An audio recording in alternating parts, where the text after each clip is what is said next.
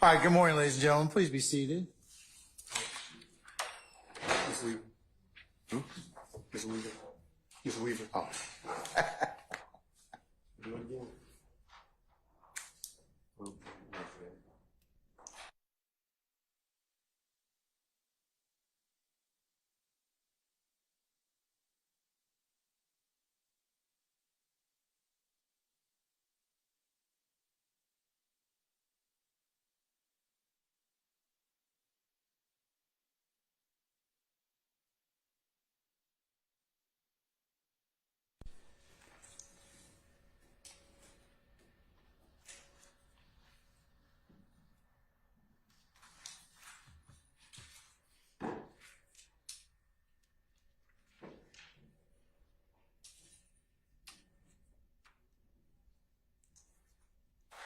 Christina, can you check?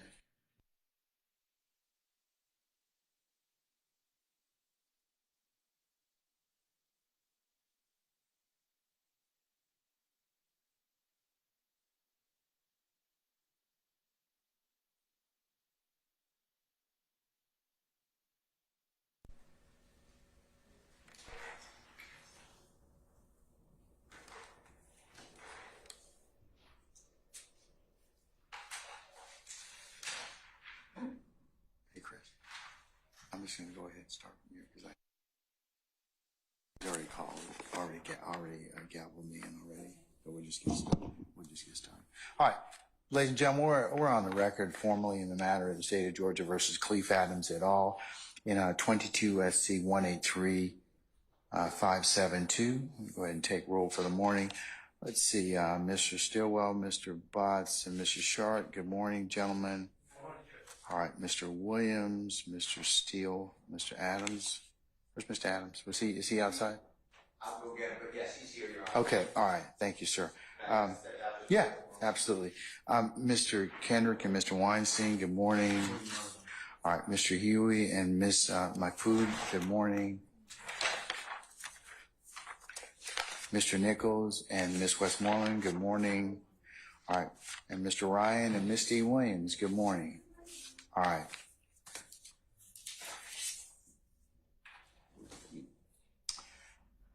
Okay, Mr. Yahelski, Miss Love, Miss Knight, Miss Love, Mr. Atkins, and Mr. Brown, good morning. Good morning. Miss Hilton, is that you? Okay, all right. Okay, so, Sergeant Brown, all our jurors here? Yes. Okay. I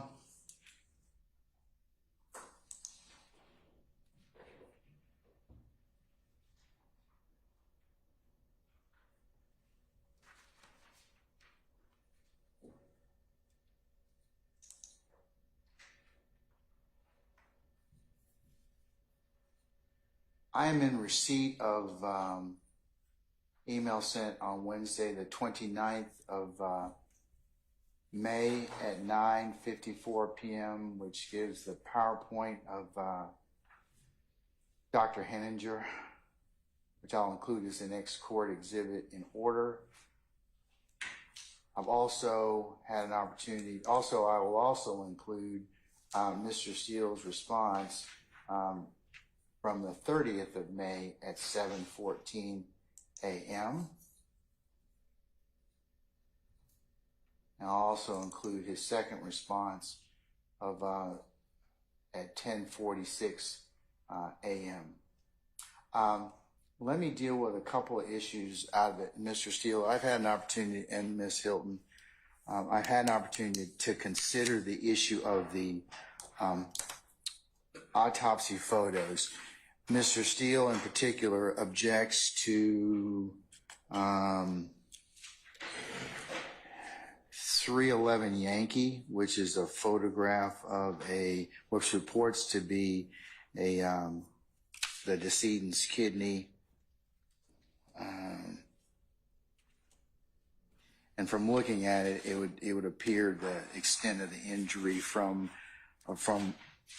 in the court's estimation, and I'm sure the medical examiner will talk about the projectile that went through that kidney.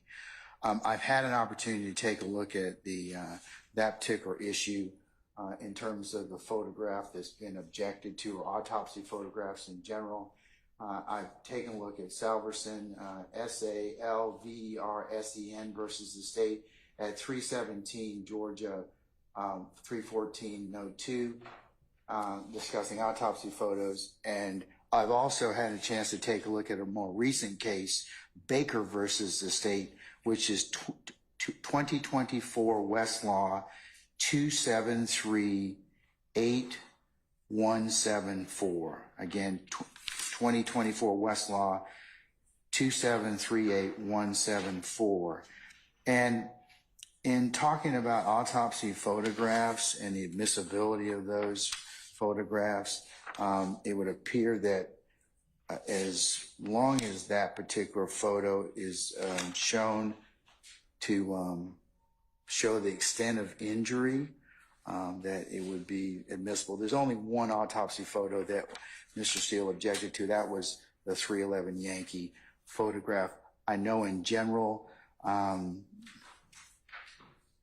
even if you lodged an objection to the photographs as a whole, I believe there's 13 as a whole, giving various depictions.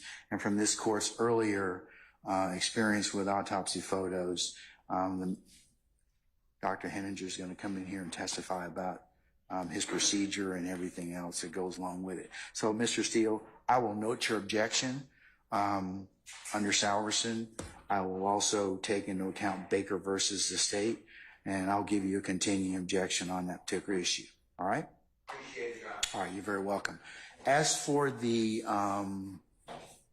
screen, are you still trying to use that screen? I think as long as the internet is working really good. Good, because I wasn't going to let you use it anyways. All right, so, but anyway, no, it takes up a lot of space, and there are constraints using that right here. So, but if you can do that without us going down on the internet, I'll take it up if we need to accordingly. Okay. All right.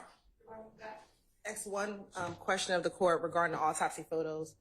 The state is requesting that the autopsy photos do not be published on the media, given the nature of those photos, that we're asking that when the photos are depicted on the screen, that the media does not show those pictures. I think that would be a fair request to do.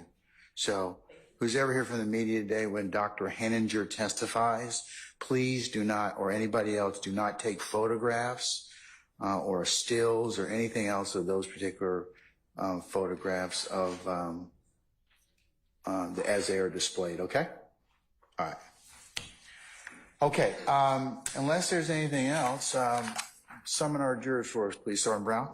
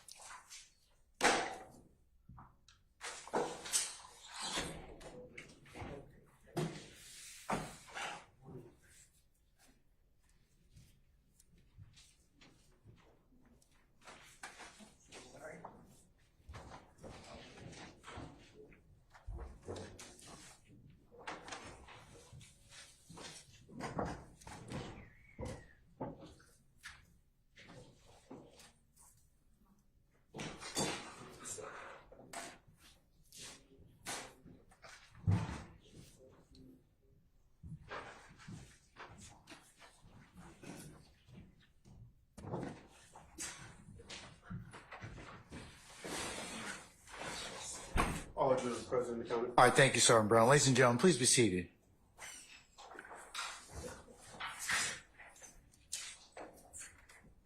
Members of the jury, good morning. Good morning. Okay, all right. You sound kind of tepid. All right, so, but let's see if we can get some excitement.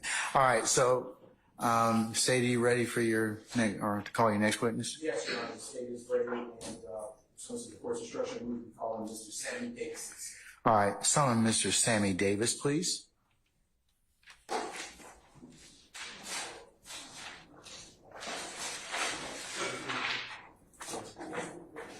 Mr. Davis, good morning, sir. Sir, if you could please approach the witness stand here. Once you get there, if you'd be so kind and turn and face Sergeant Brown and be sworn as a witness before you sit down, sir. Raise your right hand. Do you swear or affirm that the testimony and or statement you're about to give will be the truth, the whole truth, and nothing but the truth? Will. Have a seat. Give it justice to the microphone. State your first and last name with the spelling of both for the courts. All right. Sammy Davis. I would be with S-A-M-M-Y. Davis, D-A-V-I-S. All right. Pull yourself up as close to the microphone as you can, Mr. Davis. All right. Wonderful. All right. All right, sir. Good morning, Mr. Davis. Come on, sir. All right. Where are you from? I'm from Atlanta. Okay. And what part of Atlanta are you from? I'm really from the east side, but I was living on the west side for a substantial amount of years as well. Okay. So, I'm going to do something so that you can be heard clearly. All right. You can just take your time for Madam Court Reporter, as I'm trying to do today. All right. She would appreciate it. Okay. Where do you live today? I live on McDaniel Street. How old are you? I'm 59 years old, sir. You have any children? Yes, 42 and 43. And when you say 42, 43, is that their ages? Yes. What do you do for work?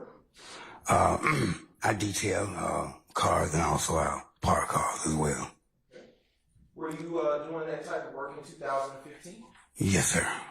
And how much were you charging to wash and park cars in 2015? $20 car. Still doing that price today? Yes, it all depends. It all depends what kind of car it is. The exotic car, I go up a little bit. I got you. Yeah. So where about would you wash cars at that time in 2015? I'll be right there in the parking lot right there by on McDaniel Street, right by the barber shop. Next time to the barber. Okay. And when you say the barbershop, what barbershops are you talking I'm talking about unlimited, unlimited and A&M. I'm gonna approach you with some water here. You need to clear the throat. All right. I'll give you a second. You want to take a sip? I'm all right. All right. All right. I'm going to publish for your viewing State's Exhibit 293 Yankee.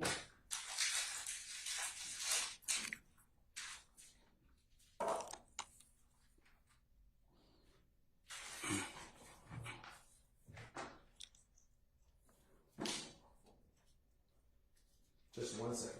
Right.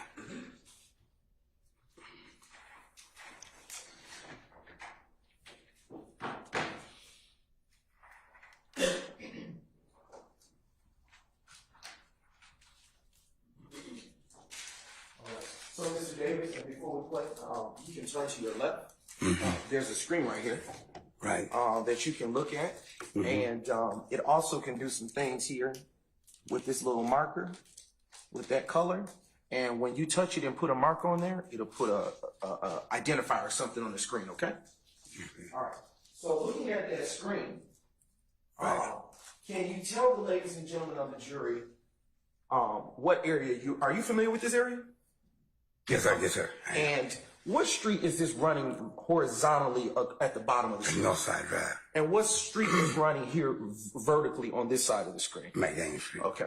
And is McDaniel Street the area that you indicated that you work at? Yes, sir. And just briefly.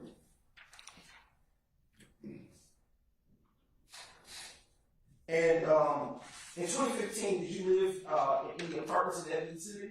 Yes, I was staying in Castleberry. Okay. And did you stay alone or with someone? My sister, Okay. What's her name? Sabrina. All right. She still live over there? Yes, sir. And do you still visit her from time to time? Yes, sir.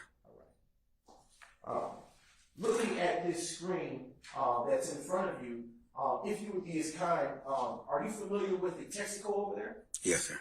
If you see the Texaco on the screen at this time, would you put an X there using your finger on the screen? Right here. Okay. All right. And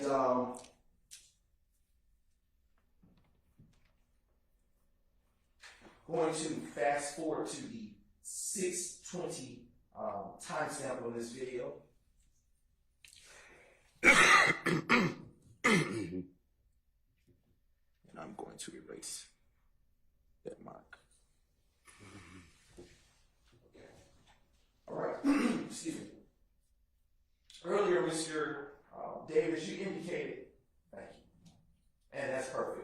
for the record, the timestamp is actually 6/17, Your Honor, of State's Exhibit 293 Yankee. Mr. Davis, looking at this screen, do you see the two barbershops that you say you're familiar with on McDaniel Street? Yes, sir. And if you would be as kind, could you put a circle on A&M Barbershop? A&M circle. Yes, sir. And for the record, do you see Hair Unlimited Barbershop that you talked about? Yes, sir. For the record, can you put a triangle on Hair Unlimited? Thank you. All right. Still paying attention to this exhibit.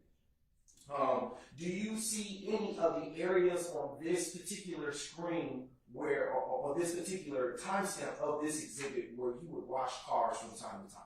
Yeah, right here. When you say right here, could you do me? All right.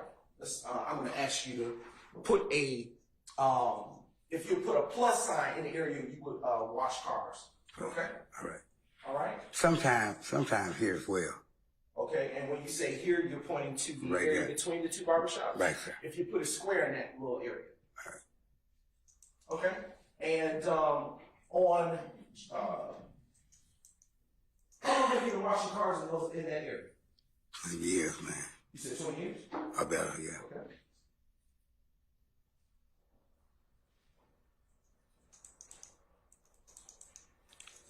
Do you remember washing any cars on January 10, 2015? Yes. Okay. And I'm going to clear this screen for a second. Mm-hmm. All right.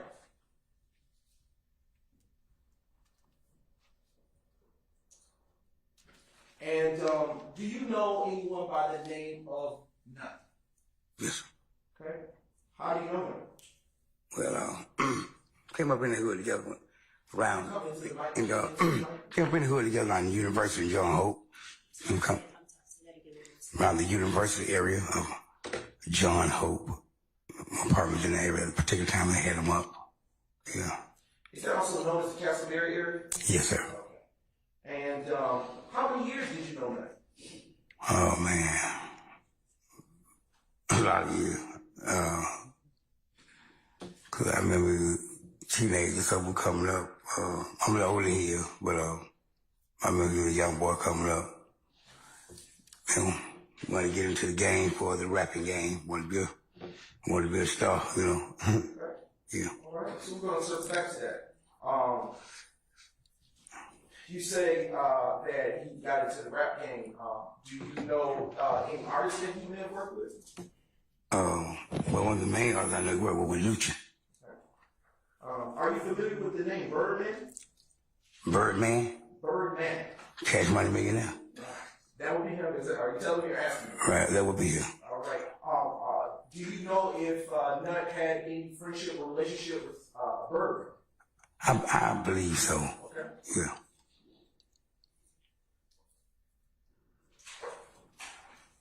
Have you ever personally observed? Have you ever personally observed Lucci with Nut? Yeah. Okay. Whereabout would you have noticed him? I know when we came to the barbershop together.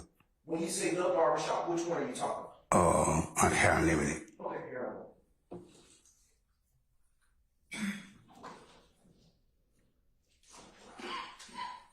Do you, in that area when you would wash cars, did Nut ever come to ask you to wash his car? Yeah. All right. Did you? Yeah. How often would you wash his car? All right, every other day. Every day, either every other day. All right. Would you say that you consider Nut a friend? Yeah.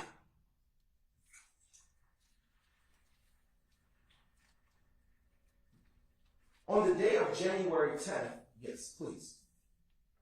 Thank you. Now posting for the jury what has already been admitted, State's Exhibit 3, Yankee. And you can turn to the screen again to your left to look at what is being published, Mr. Davis. Right. Do you recognize the person in that photo? Yeah. Who was in that photo? That. I'm sorry? That. Okay. Yeah. And would Nut pay you for you detailing his car? Yeah. And how much would he pay you? $40, $50. Is that more than what you'd be asking? Yeah. Oh, Definitely. all right. And would you watch it in the area? Let me ask you this: where would you normally detail this car? I would normally do the car right there in between AM and Hair Unlimited. Between the two barbershops. Understood. And do you recall if you may have?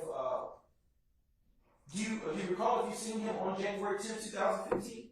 Yes, Did you, on January 10, 2015, at all wash his car that day? Yeah. All right. Do you know about what time you may have washed his car? I can't really recollect on the time. But it was still daylight. Oh, go ahead. Go ahead. I can't really recollect on the time, but it was still daylight. Okay. Was the sun all the way up, or was it starting to come down? It started to come down.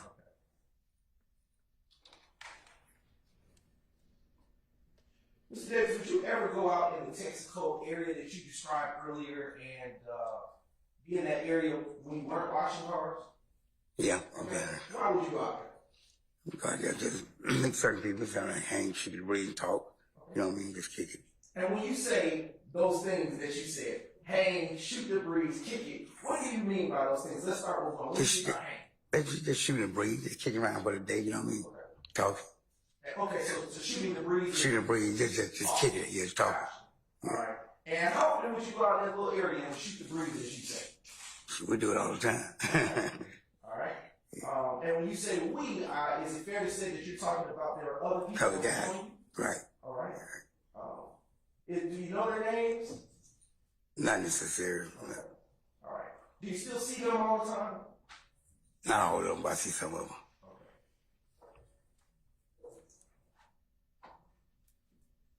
On January 10, 2015, before you washed another's car, were you hanging around and shooting the breeze with those gentlemen, those persons that you described? Mm-hmm.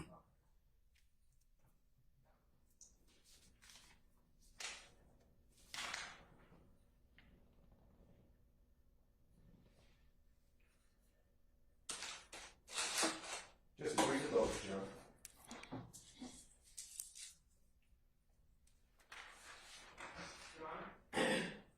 If the state is no longer using the 3Y aspect, no longer published, the entire testimony. No, I haven't heard of it. You could take down 3Y, please. Sure. Okay.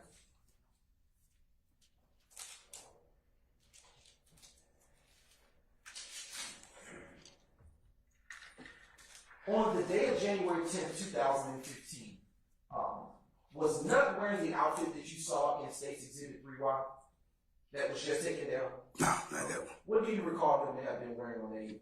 Camouflage. What do you say, sir? Camouflage, y'all. Okay, Yeah. all right. Okay. And prior to watching his, let me ask you this: what kind of vehicle did he have? Big, what I can't think of the name of it, was blue. Okay. Can't think of the name of it, was blue. Okay. Now publishing State's Exhibit number 14 Yankee, which has already been included in the evidence.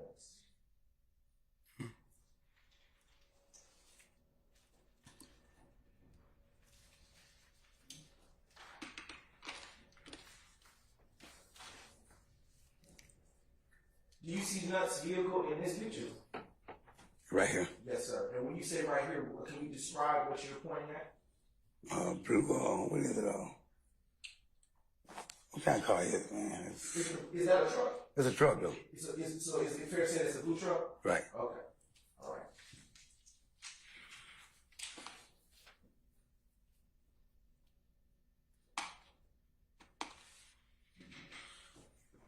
When you were out detailing his vehicle, did you have any conversation with him prior to starting? We talked just a little bit, you know what I mean? Okay. Yeah. And did he hang around while you were detailing his vehicle? Right, yeah. Okay.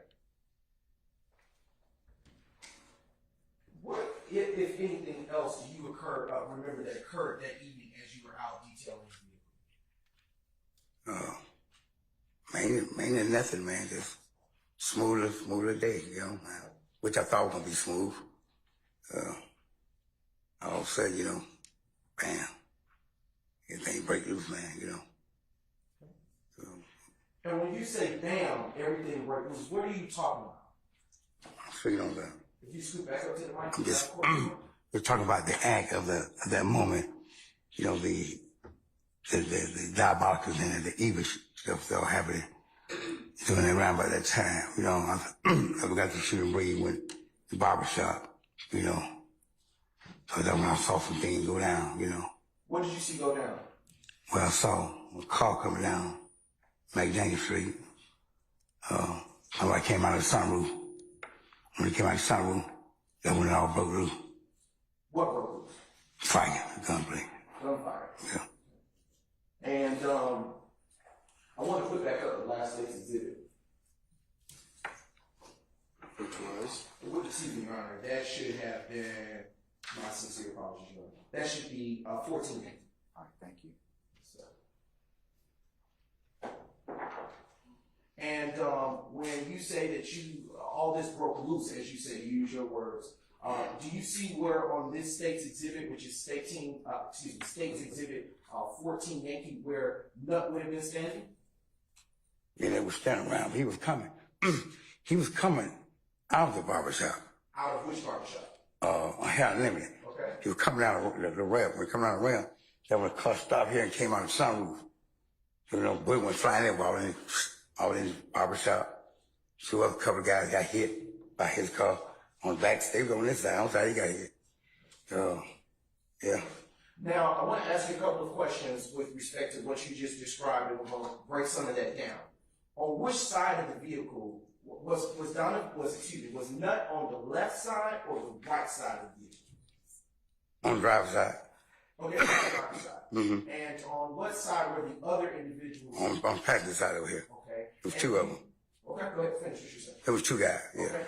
Who were those two guys? Do you know? One guy named Reginald, and we called another guy Tiger. I know Reggie got hit in the side. I think Tiger got hit in the leg.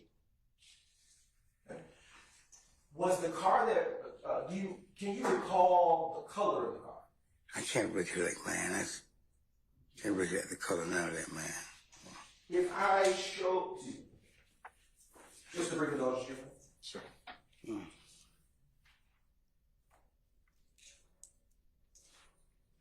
Okay. Let's dial back to a step to something you said earlier. When the vehicle that came down the street and fired the shots that you just described, it did that act. Where were you? I was right by. And if you will, I'm going to give you this wooden pointer, and I'm going to hand it to you. And if the court will allow, I'll ask Your Honor if he can step down just briefly to direct the jury with this pointer. He may step down and illustrate his testimony for the jury. I'm going to hand you this. All right. And I want you to be careful because there's a step here. And if you slide back. All right. Yes, sir. And you can come on down as the court has allowed. Okay. Yes, sir. Come on. Yes, sir. All right. And right here. Okay. Actually, it seems like you might need a step up. I want, with that pointer, can you please show the ladies and gentlemen of the jury where you were standing when Mr. Thomas was shot? I was standing right here by the back, the car back. I mean, not the car back, in Texas goes the back end when you clean. Okay. Back. All right. Right there. Next to it. Okay. And using the wooden pointer that you have, can you show the ladies and gentlemen of the jury where Mr. Thomas was standing? He's coming down. Okay. The barbershop, coming out of the barbershop down with it. Is it fair to say that he was at or near that fire hydrant that this wooden pointer is? Right. Okay. Right. And can you use that same wooden pointer now that you're up to point out where the other two individuals were that you say were shot that evening? On the way side. Okay. All right. You may reclaim your seat. All right. But hold on to that wooden pointer. All right. You want to use it again. All right. All right. I want to republish State's Exhibit 293 Yankee. And I want to move forward to the timestamp of 6:20.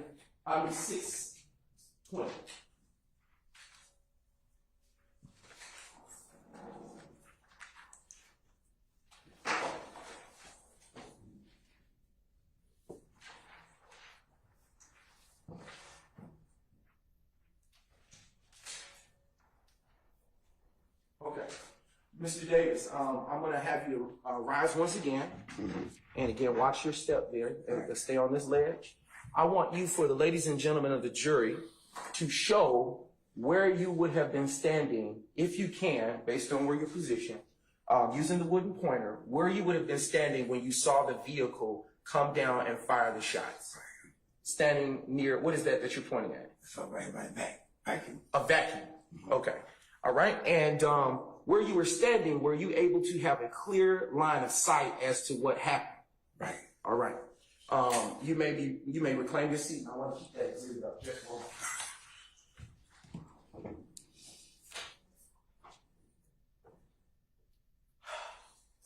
Turning to the screen to your left. Do you see McDaniel Street? Yes. Okay. And I want to ask you, was that barbershop that you see, that structure that appears to be orange, closer to the vacuums as you described, is that hair unlimited? Right. And was it that color in 2015? In 2015, I knew he had painted it. I think it was green or something like that. Can you say that again? You said it was green? I think it was green. Okay. All right. And just keep in mind that the mic. Because I know after that incident happened, and by then, at the time, I know he kept for a while, but I think he painted another color. Okay. So, yeah. Because he didn't want to identify that with what went on at the shop. The vehicle that you saw the shots come from, can you say whether the vehicle was new or old? It was old. It wasn't a new model car. It was an old model. Were you able to see any persons inside of the vehicle other than the person that came up through the sunroof? Not really. Okay. Were you able to tell about how many people would you say were in it? Based on I know it was two of them. at a minimum? It had to be, because somebody would drive while the person come out of the sunroof. Okay. Was there ever a time that you saw the front passenger of the vehicle? Not really. Are you sure? Yeah, not sure. I'm sure. Your Honor, ask and answer. No, Your Honor. That's a different question. Objection, Your Honor, ask and answer. I sustain the objection.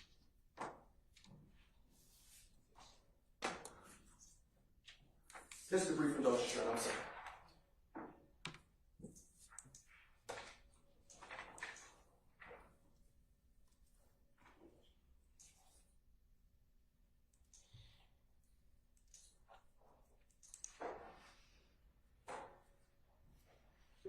Can you describe the rate of speed that the vehicle was traveling before it got to the front of Hair Unlimited Barbershop?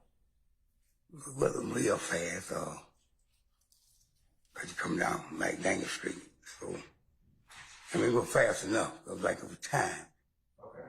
I'm going to take this back from you just for the time being and put it in front of you so you can be heard because it's kind of covering your mouth.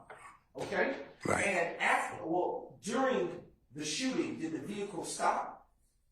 You had to stop right by the barber shop. Okay. And when you say the barbershop, are we still talking about Hair Unlimited? Right. Okay. And after was there a time that the shooting concluded?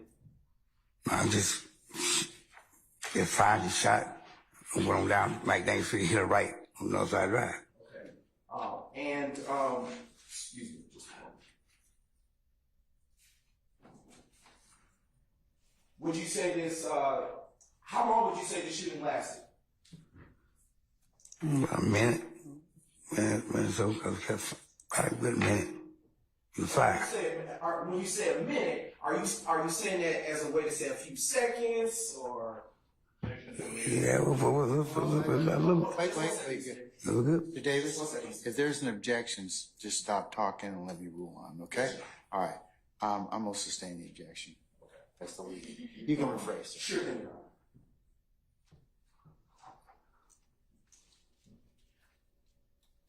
I'll move on, Your Honor.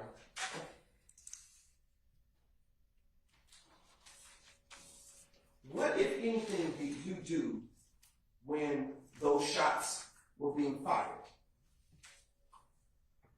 What did I do then? What you asking? Excuse me. Yes. What, if anything, did you do when you heard the shots fired? Well, when the shot was fired, we looked up. So I hit the ground. You know, looked up and see what's going on. I hit the ground, and I saw a nut. I know that the nut was hit. So we ran up there to him. And Rev came out of the A&M barbershop. The Reverend at the time, the Reverend. Tried to sort out a hole in me, kept telling him, say it's over, Okay. So who said it's over? Nut.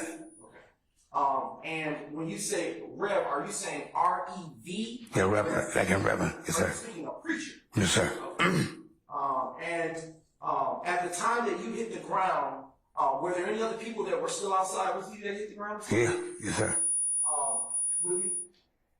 When you hit the ground, were you still able to see the vehicle from where the shots came? Yeah.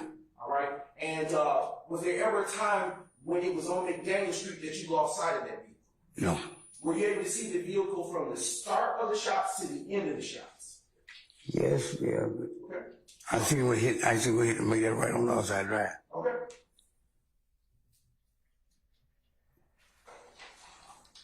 Can you describe what the shot sounded like? It was an assault rifle. Okay. And when you heard the shots, did it sound like it was more than one gun being fired? Yeah, it sounded like it. Right.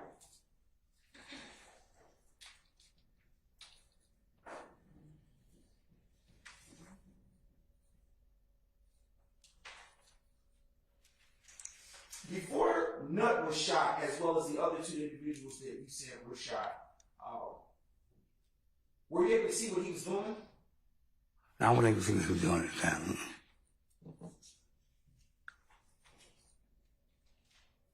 Before he was shot, and Chopper and Reggie described were shot as well.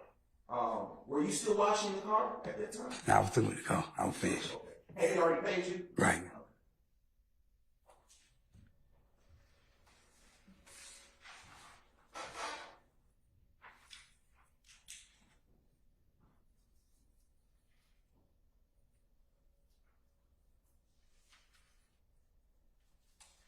I would like to show State's Exhibit 293 Yankee once more, and I want to go to timestamp the very beginning of this, if you will, the very beginning of the footage. All right, not to play. Do you see Northside Drive from this timestamp, which is it should be 00? Yeah, I see it. Okay, and do you also see McDaniel Street? Right. Utilizing the screen, make sure it's still functioning. All right. I want you to draw a line starting where you saw the vehicle come and where you saw it leave the scene. So come about the barbershop. Keep going. Keep going. As far as you know where it have traveled. Right. And then where did he go after that? Okay. Straight up north side. Okay. And is that as far where you stopped drawing that red line? Is that as far as you saw the vehicle go? You could see it go? I could see it go. Okay. Yeah. Is that as far as you could see it go? Yeah, before I could see it go from here to there. Okay. Yeah.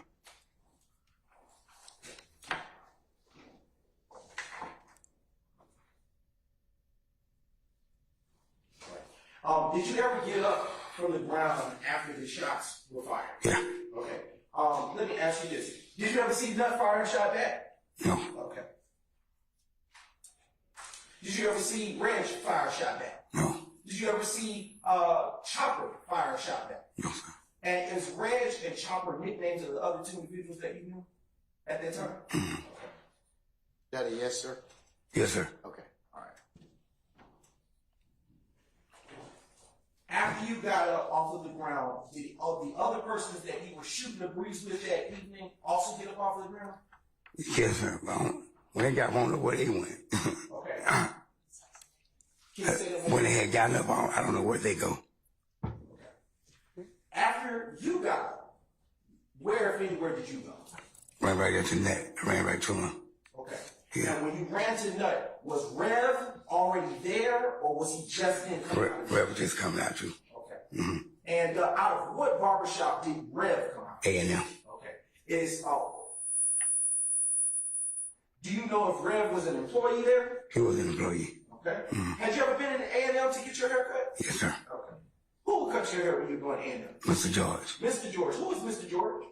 Oh man, old man. I think the judge just said 1940 something, 30 something. Yeah, he had been in that long. Who was the owner in 2015 of A&M Barbershop? Mr. George. What was Mr. George's last name, if you know? I don't know the last name. Okay. When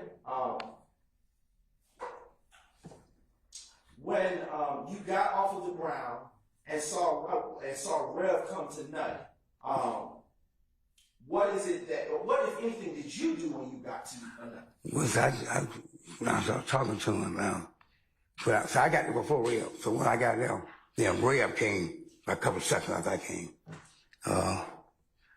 Man, he just told me, he said it's over with. I said, what's it? He said, we ain't gonna make it, you know. Okay. Yeah. Did you try to help Nut at any point? I mean, whatever help I could do, I mean, nothing I could really do, you know. Yeah, he said he was gone, you know. Did you get on the ground with Nut? Yeah. Okay. Did you touch him in any way? Right. What did you do when you touched him? I just put my arms around him, you know.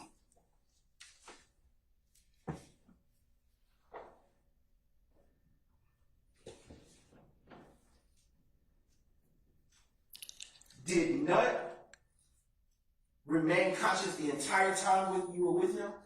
No.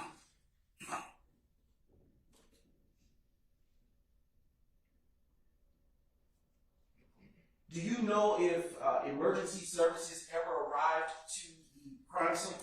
They came. Were you still there when they got there? Yeah. And what, if anything, happened when they arrived? What, if anything, did you do once they arrived? Excuse me. I just walked right to the left. Where did you go, if anywhere? I then went to the park. What park are you talking about? Cleopas Park, Northside Drive. Okay. In which you're utilizing the same screen, what direction would that park be on the north side? It's the same direction, but on the other side of the street you go up. Okay. You see what I'm saying? Across the street from Texaco, you go up that sidewalk. This side of the park is on Cleopas. Is there any landmarks over there by Cleopas Park? But I mean, it's her Any stuff. restaurants? I mean, at Burger King. Okay. Yeah. I guess that's been there most been there since I was a little boy. So I guess it is.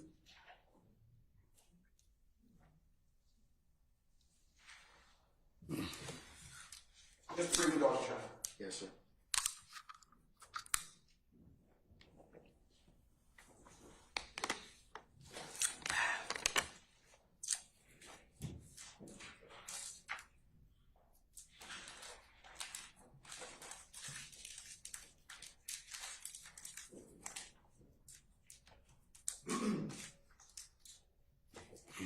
After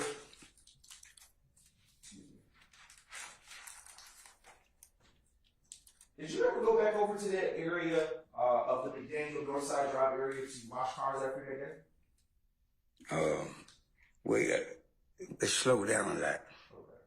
It really slacked up, so I would go on Peter Street. If you will cover your mouth so she can hear you. Yes. It slowed down over in that area, like when it went down. So I would go on Peter Street and still wash cars. Okay. And when you say slowed down, it slowed down. Are you talking about business? Business wise, yeah. Were you had anything like that happened in that area to your knowledge before while you were there? Objection out of relevance. I sustain the objection. Was there a time, excuse me, around when did you go back to that area, if at all, to start washing cars? It was a month after, a few months after. And like I said, things were slowing down, business started to slow down really at both barber shops because people didn't want to come over in that area, you know. I want to publish for the jury's viewing, which has already been admitted into evidence, that being State's Exhibit 12, the Yankee.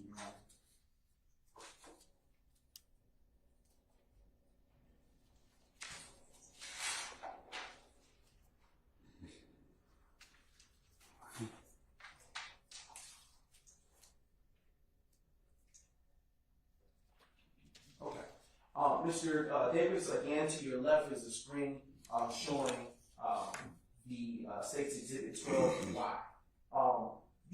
Utilizing this exhibit, can you tell the ladies and gentlemen of the jury if this was the area, in fact, where you washed the car, or did you wash it by vacuums? His car, that's how I washed it inside right here. Do you see any moisture or liquid on the ground? Mm-hmm. Is that from where you washed the vehicle? It could have been, I don't know. Okay. Did you do the inside and outside? Yes, sir. Okay, and is that your normal custom to do inside and outside? Yes, sir. And did did Nut have a nickname for you? It's short. You said Shorty? Yeah, short thing. Yeah. Okay. And how did you get that nickname? He gave it to me. Okay. And why did he give you that nickname? Because I was short. Oh, sir.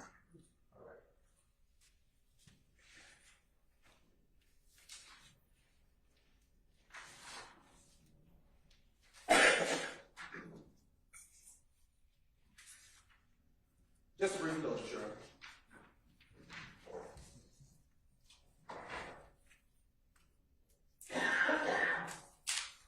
Okay.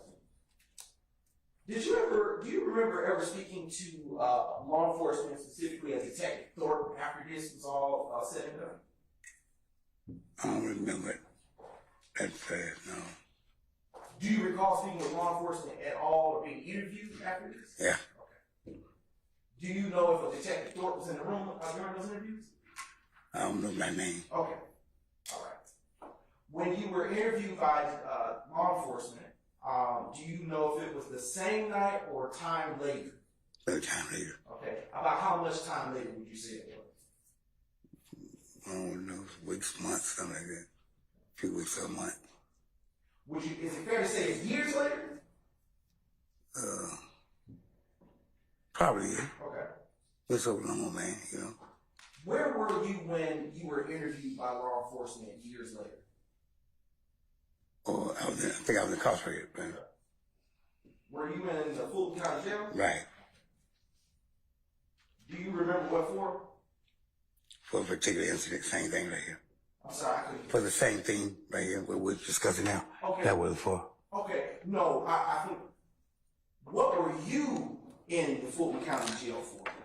I don't know whether Fort Real, something like that, probation, somewhere violation. I went up and down.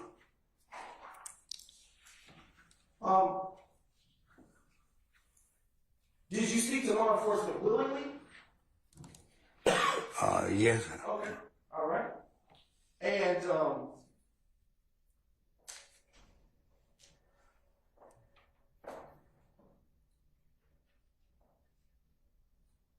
did you say anything to law enforcement in those interviews with the hope of getting out of jail? Objection. I stand the objection. Were you promised anything No, sir. by law enforcement? No, sir.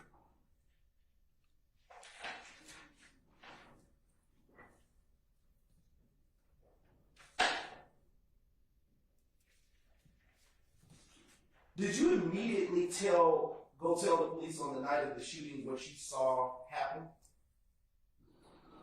I think I did. I think I had said something to police concerning that.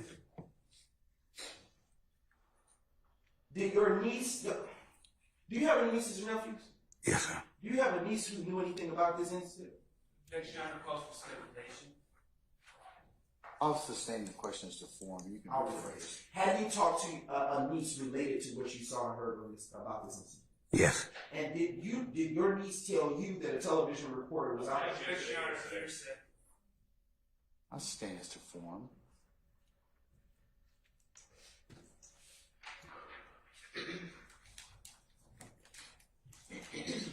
I have a few more questions for you, Mr.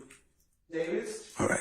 And I am going to pivot back to State's Exhibit 293 Yankee.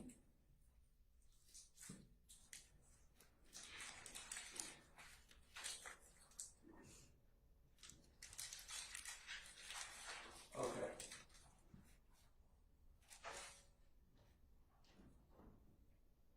Okay. I am going to play for you State's Exhibit 293 Yankee, and I would ask for you to tell me to stop when you see the direction from which the vehicle that contained the shooters came from, okay? I'm gonna object to the asking the answer. Basis.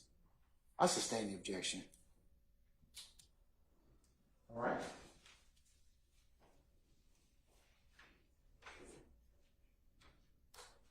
Just brief indulgence, John.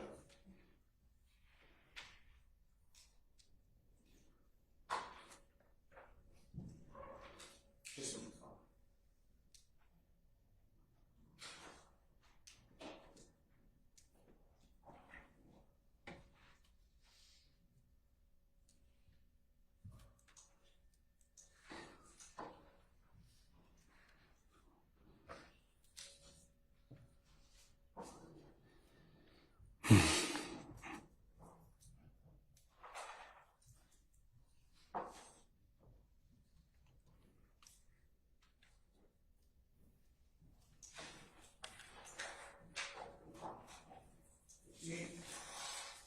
Earlier we spoke about you having a conversation with law enforcement after this shooting occurred. You remember that? Mm-hmm.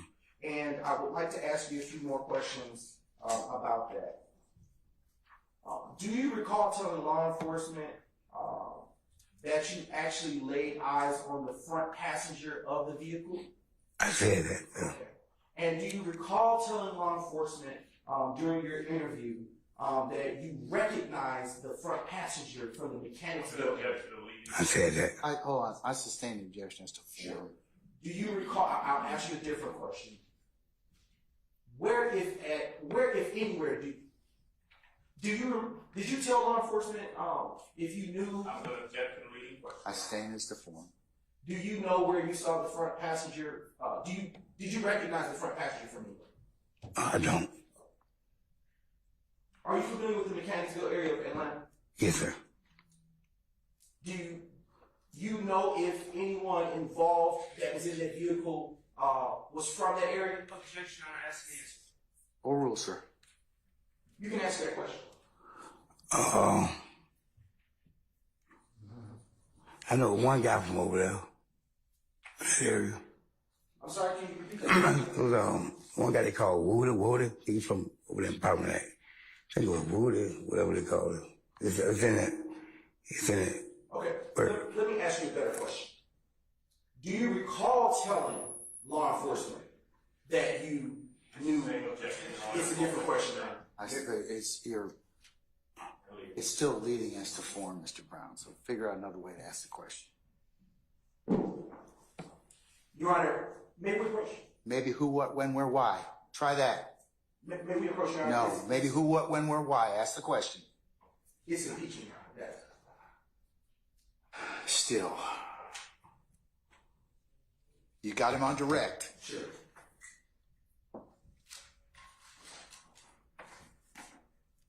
Who, if anyone, that you described in your interview was from Mechanicsville? Woody. I got that name. It's Woody something. Nickname. Woody, whatever. Do you know, during your interview, do you recall providing a description of the person who was the first front seat passenger to law enforcement? I had said that. Okay. And do you recall, as a part of that description, providing any identifiers? Right. How did you describe the front passenger of that vehicle from where the shots rang out to law enforcement? I said some like, I don't know, red, like brown, something like. But at that time, I was going through so much, man, mentally. You know, I was just want anybody to get locked up, man, for doing it to my friends. So I wasn't in my right frame of mind at the particular time, man. Do you know what kind of... The witness be allowed to finish his answer. All right. That's just one of my right frame of mind. Hold on. Sir, did you complete your last response? Sir? Did you complete your last response? Yes, That's what you're going to say? No, that was it. All right. Okay. What hairstyle, if any, do you recall the front passenger of that vehicle from where the shots rang out had? I don't know, man. If I showed you a transcript of your interview from the day that you spoke with law enforcement, would that refresh your recollection? Yes. All right. Just briefly, no problem. And I am going to approach defense counsel with a copy of the same. What exhibit are you, what are you gonna mark it as, sir? And just a brief indulgence, Your Honor.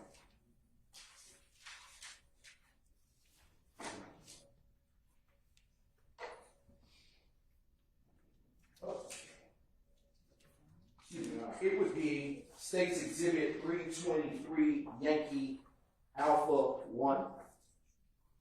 One more time, 323 Yankee Alpha 1. for identification. Okay, Yes, sir, Your Honor. all right. And I do believe defense counsel was provided a copy. And I am turning to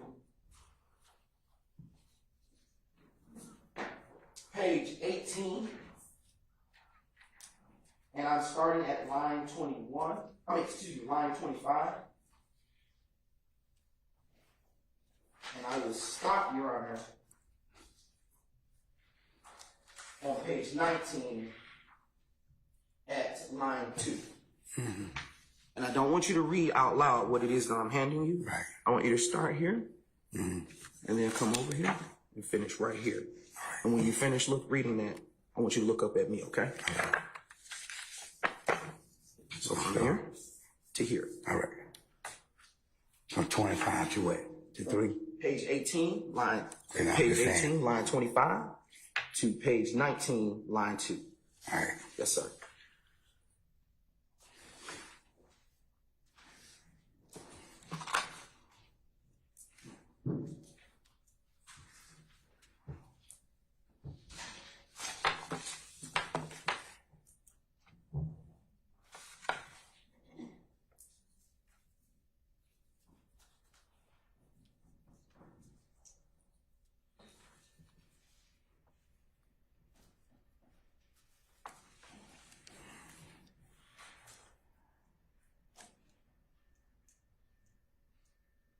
All right.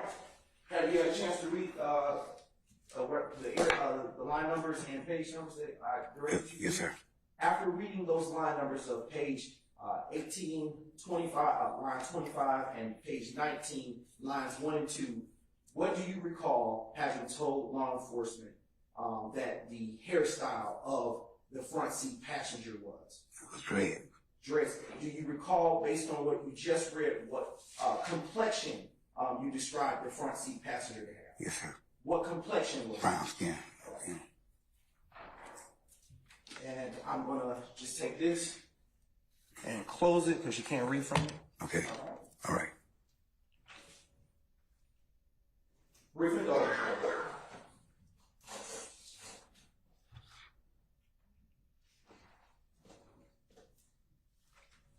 All right, do you recall the age that you indicated the front seat passenger may have been? Is that enough? I can't recollect on that. Okay, no problem. I'm going to show you now State's Exhibit 323, Yankee Alpha 1 again, and I'm turning to page 20. And I'm going to direct your attention to line 6 of that page to line 8, okay? So from here, which is line 6, to line 8. And when you've read it, look back up at me and I'll ask you a few more questions. Okay.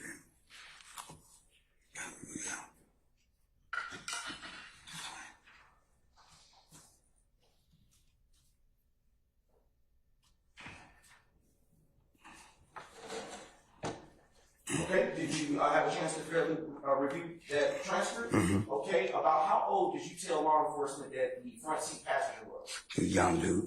Okay, looking at me. Right. Okay, you said he's a young dude? Right. About how old did you tell? About 20. Okay, all right. And do you recall about how tall you would have thought he was? Is that a no? Yes or no? Okay, I am now approaching you again and directing your attention on State's Exhibit 323 Yankee Alpha 1, and I am showing you line 23 of page 20. Line 23 to line 24, these 2 lines. Here you go. When you've had a chance to read them, you can look back.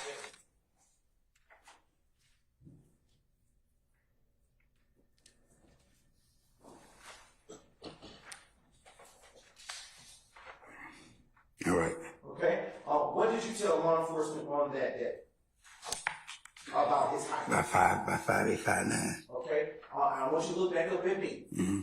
And so, do you recall if that front seat passenger had any facial hair? Looking at me. No. Okay. You don't recall? I'm now approaching you again to show you State's Exhibit 323 Yankee Alpha 1, and I am directing your attention to page 21 of that same exhibit, lines 2 through 3. And when you've read those lines, you can look back up at me. Do not read from the exhibit.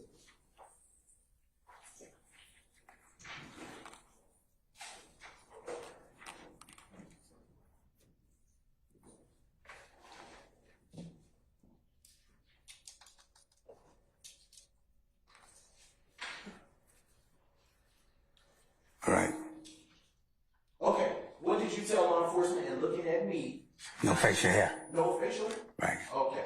Now, I want to circle back to something you said earlier. What did you mean when you said that you told Detective Thorpe that you was messed up and wanted to get somebody locked up because of the situation? What was that? My mind was messed up, man. I wasn't thinking clearly. Can you move your hand for your mouth? Yeah, I wasn't thinking clearly, man. Wasn't in my right frame of mind at the particular time. Because all that was going on. I said, my friend got killed. So I just said, I don't want anybody to go down. I thought it had something to do with it. And, but is it fair to say that you weren't targeting any particular person? No, I wasn't targeting. Hold on. I stand the objection. Yes, Your Honor. Don't answer your question.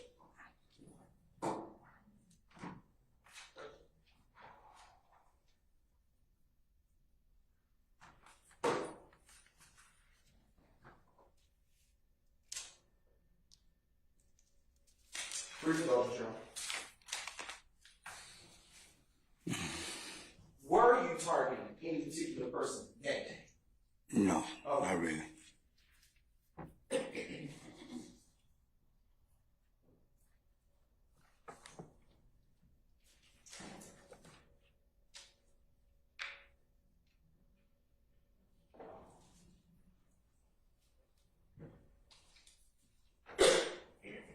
Did you earlier say that you just wanted to get someone locked up?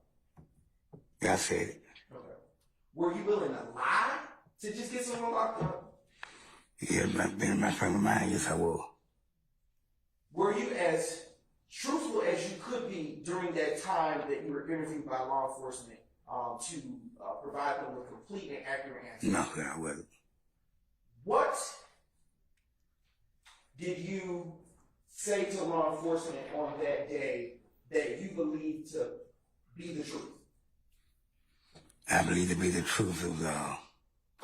It was, I explained it when the guy was coming down, Mike Daniel. Yeah, when the guy was coming down, the whole truth is when the guy was coming down Mike Daniel Street, is the truth. He stopped right there he came from the Barber, came out the sunroof, he started firing, and kept straight on down Mike Daniel, then hit the right on North Side Drive. Before I could see him, he made a right at the Texaco and went up North Side. That's why to be the truth, Were the descriptions that you provided of the front seat passenger the truth? No. Okay. Was the sounds of the firearms that you heard to be discharged the truth? That's the truth. Where you went to help Nut after he hit the ground, was that the truth? That's the truth. Was what Nut told you when you went and put your arms around him the truth? That's the truth. When Rev came out of the barber shop, was that the truth? That's the truth. When you stopped to get up off of the ground after you saw the vehicle come down McDaniel Street, was that the truth? That's the truth. Is the fact that you watched the vehicles in that area the truth? The truth. All right.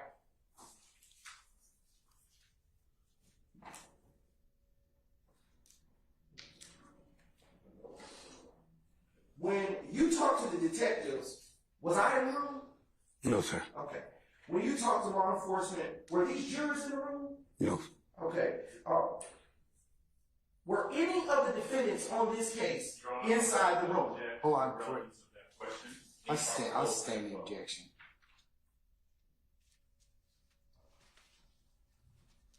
Just a brief indulgence, Your Honor.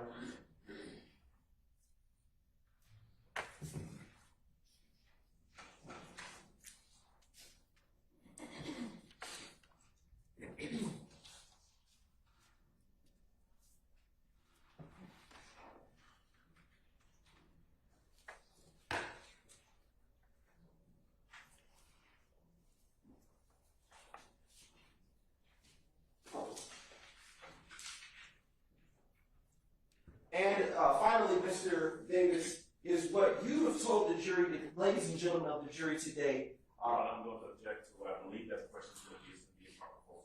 Your Honor, I believe. Let me hear the question first, Mr. Adams. Yes, Your Honor. Is what you have told the ladies and gentlemen of the jury today, to the best of your recollection, accurate and true? Yes, sir. I'm going to object, Your Honor. It's a proper poll. I sustain the objection. Did you have any further involvement with this particular incident after you spoke with law enforcement? No, sir. No further questions at this time, Your Honor. Cross. Mr. Weinstein. No cross, Your Honor. Ms. D. Williams. Mr. Adams. Thank you, Judge. No question. Mr. Sharp. I miss anybody? Let's see. Oh, Miss Westmoreland. Thank you, madam. All right. Anybody else I missed? Okay. May we permanently or temporarily excuse Mr. Davis? Permanently, Your Honor. Mr. Davis? Over here. Everybody does that. Don't worry about it. Mr. Davis, I'm going to permanently excuse you as a witness. Please don't discuss your testimony with anybody except the attorneys in this case, okay? And you're free to go about whatever it is you have on your list of things to do today, okay? Yes, sir. All right. Thank you, sir. Thank you, sir. All right. No, you can do that.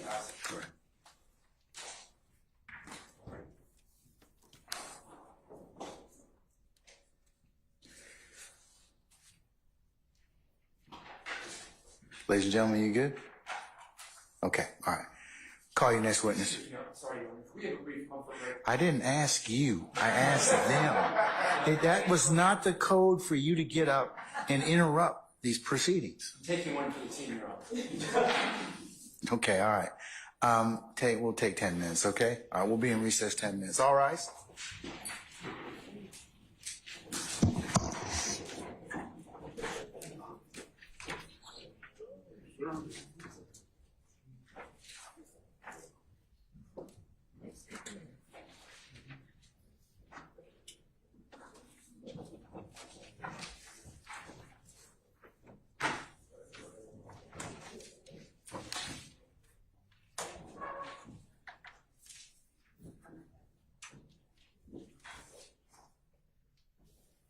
All right, counsel, please be seated.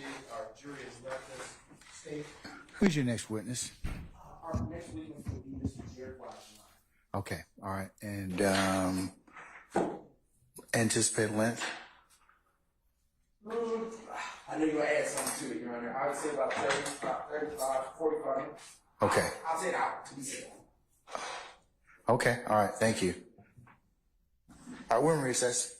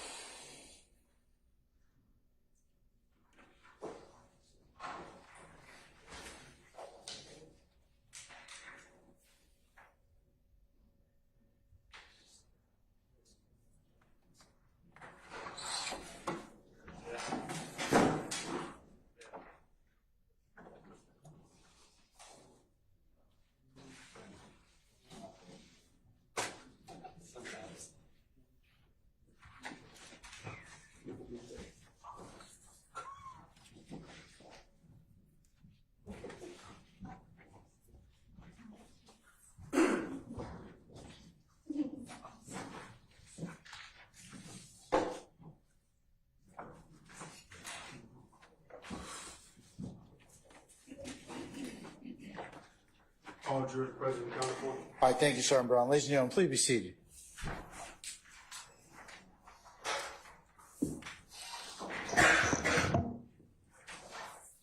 All right, State, call your next witness. Your Honor, at this time, the state now calls to the stand Mr. Derek Wise. All right, summon Mr. Wise, please.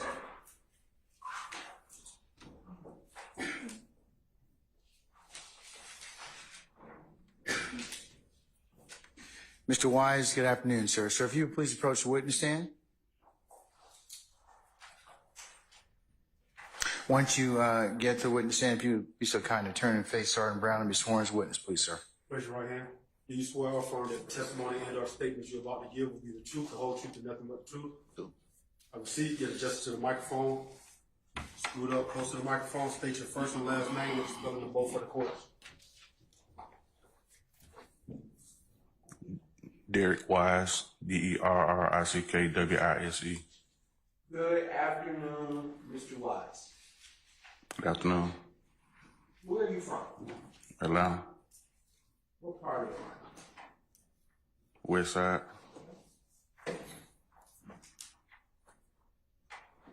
And where'd you go to high school?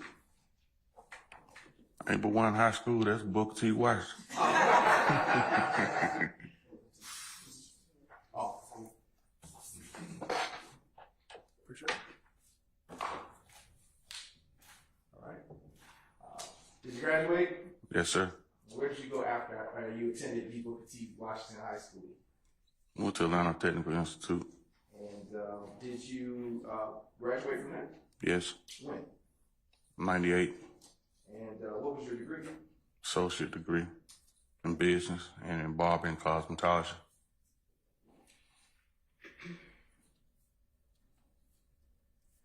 Are you currently employed?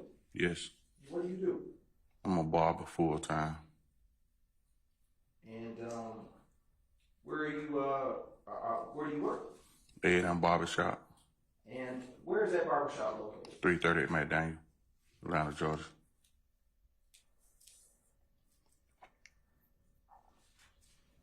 And about how long have you been cutting hair? Probably 30 years. Non-stop? Non-stop. And how long have you been cutting at A&M Barbershop? 26 years. How did you get your job at A&M Barbershop? Mr. George, Does Mr. George have a last name? George Axel. Is who owns the A&M Barbershop? Mr. George Axel.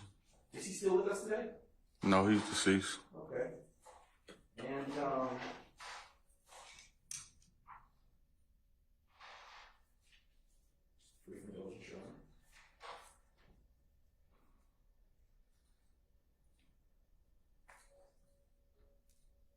now showing you State's Exhibit 6 Yankee.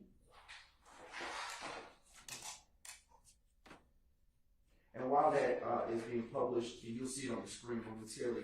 In what county is A&M Barbershop located? It's in Fulton County.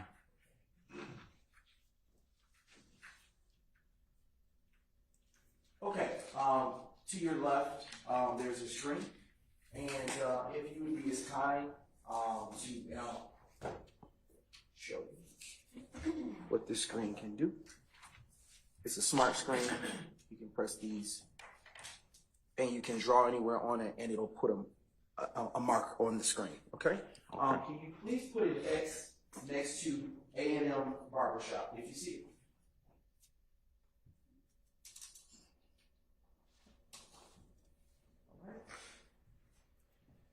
And utilizing the state's exhibit 6Y, do you see any other barbershops that you know of on this same street? Yes. What other barbershop do you see? Hair Unlimited. And where is Hair Unlimited? Put a circle on it where you see it. Okay. And what color is Hair Unlimited? Green. Okay. Is it still green today? No. Okay. What color is it if you know? Cream, tan, brownish color. Do you know what business or building what business is next to A&M Barbershop in that same plaza? Next door? It was a restaurant back then in 2015. Okay. You ever go in there? Yes. Was it good? Yes.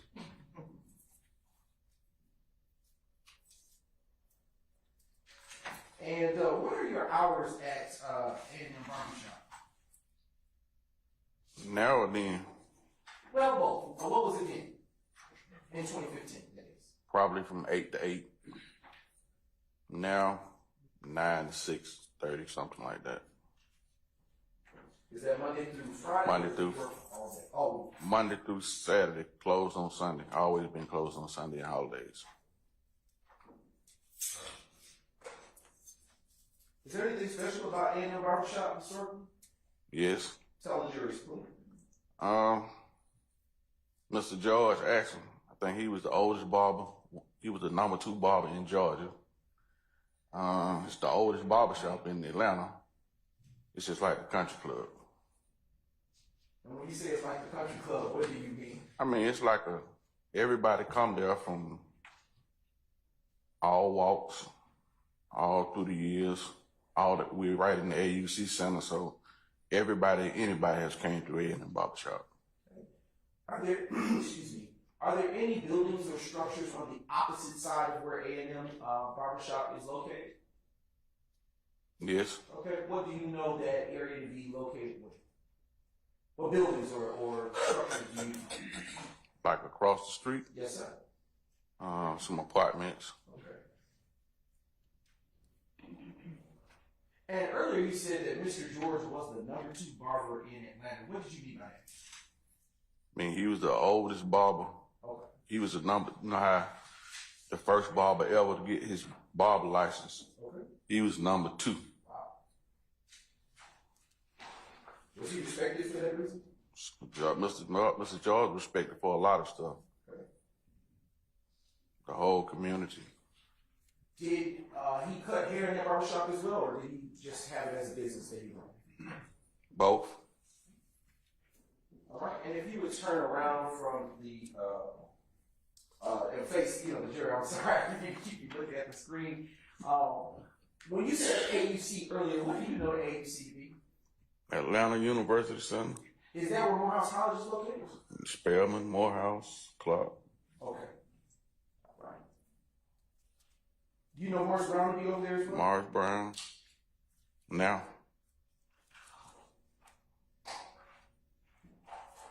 Did you only cut hair with Mr. George in that barbershop, or were there other barbers there as well? Other barbers. Okay. Who else cut hair at that barbershop in 2015?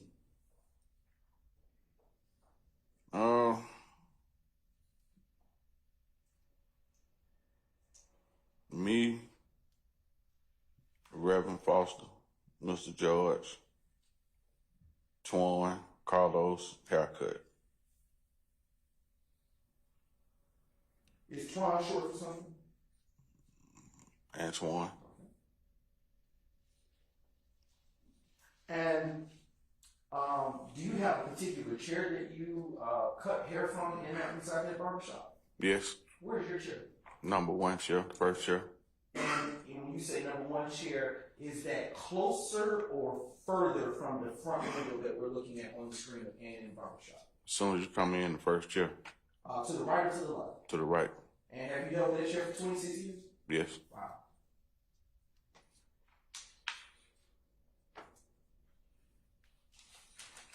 Do you know in 2015 the location of the other barbers in terms of where they cut hair in that, the order, I should say, from where you sat, where they all cut hair? Yes. Okay, can you tell the ladies and gentlemen of the jury what that order was? I'm in chair number one. Twan is in chair number two. Mr. George in chair number three. Carlos in chair number four. Reverend Foster in chair number five. And Haircut in chair number 6. And you said number 6 is who? Haircut. Oh, is that a nickname? That's the name they gave him. Okay. Did you ever know Haircut's real name? Ray. Ray. Yes. All right. Do any of those persons still cut hair at the barbershop today? Yes. Who still cuts hair at the barbershop today? Me, Twan, and Carlos. Are the other chairs empty? Yes. Okay. Is Mr. George's chair occupied? No, it's like a memorial. Is that barbershop a historic landmark? Yes, it is. Who owns it today now that Mr. George has transitioned? The Axon family. Kids. How many children did Mr. George have? 6.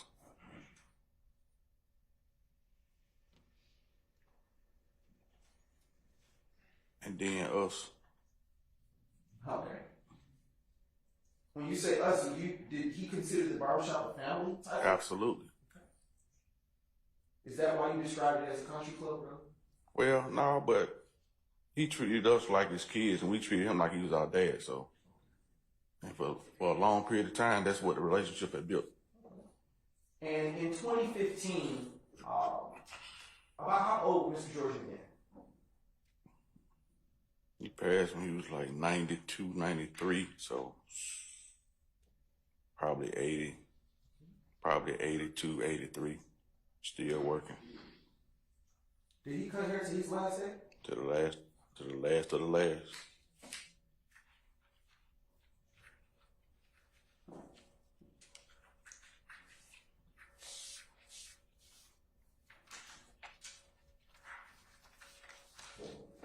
Is the order in which that you described the barbershop, well, let me ask you this, present day, how is the order of those that remain that cut hair in the barbershop? What chairs do they occupy? I'll rule the objection. You may answer the question. The same order. I mean, everybody's still in the same chair.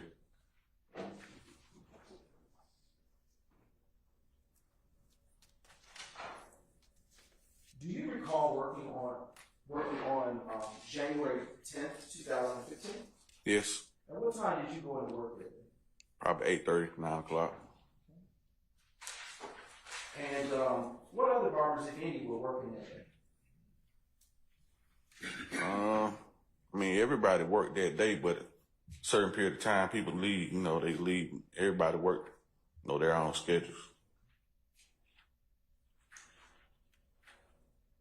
And were there a lot of patrons in the shop that day? Yes. Okay. And I'm now showing you a picture, an exhibit 3 Yankee. Oh, let me clear the screen for you. I forgot. And you can do that with either the box after you draw, the trash bin. On the screen. I've now shown you State's Exhibit 3 Yankee. Do you recognize the individual in this picture? Yes. And how do you recognize the individual in this picture? One of our customers. And do you know his name? Nut. And how long had you known that? Not that long. I mean, he come in and get his hair cut him and, you know, whoever else he got with him. Was it frequent that he would bring people with him? Yeah, pretty much often. Did they pay for their own haircuts? Well, they might have paid sometime for their own haircuts, but the majority of the time when he came in, he used to just pay for everybody's haircut in there. He tipped good too. I got you. When he came into the barber shop on January 10th, did he get his haircut that day? Yes. Who cut his hair? Mr. George. And was that his only barber? Is George? No, I've cut it before. Oh, okay. Yeah. All right. And was Mr. George his main barber? Yeah, pretty much, yeah. And do you recall around or about what time he came into the shop that day to get his haircut? It's getting dark. On that day? Yeah, that Did day. he bring anyone with him? Yes, And did he pay for any haircuts that day? yes. By how many people do you think he paid for haircuts? Your Honor, I'm going to object to the relevance of that. I sustain the objection. All right, don't answer that question. Okay.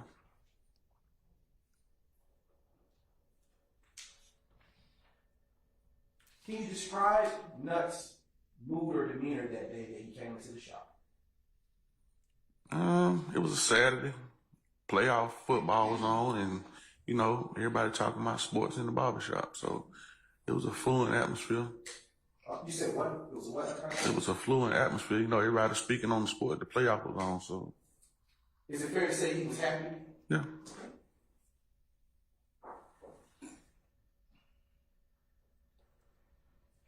About how long have Nutt been coming to that barbershop to get his haircut? Do you know?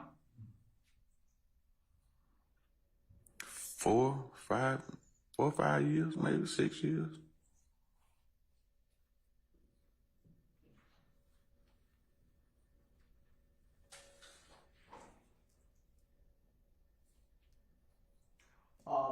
Excuse me. After Mr. Thomas, after Nutt, excuse me, got his haircut, what, if anything, did he do in the shop, to your knowledge? He paid for everybody's haircut that was in there. Is that it? Talked about sports a little more. Okay. Was there ever a time that he left outside that barbershop? Yes. Do you know where, if at all, that he went? It was about 7-ish. We were getting ready to close, so all the barbers, you know, pretty much cutting hair that was cutting. And Mr. George got through cutting Nutt hair, and he got out the chair. So Mr. George, you know, he always do his little check before we get ready to close, go around and make sure things good. So he went outside to close the gate of the parking lot. He was like, who car's in the gate? So Nutt car was parked inside the gate. So he pulled out the gate because we were getting ready to close, you know, not like instantly, but we were getting ready. So he pulled down to the next parking lot. I am going to now show you State's Exhibit 293 Yankee, and I'm going to go to the 6 minute and 20 seconds timestamp placement. And while that is being queued up, I want to ask you just a few questions about some of the things that you said for clarification. When you said that Mr. George was doing his checks, what do you mean by that? I mean, like at the end of the day, a barber sweep around, you know, check his chair, check his supplies, check the bathroom. But like I said, by being Mr. George's shop, you know, he just checking the perimeter, going outside, you know, looking at his other businesses, make sure everything good. And did you all normally close around that time on that day, on that Saturday? I mean, at the end of the day, when Mr. George say, I think it's about time to get out of here, everybody know what it is, you know, wrap it up. All right. And were there still patrons, plenty of patrons inside the barbershop? Yeah, but like I said, everybody was working to finish up what was in there. And I am going to ask if we could go back just a few seconds further, maybe to the 6 minute mark on State's Exhibit 293. Yes. Do you see, thank you. And for the record, Your Honor, to be sure, this is the 5 minute and 56 second timestamp on State's Exhibit 23 Yankee. My apologies for not clarifying. Mr. Wise, utilizing the same tool that I showed you on the side, it still should be going. Can you circle the lot that you knew to be adjacent that Mr. George was going to close, the gate that you described? So you should circle it. Yes, if you can circle it, or put an X, either one. All right, so you just placed a circle on State's Exhibit 293 Yankee. Is that lot to the left or to the right of A&M Barbershop? To the left. Okay, if I'm presuming that we're looking at this from this angle, directly at it, from facing the business, is that to the left or to the right? Oh, it's to the right. Okay. Yes. All right. And when that gate closed, did Nutt move his vehicle before that gate was closed that day? Yes. Okay. And can you, utilizing the same method that I showed you just a few seconds ago, can you place an X in the lot that he would have moved his truck outside of the gated area that you just placed a circle on the exhibit? Okay. All right. And is that area gated that you just placed an X? No. Okay. Is the area that contains the gate that you placed a circle a part of the business that was owned by Mr. George? Say that again. I'll rephrase. Did Mr. George own or control the area where you placed the circle? Yes. Okay. Did Mr. George own or control the area where you placed the X? No. Okay.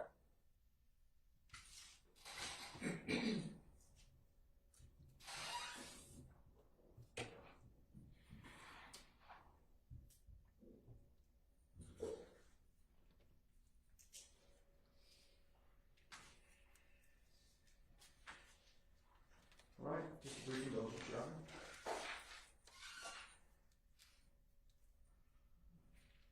After Nutt moved his vehicle, did he ever return inside of A&M Barbershop?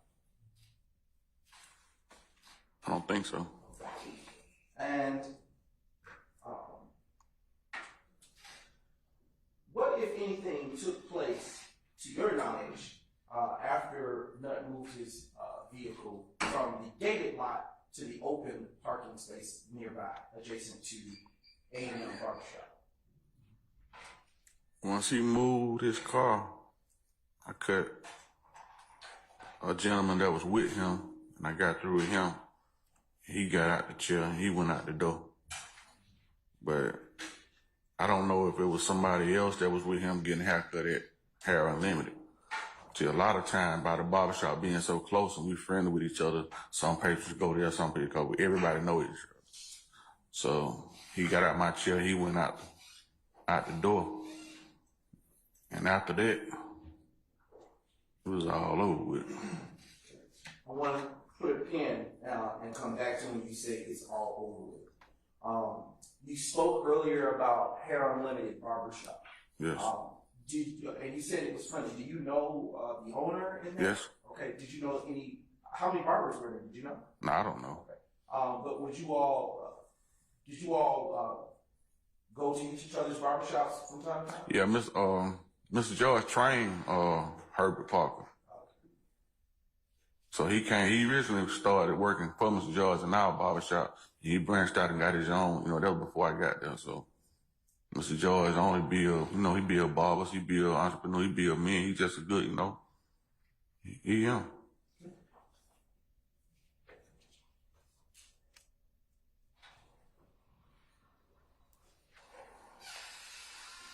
You stated, that after he moved his vehicle, that it was all over. Can you describe and explain for the jurors today what it is that you mean by that?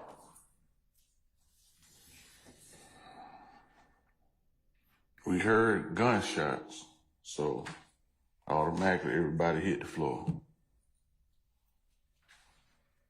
We heard a lot of gunshots.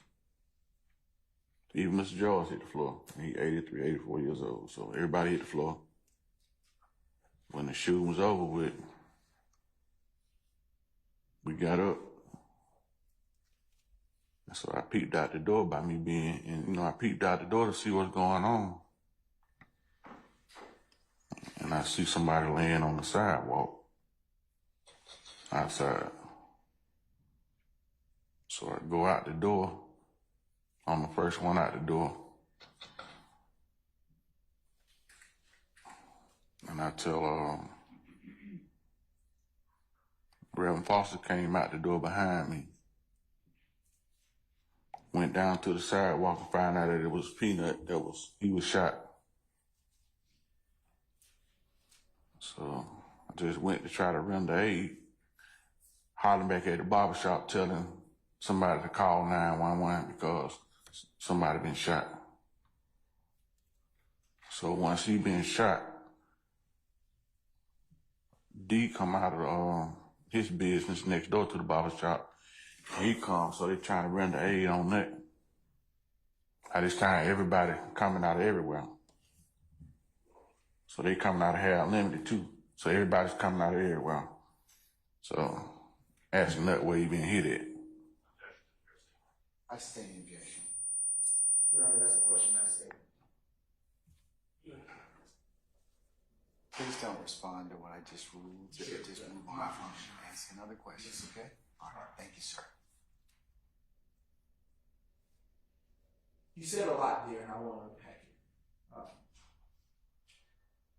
When the shots rang out, you stated that everyone hit the floor. Yes.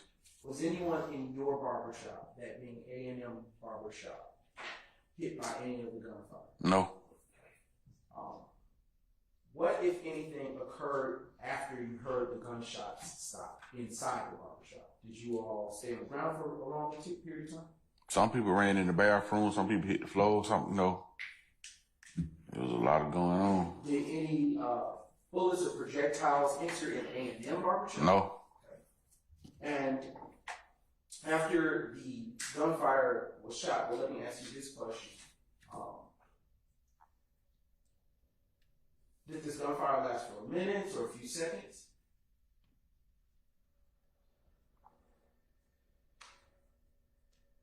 In between minutes and seconds. You know, it wasn't short and it wasn't long, but it happened. It was rapid. Do you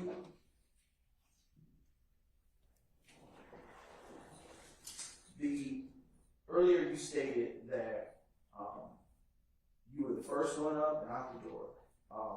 Did you peer out the window before you went out? Oh, absolutely. I mean, the window I can see out the window just like from me to here.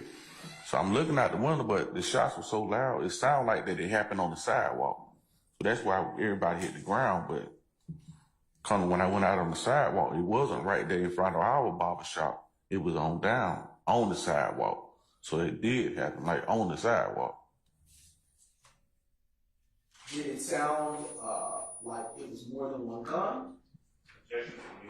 I stay in objection. Can you describe the sounds of the gunfire? Rapid. When you say it was rapid, can you describe what you mean by that? A whole bunch at one time. And when you say a whole bunch, are you talking about guns or bullets, or both? A whole bunch of gunfire. And can you, to your best ability, describe the actual sound of the gunfire?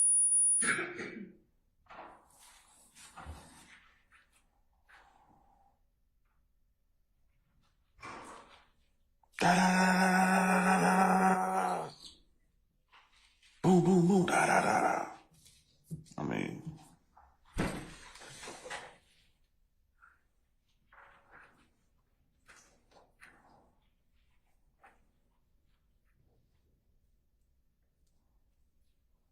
Just a brief minute.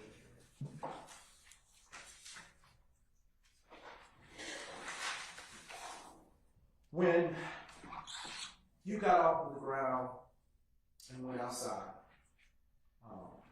did you see Nut right away, or did it take you a time? right away. And what was Nut wearing that day of January 10th, 2015? Camouflage. Okay. Camouflage clothing? Top and bottom. Do you know if he had anything on his head? I think it probably was a skull cap. He used to wear skull cap, different colors, you know.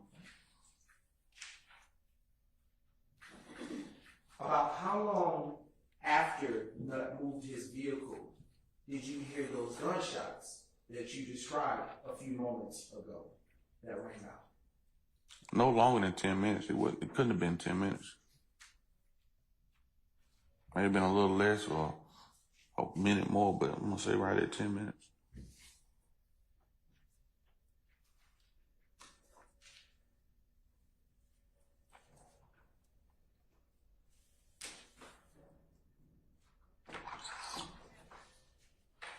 Are gunshots something you hear regularly on that McDaniel Street block that you work at?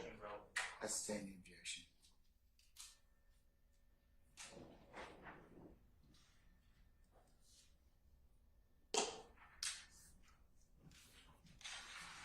All right.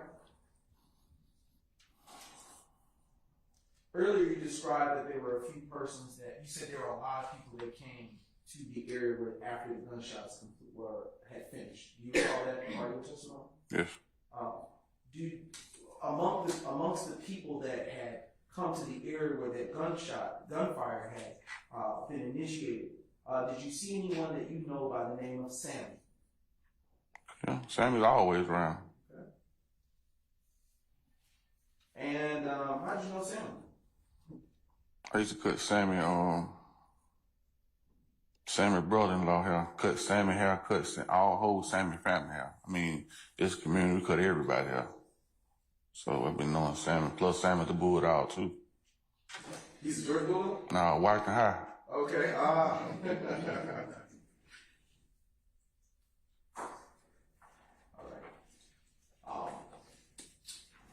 When you came to the area, well, let me ask you a few more questions about Mr. Sam. Where was he when you came outside? Well, I didn't see Sammy directly. Okay. I just seen the people that was on the ground. What do you know, Sammy? Do you know what kind of work Sammy did in that little area? Sammy's a detailer. Okay. Park cars. That's what he do. Wash cars and. You ever detail a park your car? Yeah, Sammy wash them cars, not park, but wash cars all the time. You wash them cars. We have several guys that, wash cars, so.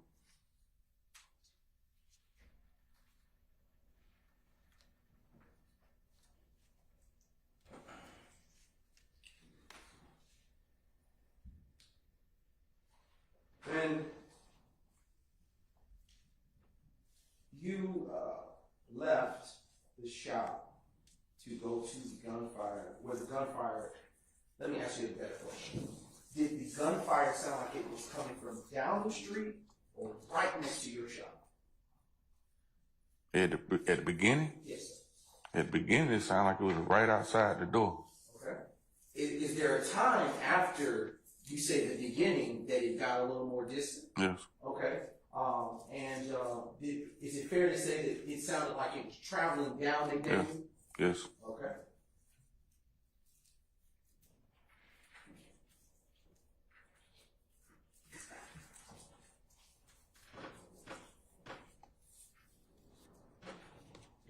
When you went outside, excuse me, following the gunfire, did you see any firearms on the ground? No. Did you see any firearms on the ground near Nut? No. Did you see anybody else? Was Nut hit by any of the gunfire that you heard? Yes. Okay. Was there anybody else near or around Nut that had been affected by the gunfire? Yes. Do you know if they had been hit? Yes. Do you,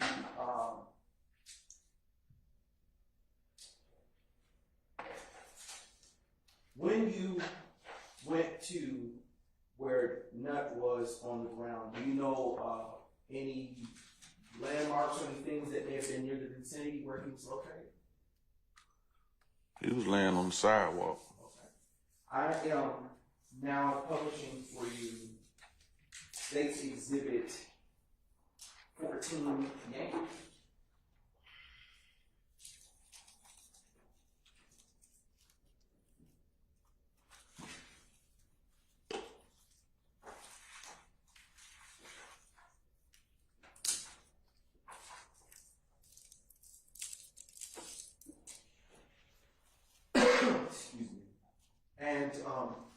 excuse me, Mr. Wise, to your left, again, there is a screen. What I want you to do is utilizing the same touch method that I showed you earlier. If you would be as kind to put an X where you would have saw Mr. Nutt on January 10th, 2015 laying when you came outside.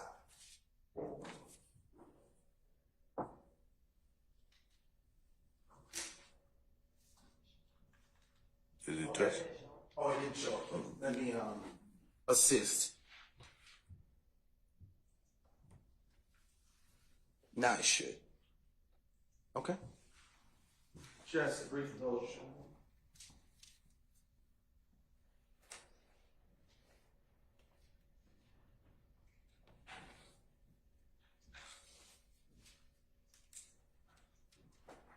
About how many other persons do you know? You can face me just for a second so I can ask these other questions, or the jury actually.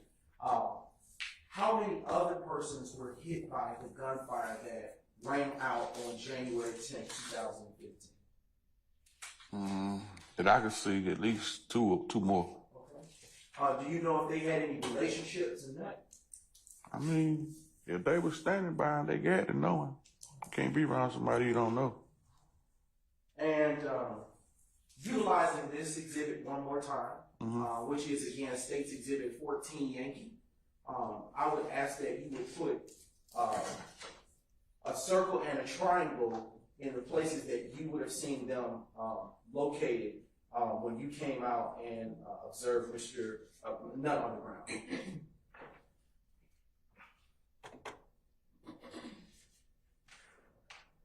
All right. Now, when you exited the barber shop and you approached Nutt, what, if anything, did you do at that time? I mean, trying to render aid, tell them to call 911. So me and Reverend Foster and D was right there, and they asked for towels from, I think Hair Unlimited gave them towels and stuff, trying to stop the bleeding. Who was D? I don't know his real name. He owned the restaurant that's next door to the barber shop. Okay. And when you said the restaurant, I'm gonna show you a different exhibit. When you said the barber shop, which one are you talking about? Next door to A&M. Okay. You're talking about, are you speaking about Hair Unlimited that is on the screen in the green? No. Okay. It's a restaurant next door to A&M. Okay. Is it on the earlier exhibit that was shown for you, which I believe to be State's Exhibit number 5? Yes. Yankee? Yes. And is that the same restaurant that you said you had tried their food? Yes. And that it was good? Yes. Okay. And I am showing you on the screen at this time State's Exhibit 6 Yankee, and I am asking if you can identify that restaurant that you were speaking about for clarity by putting an X on the screen. Oh, still doing it again, and that's my fault. Now you can. Did you know the name of that restaurant? No. All right. So you tried to render aid. During this time that you were attempting to render aid, is Reverend Foster attempting to do the same? Yes. Are you on the ground with that at this time? Well, at the time when I got off the ground, Rev and D trying to see where he hit it and and cover up, the wounds. So by this time, I'm telling them somebody, it was somebody else there with him, and like I said, 911 hadn't came yet, so we're still trying to render aid. So I'm looking back behind, and it's somebody else that's hit. So I went to him, trying to render aid to him, tell him to call for another ambulance, so we need 2 ambulances. Who did you tell to call for an ambulance? I mean, hollering inside the barbershop. So it's like the barbershop right there hollering, we need, call 911. We need another ambulance. And to your knowledge, do you know if anyone did call 911? I'm quite sure, yeah, he was on the phone with him. And when you said he was on the phone, who were you talking My about? coworker. Who was that? I think, Carlos. Okay. Yeah.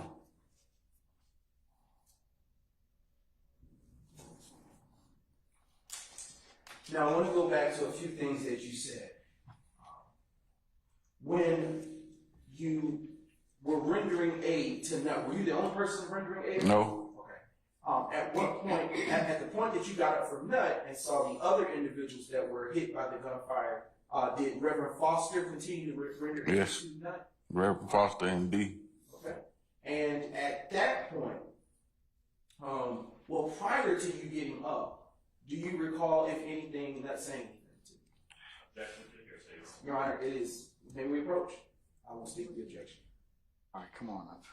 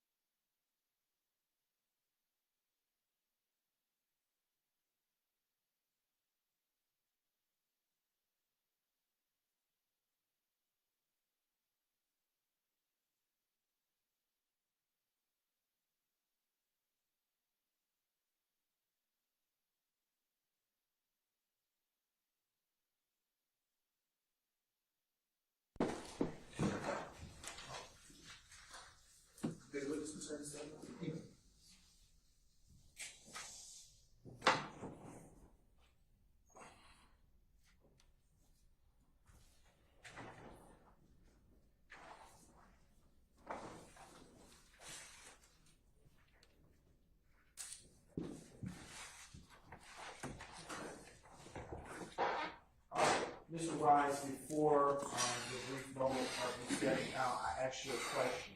I'll ask it again to put you right back where we were. Before you left out, I asked you, what, if anything, did Nut say to you as you were rendering aid? You may answer that question. He was talking to, well, me, D, and Rail right there directly at him. And we were asking him where was he hit at. And, you know, he was like he was losing consciousness. But he did say, he said, I'm gone. He said, I'm gone. And when he said, I'm gone, what did you understand that to be? Me. It was over with.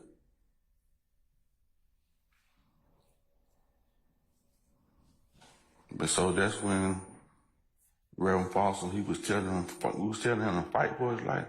Right. That would be a person's situation. I'm over the objection. We was just telling him to fight for his life. Fight.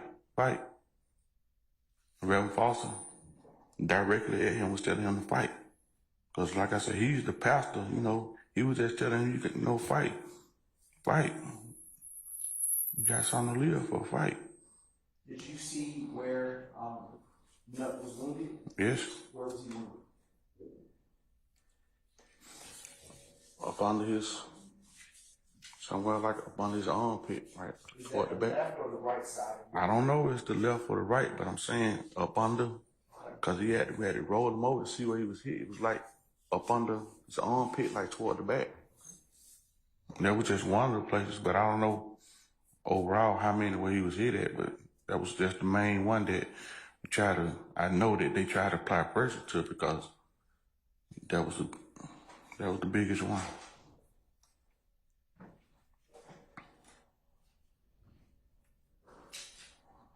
After you got up from where Nut was laying with Reverend Foster and D, you stated earlier that you went to see where the other individuals were. Do you recall that? Yes. Did you see where they were hit? Yes. Where were they? One of them was hit like in the stomach, and the other one was hit like in the leg.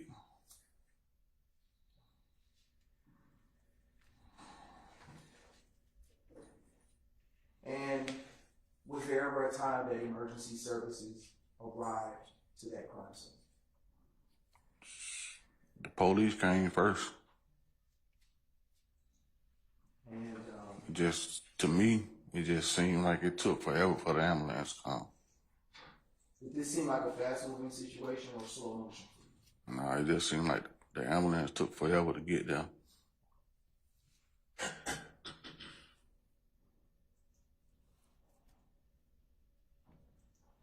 When the ambulance finally arrived, were you still in the area where Nut was laying on the ground?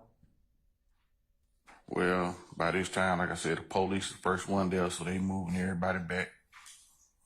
And then, you know, trying to see which part is the crime scene, but I think they put up the yellow tape trying to keep people out of the crime scene.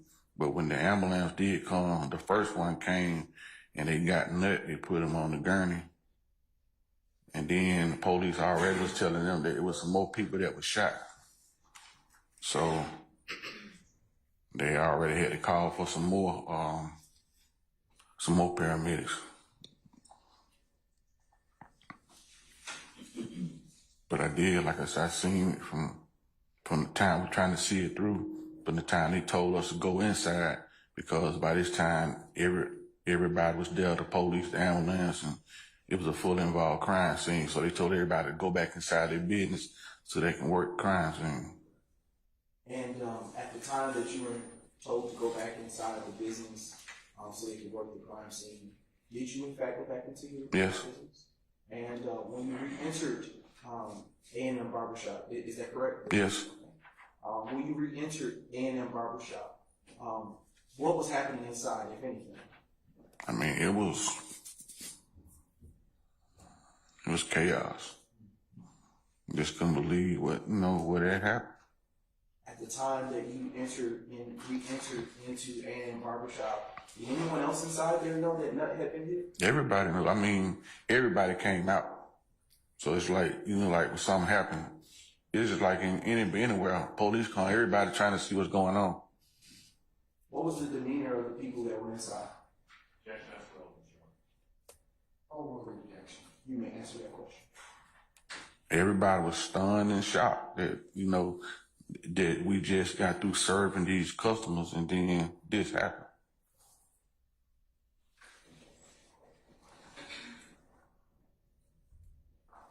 Did any of the customers that were in the shop leave out by the time that you had returned? Yes. Is it fair to say that the people that remained were those that worked there? Yes. After you were instructed by law enforcement to return back into the barber shop so they could work the crime scene, what, if anything, did you all do while you were inside? I mean, to me, most of all, I just prayed because I didn't know the situation wasn't good. It's just like being in the middle of a conversation. And first name you gonna call on is Jesus because it was a bad situation. It was just a real bad situation. How long did you stay at the shop that evening?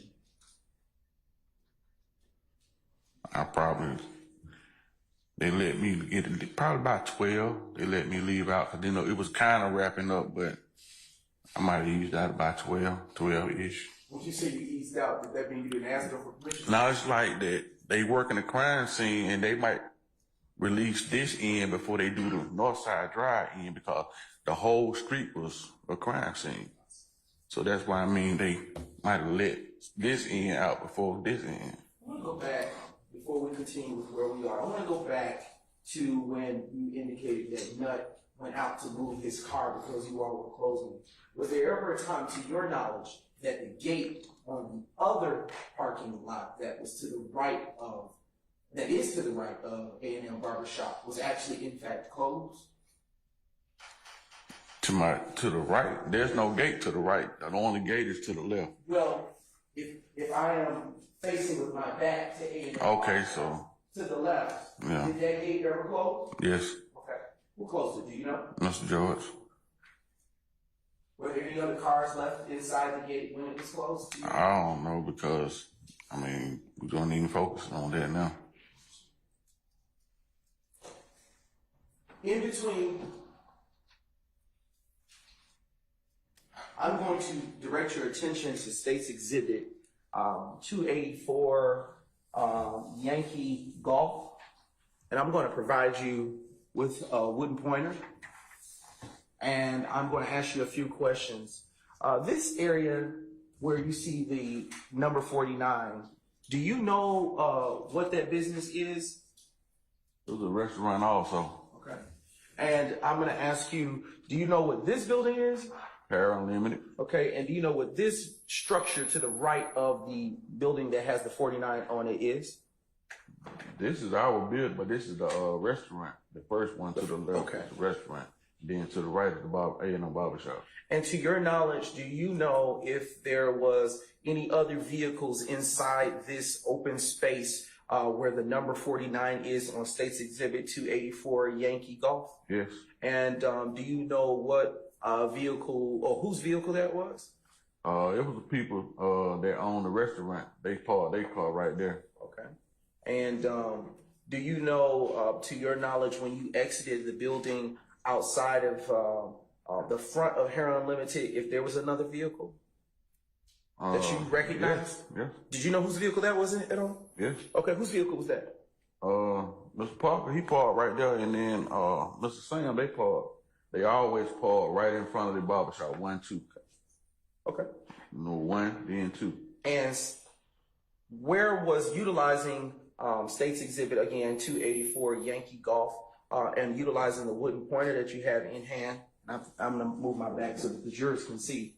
Can you use the wooden pointer to show where Nut would have been laying when you found him on the ground? Right there.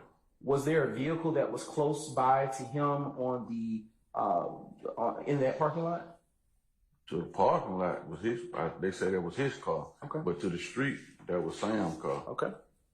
All right. All right. speak with any officers that evening? Yeah, they came in the barber shop and they got all our names and IDs and everything. You know, they did a little investigation. Was it one or more than one officer? More than one. Okay. Do you remember any of the names of the officers that you spoke No with? names. Is it fair to say because it's been a long time? But it's been super long. Do you recall ever seeing any shell casings around or about A&M barbershop? No. Do you recall seeing any shell casings around or about where the end of the restaurant connected to A&M barbershop was located? No. Okay. Was it daylight or nighttime on the day of the incident? It was night. Okay.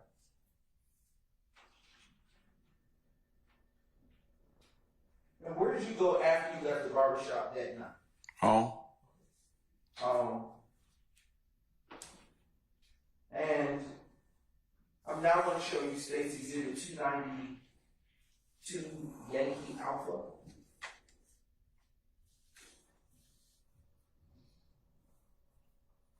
And this video has already been admitted into evidence.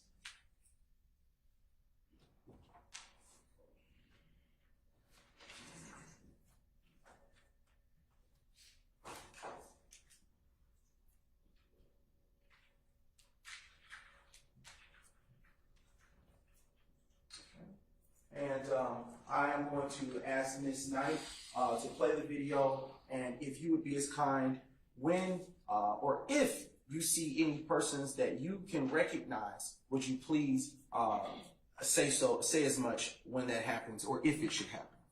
Okay.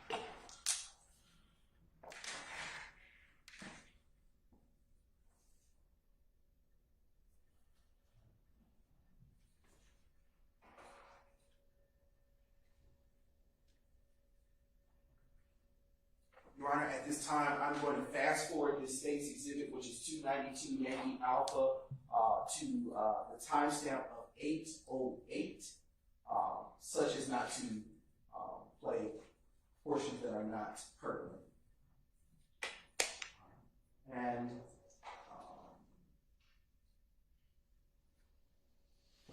See the camouflage. if 8:08, yes.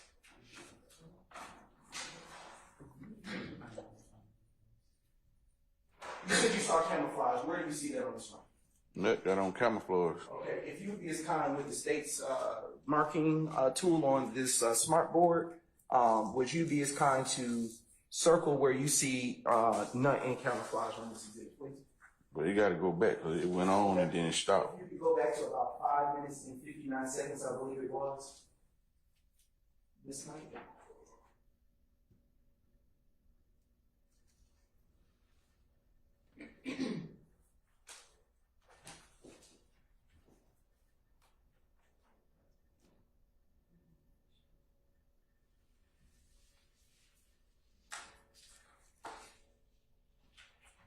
Some technology glitch, Your Honor.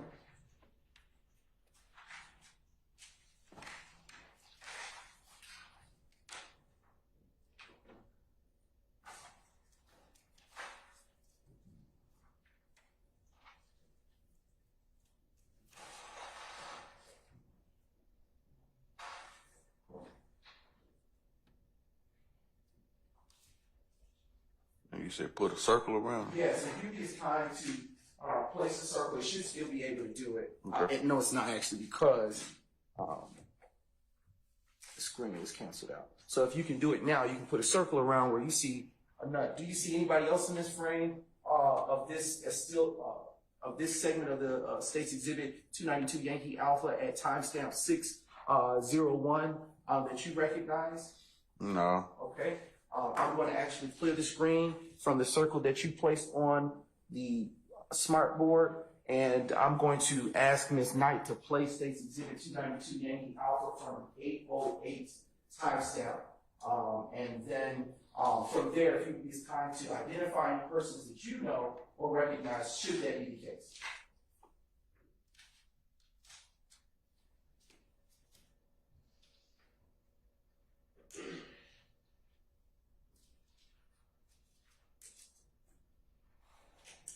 I still just see Nut with the camouflage. Okay.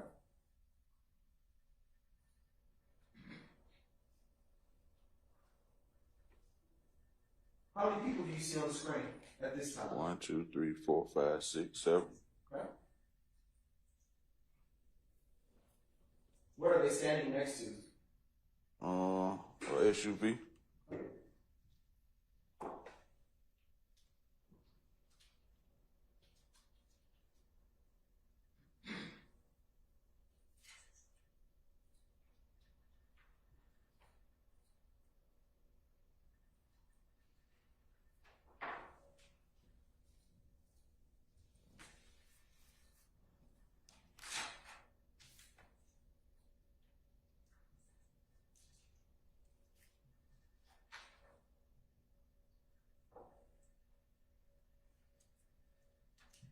If you may pause, Ms. Knight. What did you just see happen, if anything, on State's Exhibit 292 Yankee Alpha around or about the 8:42 time, just after the 8:42 timestamp? It's just a matter of shooting everybody running. Okay. Now we may continue playing from the 8:42 timestamp.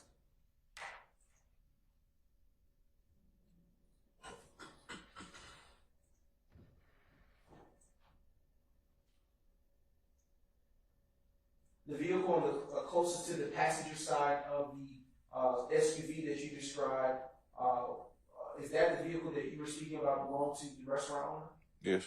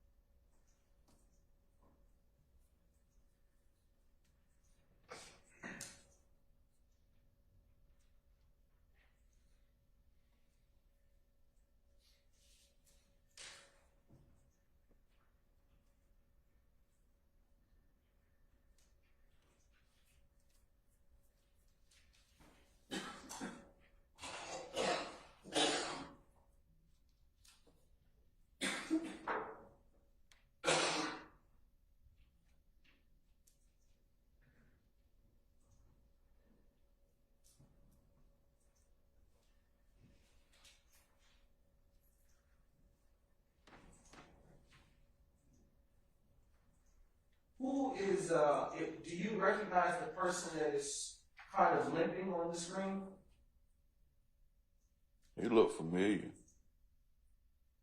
I see me. You see me? No, you said recognize people that I said. I see them. I seen me. Okay, you see yourself. Yeah. And do you recognize what you were wearing at that time? Not really. I mean, dark clothes. Nah.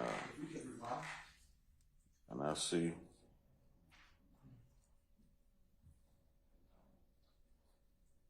When you see yourself again, say so. It's not possible.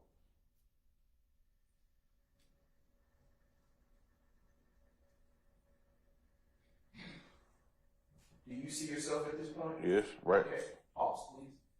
Where are you But located? you got to go back. It went past it. Right now, you on the screen. That's Reverend Foster. Who is? Could you please circle Reverend Foster? It ain't.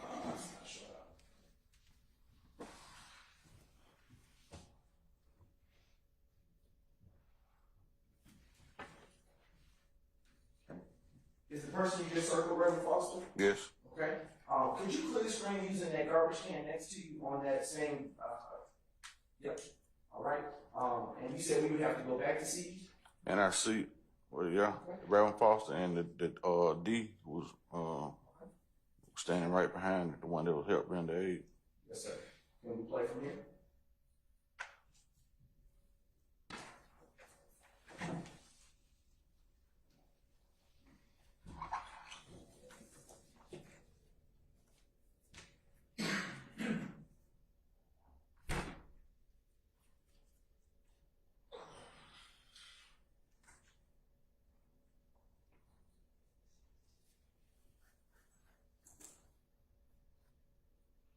Just a brief moment to technology run.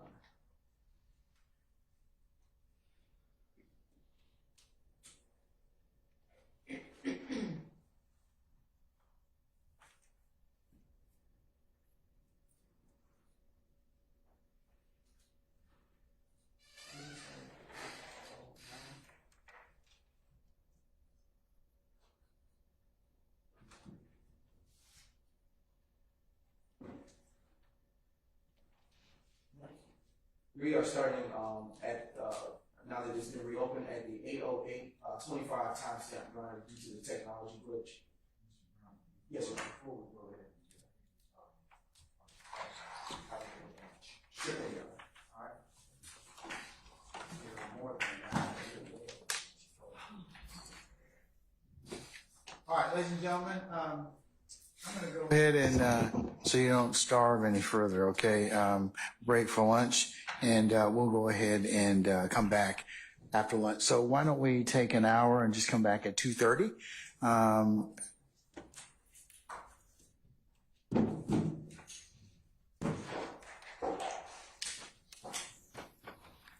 Mr. Wise? Yes, sir. I'm going to release you for lunch. If you just come back right for 2:30, okay? Sure. Don't discuss your testimony, anybody except the attorneys in this case, all right? All right, all rise.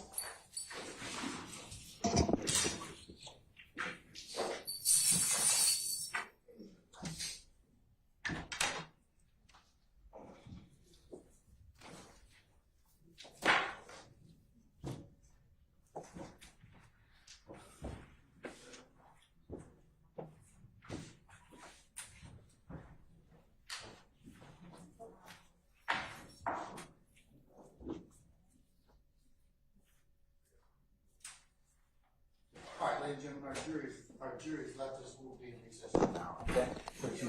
All right, thank you.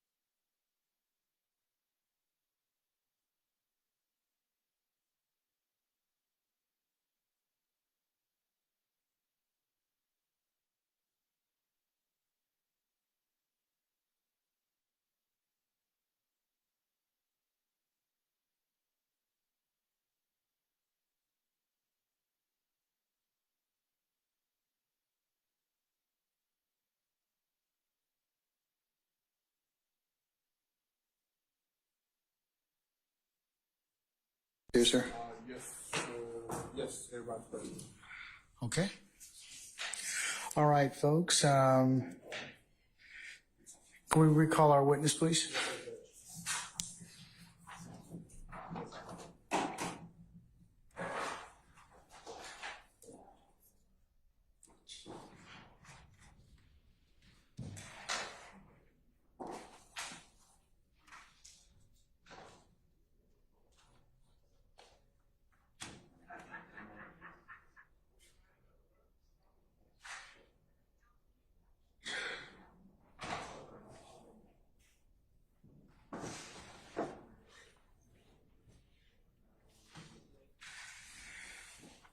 All right, Sergeant Ingham, summon our jurors, please, sir.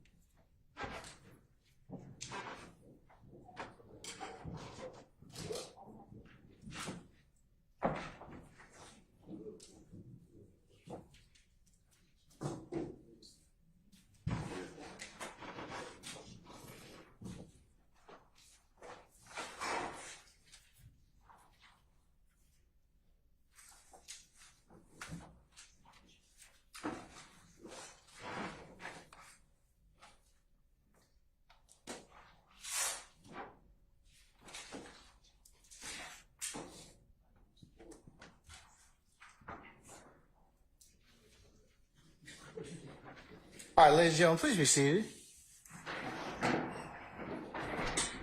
All jurors present, counsel. All right, thank you, Sergeant Ingram. All right, Mr. Brown, you may continue, sir. Mr. Barber, just a few questions related to some of the things that we were talking about earlier. Do you remember talking about, before we broke, a little bit about the gate that is adjacent to the barber shop? Yes. And I want to ask you, around what time did Mr. George usually close that gate on work days? We pretty much close at 8, but if it's slow around 7 or whatever, he'll get ready, make preparation to close it. And around what time did he close it on January 10, 2015? It could have been close to 7 or a little bit out. Okay. And would the time that around the time that Nutt moved his vehicle would have been around or about that time just before the gate was closed? Yes. To be sure, what would you say it was about for him to move his car, time-wise? How long it took him to move his car? About what time you think he moved in relation to when Mr. George closed that gate? I don't know the exact time, but like I said, anywhere between 7-ish. Okay. Just a few more questions. About how long would you say that it takes for you to cut guys' hair at the barber shop? Let me rephrase that question. About how long did it take you to cut the customer's hair that you had in your chair after you cut Nutt today? After hair was cut that day? Mr. George got through with nut first, and probably about 10 or 15 minutes after that, I was through with the gentleman. Were you paying attention to the exact time that Nut left the barbershop? No. Why not? I mean, just a regular time. Okay. All right, just a few questions related to the barbershop that you spoke about. In terms of things you spoke about earlier before we broke. Do you want to talk about a lot of things inside the barbershop with your customers? Absolutely. And do you tend to go to the police and tell them, did you go to the police, excuse me, and tell them what you remembered that night? No, sir. Okay. Why not? I mean, that's not my duty to go to the police, but if they come and, like, when that situation happened, they got all our IDs and all our identities, and they interviewed us right on the spot. Did you even want to testify here today? Your Honor, the relevance of bias to show the absence. I'll rule the objection. You can answer that question. No. Okay. Why not? I mean, because I just felt like I didn't see anything, and I didn't participate in it until just me being a citizen, just trying to render aid. But I didn't want to stop my money to come down here, but when y'all subpoenaed me, I had to come. I understand. Is talking to the police something that is popular to do amongst your patrons? Objection. I was Mr. Short, Mr. Adams, Ms. Weaver. I sustain the objection. Why did you tell Reverend Parker to lock your door behind you? Reverend who? Why did you tell Reverend Foster? Okay, Reverend my Foster. apologies. Gotta put some respect on his name. Yes, sir. I will put all of it. Why? So you can answer the question. Why did you tell him to lock the door? Lock the door? Yes. What do you mean? Did you tell Reverend Foster to lock the door at any point during this incident on January 10th, 2015? No, when I went out the door, Reverend Foster came behind me out the door to go render some aid and see what's going on. I am going to now show you what has been previously marked as States Exhibits 292, Yankee Alpha 1, 292, Yankee Alpha 2, 292, Yankee Alpha 3. And there's an amendment that needs to be made here.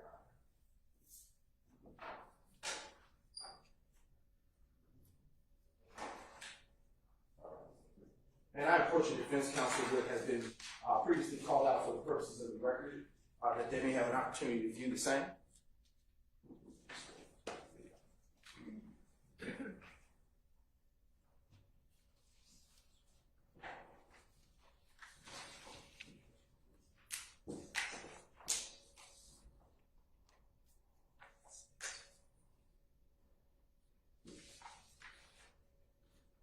Thank you, sir. I'm now approaching the witness with 292 Yankee Alpha 1, 2, and 3.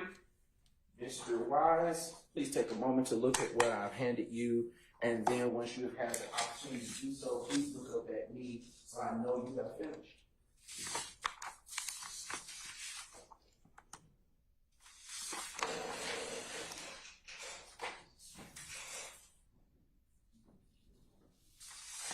What are States Exhibits 292 Yankee Alpha 1 through 3?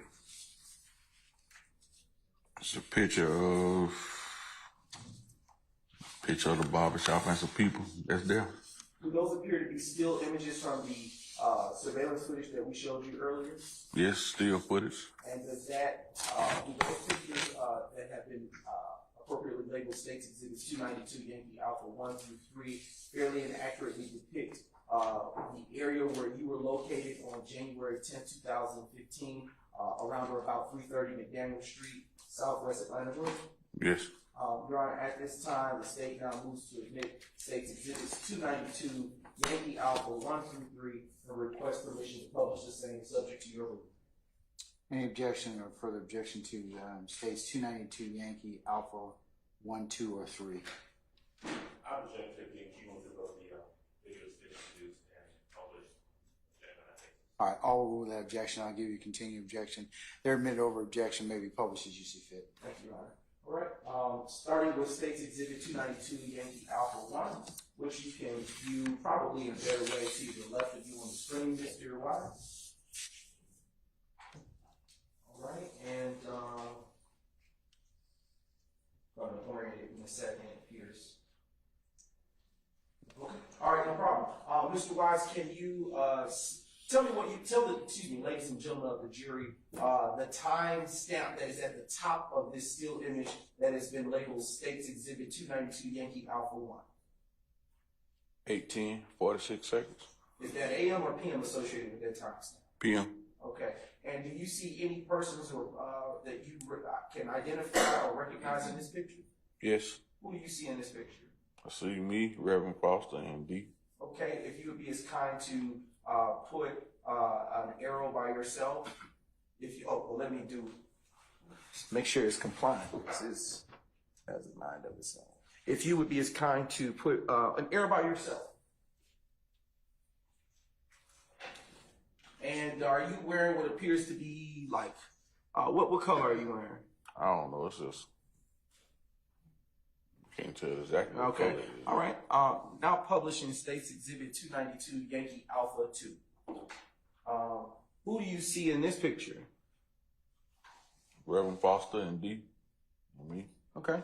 Same picture, same people as. Where do you see yourself? Or who's leading this? Who's ahead on this walkway? This one is Reverend Foster. Okay. And if you would put a circle above the head of Reverend Foster, where you see him? All right. And would you put a star above your head where you see yourself? And would you put a square above the head where you see D? Okay. All right.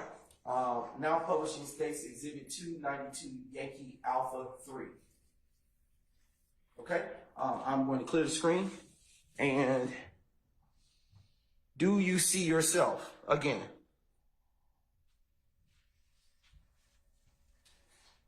Not really in this. Okay. Who else do you? Who Oh else? yeah. I see me. Okay. Yeah. Who? All right. Put a circle above your head. Who else do you see in this picture? D. Where do you see D? Put a square above his head. And where do you see? Who else do you see, if anyone? That's all that I know. Cause Okay. yeah. All right. And Mr. Wise, I want to ask you: did that conclude your involvement with this matter here? Yes, this rendering aid and making sure. Yeah. All right. The state now passes the witness, Your Honor, to the defense for any subject cross-examination. All right, Mr. Weinstein, anything? No, Your Honor. Mr. Matthews, anything? Defer. Ms. Williams? Ms. Westmoreland? Mr. Sharp? No, Your Honor. Mr. Adams? No, sir. Mr. Weinstein, anything? I asked you twice, I'm sorry. Okay, all right. Permanent or temporary excusal, sir? Your Honor, we would permanently excuse Mr. Wise. All right, Mr. Wise, thank you for your patience with us. I'm going to permanently excuse you as a witness. You're free to go about your usual duties and what you've had planned. Just don't discuss testimony with anybody except the attorneys in this case, okay? Thank you. Thank you for your patience with us. Thank you, sir.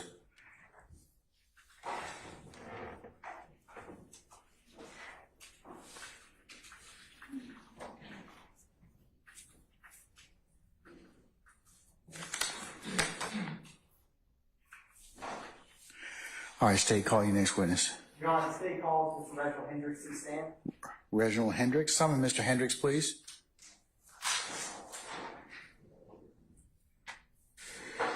Mr. Hendricks, good afternoon, sir. Up here. Come on up. Sir, if you would please approach the witness stand, and once you get there, before you sit down, turn and face Deputy Hand to be sworn as a witness, sir. You swear to follow the testimony to about the report of the truth, the whole truth, nothing but the truth to everything. Yes, sir. You may be seated. Scoot close to the mic for me, please. Please state your first and last name with the spelling of both, please, for the record. Reginald Hendrick. Good afternoon, Mr. Hendricks. How you doing? All right. Can you tell the jury where you're from? John Hope Home, Atlanta, Georgia. Okay. What part of Atlanta is it John Hope? Castleberry. Castleberry? Yes. What are some other neighborhoods around Castleberry? Mechanicsville and Pittsburgh. Okay. Now, what was the street that you grew up on? Northside Drive. Okay. Is there a McDaniel Street near Northside Drive? Yes, sir. Where did you go to school in that area?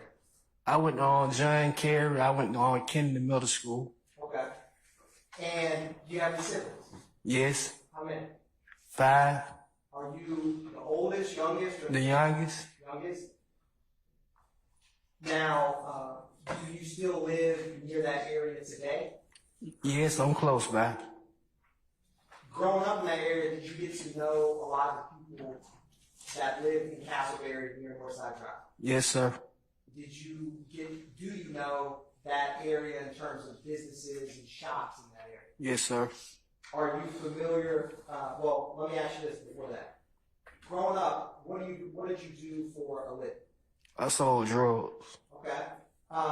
What area or what part of the city did you sell drugs? On McDaniel Street. On McDaniel Street? Yes. What part of McDaniel Street? Right there by the Texaco. Okay. Now, how often would you be out at that Texaco on McDaniel Street back then? By 8 o'clock to around about 7 or 8 o'clock. So, is that 8 in the morning to 7 or 8 at night? Yes, sir. How many days a week? Probably about 5 or 6. Being out there 5, 6 days a week, did you get to know other people who frequent that area? Yes, sir. Now, do you have any convictions in the past 10 years? Yes. What do you have? Criminal damage. So property and a theft by taking, does that sound right? Yes, sir. Is that from 2023, does that sound correct? Yes, sir. And do you have a 2018 possession of marijuana with intent to distribute? Yes, sir. Now, how many years would you say that you sold drugs or spent time at Texaco? About 10. 10. Orienting back to January 10th, 2015, was that a time that you frequented that area a lot? Yes. Did you ever know the owner of that Texaco gas station? Yes, sir. Remember his name? Gary. Did you ever know any of the barbershops near that Texaco? Yes, sir. And I'm going to publish case exhibit, which already admitted is 90 Yankee. So, Mr. Hendricks, there's going to be a photograph that comes up on your immediate left. And you tell me if you recognize that location. That's McDaniel Street. Is that the Texaco you were just discussing? Yes, sir. Now, what barbershops are nearby that Texaco? Mr. George and Noah Barbershop. And which barbershop did you go to, if either of those? Mr. George. How long did you go to Mr. George's barbershop? Since I was a little boy. Now, who would cut your hair at Mr. George's barbershop? Mr. George. Why did you go to Mr. George? He always all cutting my hair since I was a little boy. Did you get familiar, get to know people that also went to Mr. George's barbershop? Yes, sir. Would you ever spend any time other than Texaco in between the Texaco and the barbershops in the parking lot or sidewalk? Yes, sir. Did you get familiar with people who would hang out in those locations? It wasn't nothing but the regular people from the neighborhood. If someone who wasn't a regular person from the neighborhood was over that way, would they stick out or not stick out? They won't stick out like that. Cause really everybody from the neighborhood gonna be right there. So if you had someone who was from outside the neighborhood, would you recognize that? Yeah, you'll recognize them quick. Everybody get to looking like who that is or whatever. Are you familiar with Cleveland Avenue in Atlanta? Yes, sir. Are you familiar with any street gangs from that part of the city? Yes, sir. Which ones? Rock Crew. Any others? YSL. Did you know any Rock Crew or YSL members in your time in the streets? Yes. Who? Little boy. Buck? Yeah. How did you end up knowing him? He from University. A lot of when they tore down on University, we went there. Did you know anyone else other than Buck? Wilbur. That's his brother. Okay.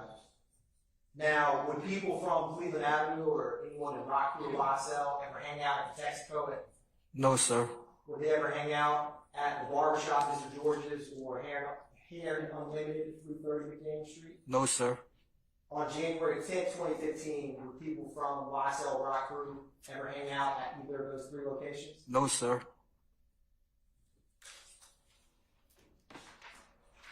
Did you ever know someone whose name is Donovan Thomas, also known as Peanut or Nut, sir? Yes, sir. How did you know him? Childhood friend. What did you call him? Nut, Peanut, Did he have any nicknames for you? Guido. Did anyone else call you Guido besides Nut? No, sir. If you had the ballpark, how old were you when you met Mr. Thomas? About 15. He was about 13. Did he grow up near where you did? Yeah, he stayed at the bottom. I stayed at the top. And what do you mean by that? He stayed at the bottom. Bottom of the apartment in University Hall. Right. Did you all go to school together? No, sir. Did you know his mother, Miss Evans? Yes, sir. How did you know her? We used to go down here house and play the game. We used to play in front of the yard and stuff. Did you ever spend any time staying at Miss Evans' residence? Yes, sir. When was that? When I had got shot the first time, I had stayed over there. What year was that? Like 2012 or 13. And No, it was about 2010 when I first got shot. And real briefly, what kind of situation was that? What happened? I had somebody tried to rob with Wait, there's an objection. That's relevant. Your Honor, it's relevant to explain. You just mentioned being shot, so that's Okay, all right. Overrule the objection. Mr. Hendrick, you may answer that. Sir, Mr. Hendrick, you may answer that question. I didn't hear what he said. He said basically he overruled the defense counsel's objection. So when you were talking about being shot the first time, what was the circumstances of that brief? What happened? Oh, somebody tried to rob me. And after that, did you spend time in Miss Evans' house? Yeah, when I had got shot, I had left the house while I went straight over their house. And they let you stay there? Yes, sir. Did you know Mr. Donald Thomas Sr., Nut's father? Yes, sir. Now, where would Nut get his haircut? Mr. George. Now, how often would you see Mr. Thomas? Back in January of 2015. Every day. Every other day, he'll pull up. And is that similar in terms of 2014 or 2013? He was pulling up. Now, back then, do you know what kind of car Nut drove? He had a GTO, red GTO, then he painted, he wrecked it, then painted it black. Did he ever have a blue truck? Yes. Now, how often would Peanut go to that area of McDaniel Street where the barbershops are? Does it every day. That home to him. Now, would he take the same route to get there? Yes, sir. What was that route? Coming off Metropolitan, coming from the west end, you go up under the bridge. Now, when Mr. Thomas Nut would get to the McDaniel Street area, how would people react to that? Would people know he's there or not? They'll put it like that. When he ain't around, it be dead. Like everybody know when he pull up, everybody get to pop him up from everywhere. Everybody just pop up. Did people recognize his car in the area? We did, like the homies did. Like Wait, one sec. Speculation, Mr. Sharp. Speculation. Okay, I got it. Okay, I'm gonna sustain the objection. Mr. Hendricks, you just said that when Donovan Thomas arrived on the scene, everybody would come out. Do you remember that? yes, sir. How is it that everyone would come out when he arrived on the scene? How did they know he was there? Like when he pull up. Hold on, wait. Overruled.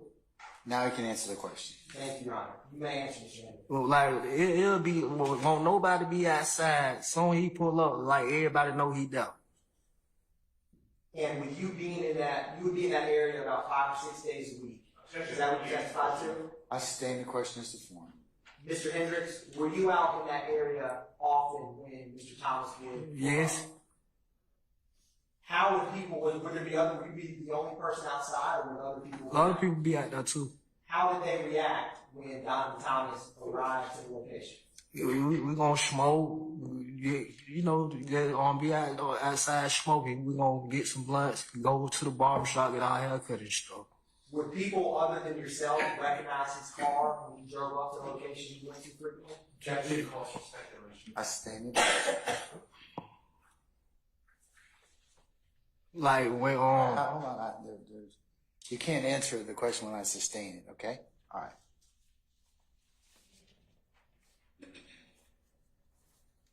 Was Mr. Thomas well known in that neighborhood? Yes, sir. Was he well known in the city of Atlanta? Yes, sir. Did you ever know someone by the name, or their stage name is YSL? Yes, sir. How did you know them? When Lucha first came on the scene, he pulled up on me and told me to listen to him. And when he told you to listen to him, does that mean his music that he made? Yes, sir. And I told him that his $1 million. And who did you tell that's his $1 million? Nut. I told that to Nut. After you heard YSL's music? Yes, sir. Did Nut and Lucci have a relationship with one another? Yes. Were they friends? Yes. And were they close? Yeah. What part of the city is YSL and Lucci from? Summerhill.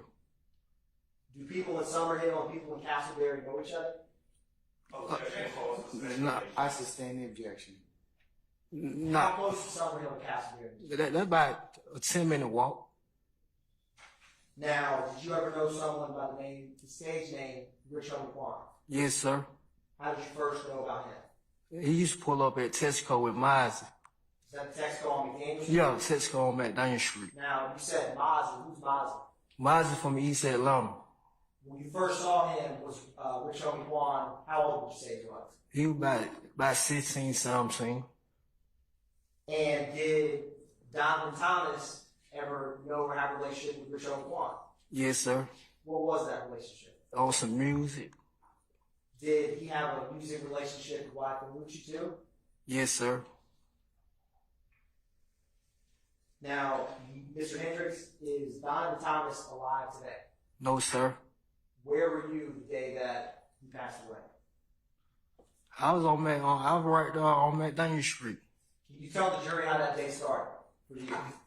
I was just leaving my rooming house, and I was going to get me a haircut. I supposed to be going to the movie that night, so it was about 50 people out there. Everybody rushing in the barbershop Why were people rushing to the barbershop? to get a haircut.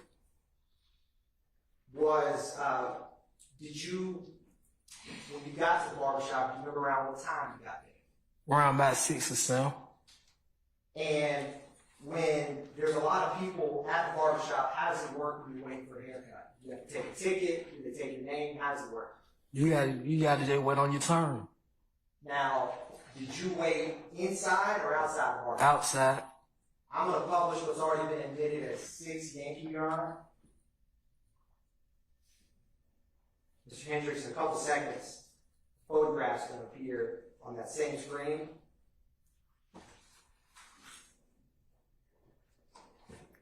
And is this the barbershop? Yeah, Mr. George barbershop. And so you said that you were waiting outside when you were waiting for your hair. Yeah, on the side. Did you see Nut out there? Somebody that day? Yes. Yes, sir. Where was it? He was in the parking lot right now. I'm going to publish what's already been admitted as 12 Yankee. Mr. Hendricks, another photograph appear to your side. Do you see the area where you saw Nut at after you came out of the barbershop? Where are you? And Mr. Hendricks, I'm going to show you something real quick. Touch screen. And so if you touch it, there'll be a red line. Can you circle where when you first saw Mr. Donovan Thomas, who you knew was not at the barbershop that day, or outside the barbershop? Do you see his truck? Where are you? And did you walk up and greet him once you saw him? Yes, sir. What were you doing with him while you were waiting for your haircut? We were smoking. We had got some. I had walked to the store and got some blunts. What was the move? Did you go to Texaco to get those? Yes, sir. Did you, when you got back, what was the mood like outside? It was some bad. You could tell it was something in the air how everybody was moving. It was some bad movement going on. You weren't feeling it. What do you mean about that? How everybody was like they know what something was going on. Folk pulling off, they moving all funny. The bad movement. How was back at that time, like in the weeks and months before the day that Nutt was killed? Would you see him often? Yes. Was he moving any different in that time frame? Yes, like he felt something, like he wasn't acting like himself. Like he knows something, it was something in the air. Now, I'm going to publish, Mr. Hendricks, what's been marked as, and already admitted as 292 Yankee Golf. Another photograph is going to come up on that screen. Now, I'm going to help clear this. I'm going to ask you if you see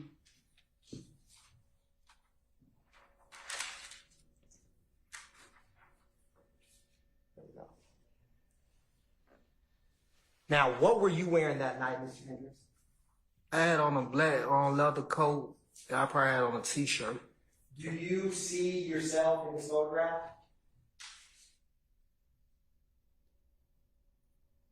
I can't really tell, but I was in the area. I know I was right there somewhere because he was right there. Do you see Don Thomas in this? Right there. Can you draw a circle around him?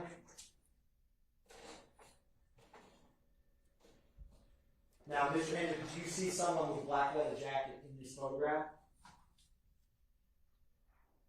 I can't really tell. Sorry. I'm gonna. Also, does Don Thomas have anything on his head? Yeah, skull cap. Is that what he had that night? Yeah, he had a black skull cap, I think.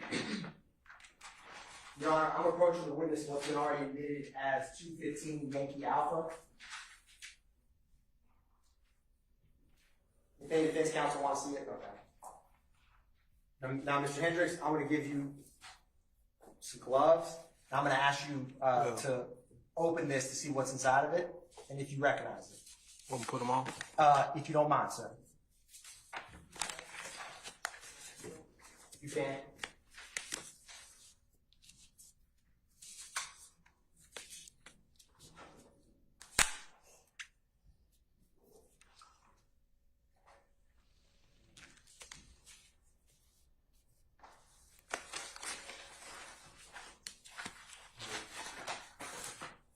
Put some on with you, James.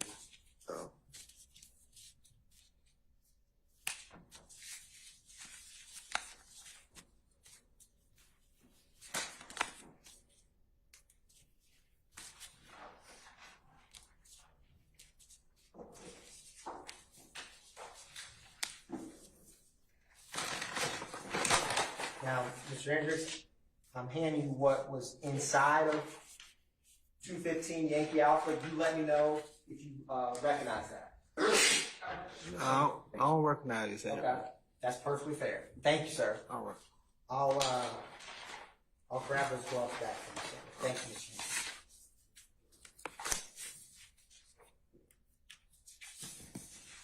Hendricks. Now,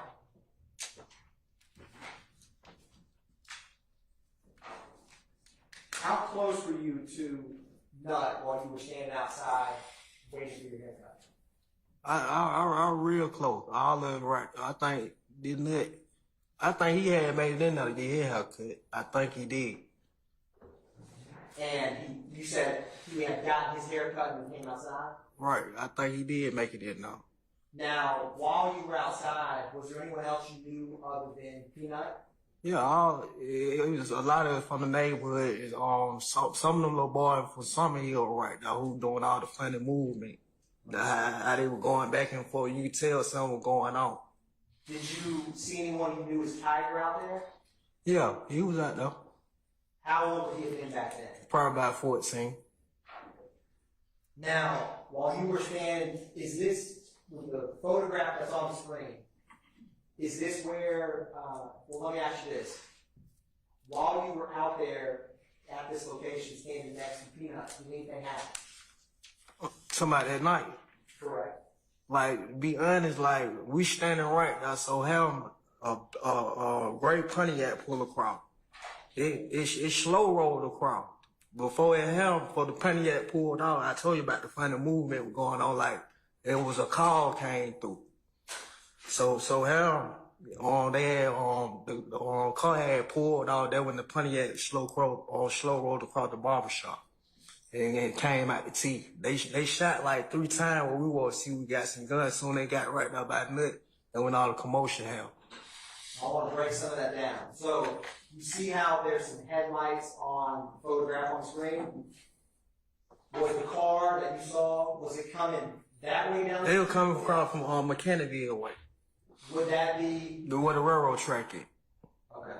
So you see how there's that light pole in this photograph on the screen, Mr. Hendricks? It came from that way. Okay.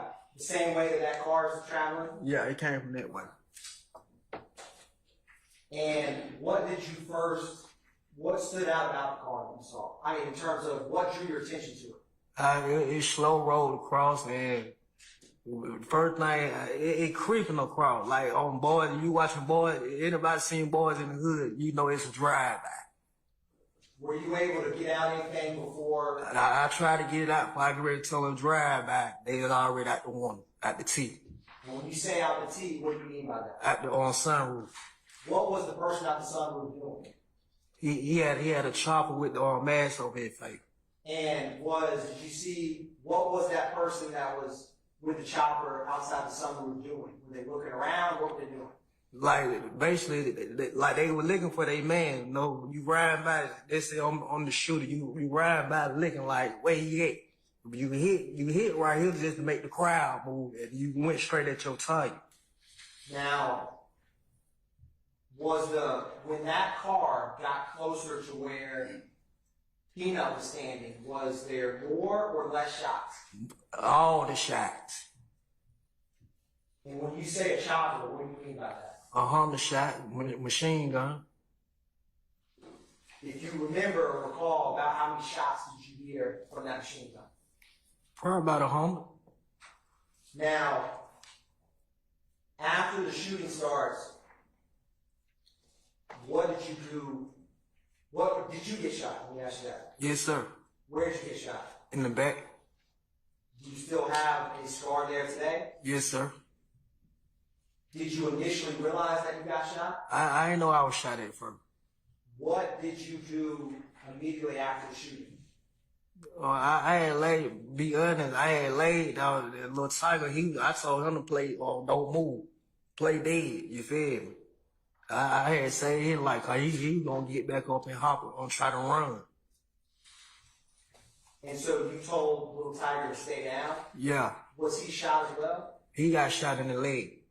Now, I'm going to publish what's already been admitted as 15 Yankee. Mr. Hendricks, another photograph is going to come up. I'm going to clear this.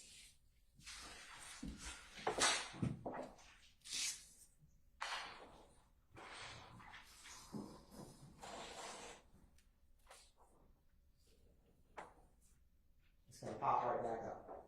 Let's see. Do you see the area where you and Tiger went to after the shooting in this photograph? We were right up by the car area. We were right up in that area somewhere. On the ground to the... To the right, okay. On my right. Did you call out for any help? Somebody was on the ground. Everybody was already at though. Initially, did people realize that you and Tiger were back there? Yeah. Eventually, yeah. It took a little minute, cause everybody was stuck, cause like when Nut got shot, I seen the blood spit up out his mouth and everything. Now, I'm gonna go back to 14 Yankee, Mr. Hendricks.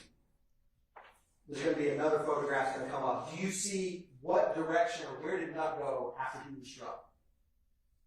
He was right at the barbershop. He was going in Nord barbershop. He was back and he's shooting, but he's going to try to get in the barbershop. To try to get the safety? Right, try to get the safety. Can you use this marker and just draw a big circle to the area that Nut ran to after the shooting. Right. Did he ever make it inside the barbershop? He shown he trying to open up, but somebody locked the door. Now, did any medical personnel ever come out to treat you that night? I went to Grady. Basically everybody met up at Grady. I seen when they rushed Nut to the hospital. Like, I was awoke. I seen when they brought him through. You were already at Grady? Yeah, I seen when they were pushing him through. And did you get there via an ambulance? Yes, sir. How long were you, or did you have to stay there sometime? Yeah, I had stayed there probably like a week. Now, Mr. Hendricks, I'm also going to publish what's already been admitted as 223 Yankee. Another photograph's going to pop up on that same screen.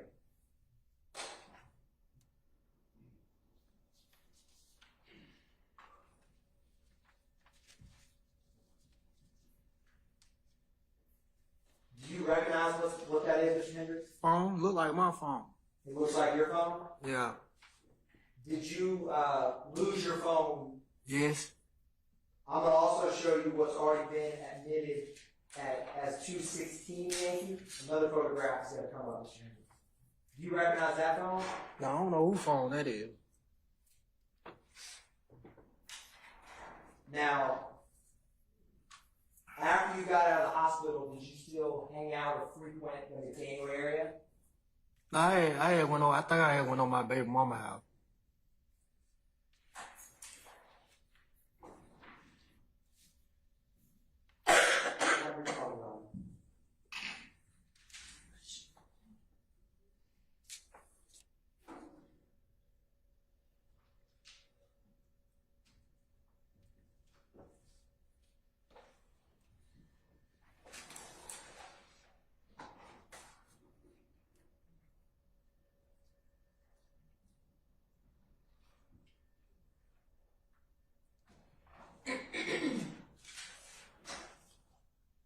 So, Mr. Hendricks, after the shooting happened, did anyone else fire off any shots? That other one shot. He shot about 3 or 4 times. Probably about 5 at the most. Tried to bag him up. But when he shot, that made them pull it off though. That made them move. They made the car keep moving? Yeah, when he started shooting back, they thought he probably wasn't gonna shoot back. So, you're talking about after the shots in the... Right. So when they got to shoot, Nut shooting too, but when he started shooting back, that what made him speed off. Right. After they shot the automatic fire at him. Mr. Hendricks. Hold on. I'm going to overrule the objection. Go ahead. You can answer. Objection. Facts not admitted. I sustain that one now. Mr. Hendricks, did you testify about what a chopper was? Yes. Did you say it was a machine gun? Yes. I apologize. I said automatic weapon is a... after you heard the machine gun fire, you said about 100 rounds. Was it after that you're saying Donald Thomas fired back? Like when they shot, he started shooting too. That what made him speed off fast. So when they shoot, he had to shoot too, cause he don't have a gun on. After they shot at him. Right. They shot first. Hold on. Hold on. Ms. Westmoreland, what was the base for your objection? Mr. Sharp? Asked and answered. Mr. Sharp, what's the base? Same thing. Okay, both objections are overruled. Thank you, Mr. Hendricks. State passes the witness. All right, cross. Let's see, Mr. Weinstein, Mr. Matthews. All right, Mr. Williams, Ms. Westmoreland, Mr. Sharp.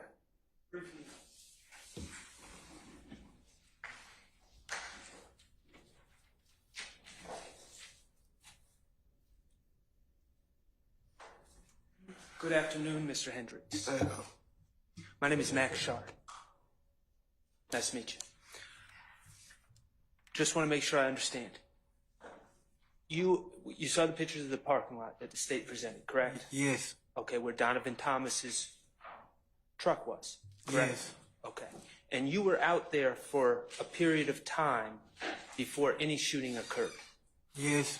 Okay. And how long, to your recollection, were you out there with Donovan Thomas and other people? We was out there about an hour or two together. In that parking lot? Yes, sir. Okay. And during that hour or two, did anyone go into the barber shops, and did you go get your hair cut during that hour or two? It was about 20, 30 of us out there waiting on a haircut that night. Okay.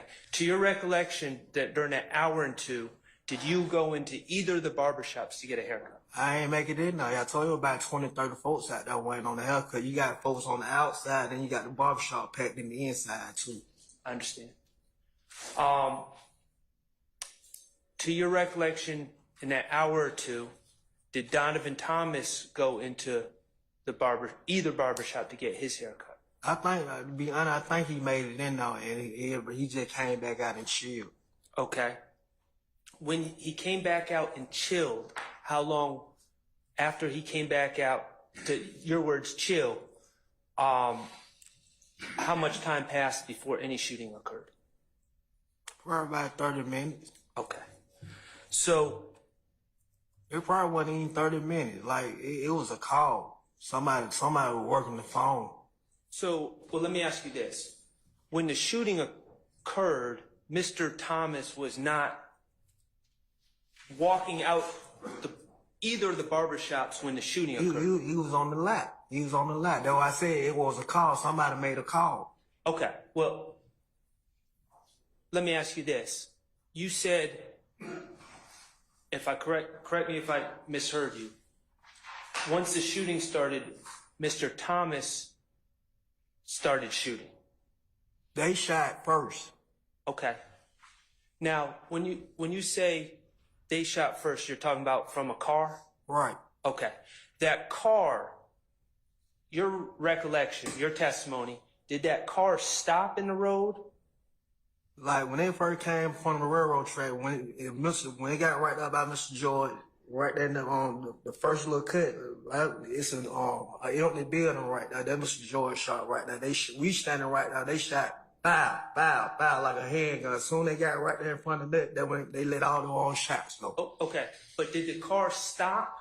Yeah, it stopped. It stopped about a second or two. Okay. I ain't gonna say a second, probably about 20 seconds, then they let all the shots at me. The car stopped, your testimony is the car stopped for 20 seconds, and that would have been in front of the barbershop?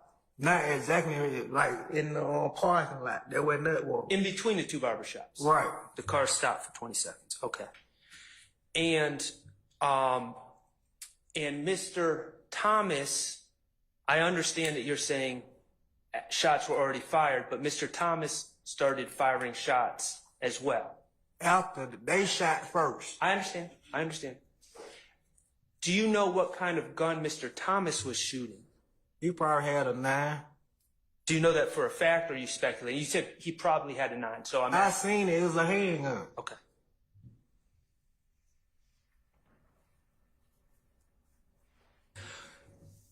To your recollection, were any of the other individuals that were out in that parking lot with you and Mr. Thomas, did any of those other individuals shoot?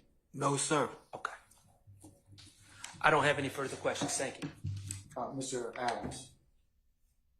One moment, please, Judge. Yes, sir.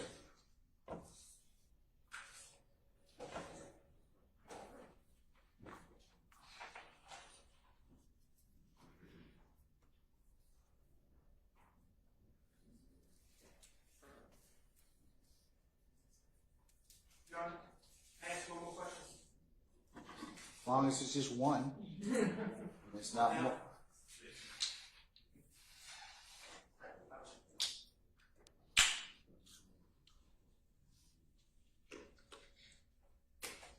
Mr. Hendricks, I'm going to ask one more question. Do you know what happened to the gun that Mr. Thomas had? No, sir. Shooting? No, sir. Okay. Thank you. Thank you. I have no questions. All right. Anyone I missed? Oh, Mr. Matthews, sorry. Go right ahead, sir. Good afternoon, sir. just one or two questions. Did you see a gun out there that I like to refer to as a big pistol, kind of large, black, with look like it may have a handle? Oh, sir. Did you see that gun? Objection, Your Honor. Oh, sir. What's the basis? There's no facts and evidence of that. I just asked him, did he see it? Only big gun I seen. Wait, just wait a second. I'll sustain the question as to form. You might be able to rephrase, sir. You were out there for some time in this. He asked me, did I see a big pistol? Only big gun I seen when they came out that Bonneville at the T. That's the only big gun I seen. Okay. That's all I have. Thank you. All right. Ms. Weinstein.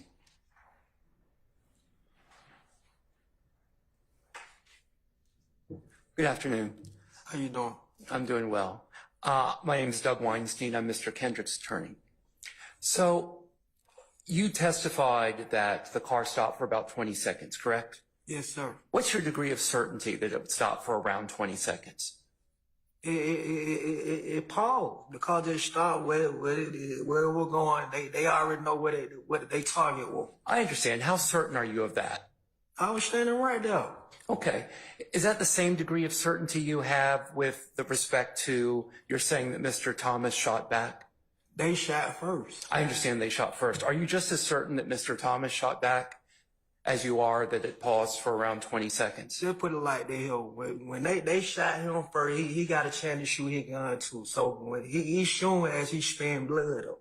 Because you're standing right there, correct? Yeah, I'm right there. He's showing as he's spraying blood up. He getting his shots off too. Okay. Is that your same degree of certainty that it was a Pontiac? It was a Bonneville. Okay. Thank you. Great. Thank you. No more questions. All right. Bonneville. Yeah. All right. Say down. You have any redirect?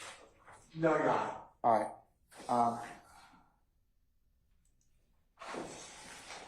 May Mr. Henry be permanently or temporarily excused the witness? Mr. Hendrick may be permanently excused, Your Honor. All right, Mr. Hendricks, sir, thank you for your patience with us. I'm going to permanently excuse you as a witness. You don't have to come back. And just don't discuss your testimony with anybody except the attorneys in this case, okay? All right, thank you, sir. Thank you, sir. Appreciate you.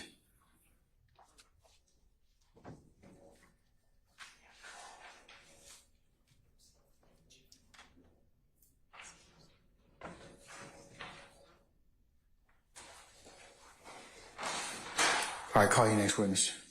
Dr. Michael Heninger. All right, summon Dr. Heninger, please.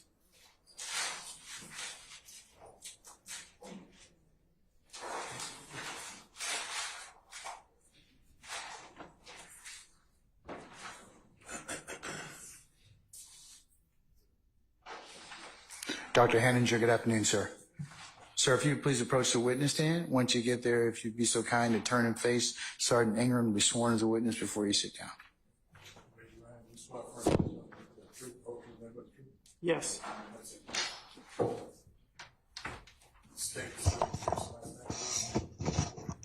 Okay. So my name is Dr. Michael Heninger, and it's spelled M-I-C-H-A-E-L, and then H-E-N-I-N-G-E-R. Good afternoon, Dr. Heninger. How are you? Fine. Are you currently employed? I am retired, and I have kind of part-time job doing a little bit of what I've always done. Okay. So let's first talk about your part-time job. Where's your part-time job? Okay, my part-time job is over at DeKalb, at the DeKalb County Medical Examiner's office, and I work about maybe 7 days a month. And how long have you been with the DeKalb County Medical Examiner's office? Since I retired from the Fulton County Medical Examiner's office, which was in January of 2023. And when you retired from the Fulton County Medical Examiner's office, how long had you worked at the Fulton County Medical Examiner's office? I started in 1995 in July, and so it was about 27-something years. And if you could tell the jury about the responsibilities of the Fulton County Medical Examiner's office. Okay, so the medical examiner is a government agency. It's fairly small, and we are charged with investigating suspicious deaths or violent deaths. And so we have a process and a team that does that. There's about 40 people that work there. This team includes investigators who go out and collect information. And some of them are cross-trained, either, we're police investigators and now work for us, or, there's a lot of overlap. There are physicians like myself who conduct autopsies and other examinations on the remains of deceased individuals. And then we have a lot of administrative people that help us prepare the information that we gather. And then the biggest part of this is sharing that information with interested parties, which one of the top of the list of that is the attorneys, the prosecuting attorneys and the defense attorneys. Then also there's family members who are interested in this information, or life insurance companies, or public health departments. So all that information has to be shared. So that's what my role in that. I was a physician, and I did the examinations and then also reviewed all that information and summarized that into generating a cause of death and a manner of death for the death certificate. And if you could tell the jury, what is forensic pathology? Okay, forensic pathology is the subspecialty of medicine that I practice. It is a branch of the specialty of general pathology. General pathology is it's kind of a visual type of specialty, and it's basically looking at tissues and determining diseases or injuries. And in the general pathologists work in hospitals, and they're looking at tissue, often under the microscope, to see if it's cancer or not, or if it's inflammation, or diagnosing diseases. The forensic part of that, forensic means of interest to the public or the court systems. So forensic pathologists are involved in this kind of pathology. It's likely to come to court. And so we do autopsies and we investigate violent deaths, homicides, suicides, traffics, overdoses, drownings, any kind of non-natural death. And we also get involved in some natural deaths, especially in younger people where the death's unexpected and they don't really know what's happening. So and it's a small specialty. It's probably 500 people doing this in the United States, and almost all of us work for government, county or state governments. And if you could tell the jury about your educational background training in the field of forensic pathology. Yes. Okay, I started out at Utah State University, and I was a biology major, and I received a Bachelor of Science degree in biology. Then I went to medical school at the University of Utah, and I received an MD degree. Then I went into the military, and I went into an internship in internal medicine at Keesler Air Force Base in Biloxi, Mississippi. And then I spent a few years practicing primary care medicine at the same place. And then I went back to Utah, and I did a 4-year residency in pathology, general pathology. And then I did a 1-year fellowship in forensic pathology. And that was, the fellowship was up in Minneapolis, Minnesota, the Hennepin, and Hennepin, spelled Hennepin. They usually ask me anyway. So at Hennepin County, and in Minneapolis, I did a 1-year fellowship. And then I came to Atlanta and I started working for Fulton County Medical Examiner's Office in 1995. And over the course of your career, how many autopsies have you performed? I lost track of years ago. The Fulton County was not like the busiest place in the country. We had a lot of teaching duties and things. So I averaged about 250 a year while I worked there, which is, there are people to do more than that. So if you multiply that out by 27 years, it's past 6,000, maybe 7,000, something like that. And have you been qualified as an expert in the state of Georgia? Yes. And do you know how many times you've been qualified as an expert in the state of Georgia? No, hundreds of times, and I've lost track since I retired. It's over 30 times since I retired. Your Honor, this time the state would like to tender Dr. Michael Heninger as an expert in forensic pathology. Anybody wish to award Dr. Heninger or have any objection? All right, the court will designate Dr. Heninger as an expert in the area of forensic pathology. Thank you. Dr. Hendrick, can you please tell the jury what does it mean when we talk about the manner of death? Okay, manner of death. That word manner has a general usage, which everybody knows, but we've kind of hijacked that meaning. Okay, and so for us, in our little field, manner of death is where we look at a case, a death that we've investigated. We look at the autopsy findings, and we look at the circumstances, whatever information we have, and we attempt to put it into one of 4 categories. This is mostly for public health reasons, but it's also of extreme interest to the court system, okay? The 4 categories are natural deaths, which are due to things inside of your body that stop working, accidental deaths, which are due to things outside of your body, an environment that harm it or damage it, kind of unforeseen. Suicides, which are self-inflicted injuries that cause death. And homicides, which are injuries that one person inflicts on another to cause their death. And then we have a 5th category, which is undetermined, which is when we have competing, contradictory information or whatever. Okay, so when we say what is the manner of death, we're saying one of those 5 things. And we put it in that category. And what about the term cause of death? What does that mean? Yeah, cause of death is more kind of what you would think. It's basically what derangement or what changes in the body cause it to stop functioning so that it could continue to function and persist and live. And so cause of death, it's useful to think of that as like chapters in medical textbooks or sub-chapters like heart attack or asthma or pneumonia. And if you look into the forensic textbooks, it's going to be things like gunshot wounds or stab wounds, blunt trauma, drownings, drug overdoses. Those will be causes of death. And in your position as the medical examiner, have you heard of the term soot and stippling? Yes, I have. If you can tell the jury what's stippling as it relates to what you do. Okay, so soot and stippling refer to findings that you see on a body when there's a gunshot wound, okay?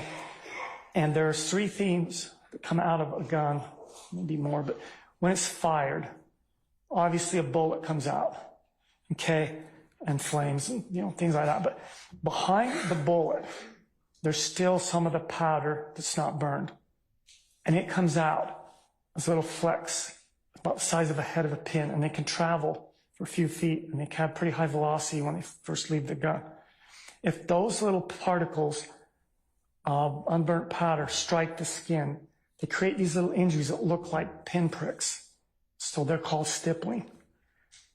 And then after the powder's burned, it creates smoke and basically that can be deposit on the skin. That's kind of like, it's, like the stuff you might see if you're around a campfire or something. And that's easy to come off. It doesn't stay there very easily, and it's hard to find. So the stippling does not wash away. In fact, after a day or 2, if the person survives, it starts to heal, and it's even easier to see. So those are 2 things. Now, the reason those are of interest to us is because this doesn't go very far away from the gun.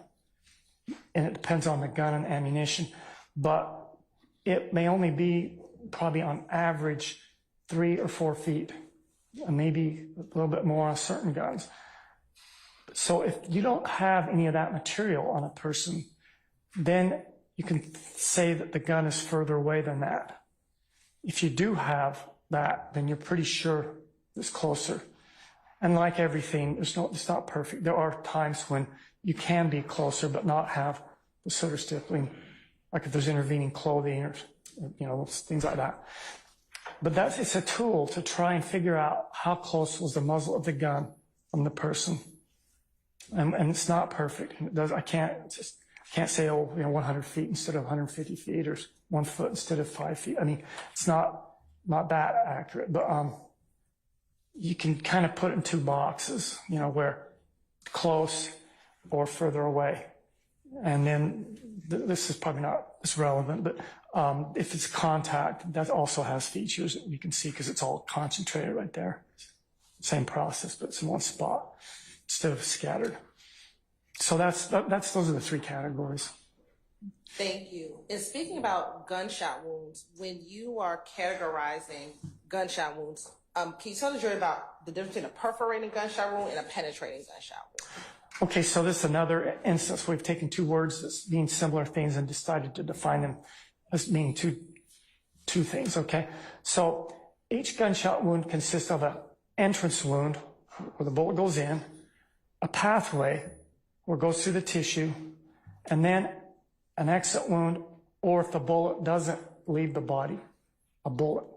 Okay, so on the ones that have an entrance, pathway, and exit, okay, those are called perforating gunshot wounds.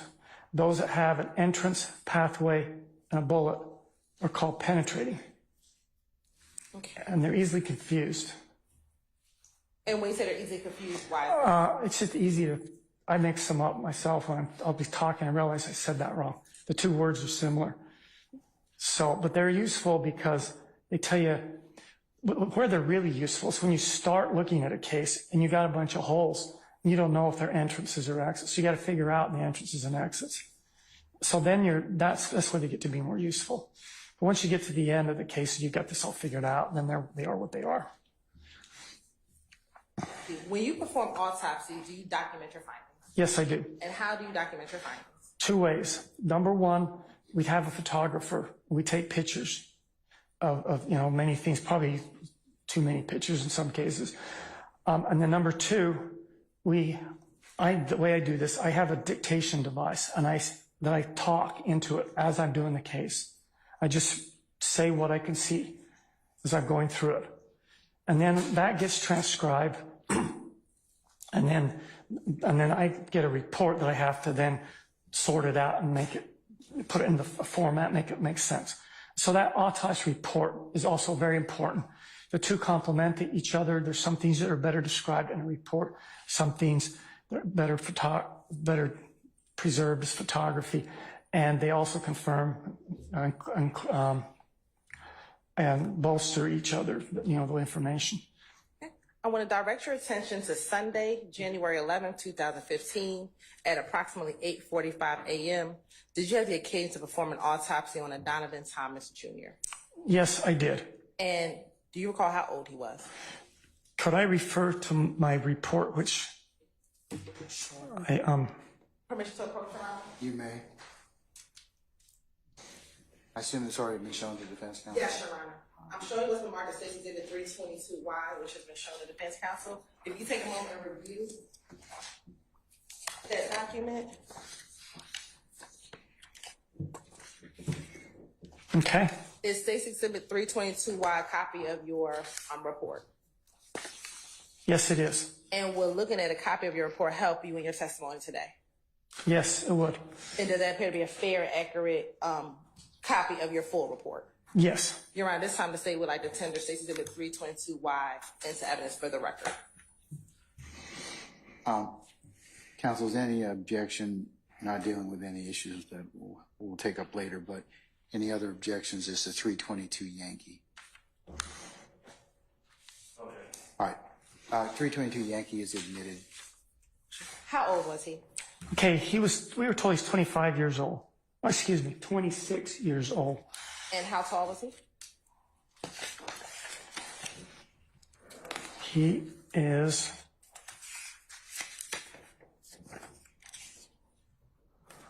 okay. We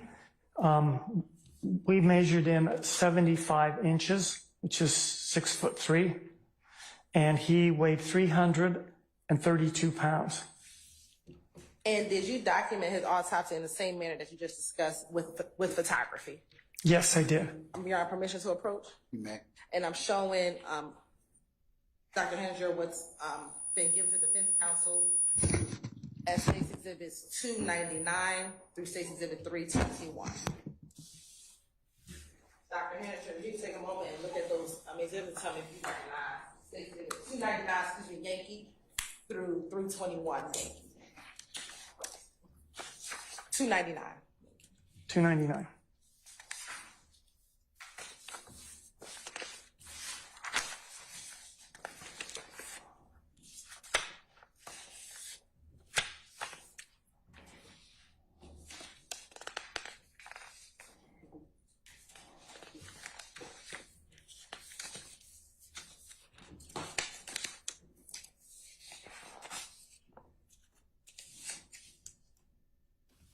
Okay.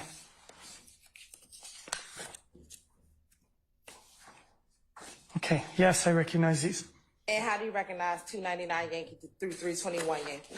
Okay, so almost all of them are numbered with an accession number just associated with this case. There are also pictures I looked at in preparation for this trial very recently. Not, this just 215s, several years ago, but I've looked at these several times in just the last few days and weeks, and I recognize them. And do they appear to be fair and accurate depictions of the autopsy that you conducted on January 11, 2015? Yes. And would looking at those pictures assist you in your testimony today about the injury sustained to Mr. Donovan Thomas? They would greatly assist me. You're right. This time to stay with like the tender States Exhibit 299 through 321 Yankee into evidence. Any further objection to states 299 Yankee through 321 Yankee? Okay. On behalf of Mr. Williams. Okay. All right, Mr. Sharp, do you have a specific objection? I'm reviewing the previous objection. All right, sir, so noted. It is continuing. All right. Madam? Once you finish, permission to approach. All right. They're admitted and they be published as you see fit. That's 299 Yankee through 321 Yankee. All right, did you wish to approach? Yes, please. All right.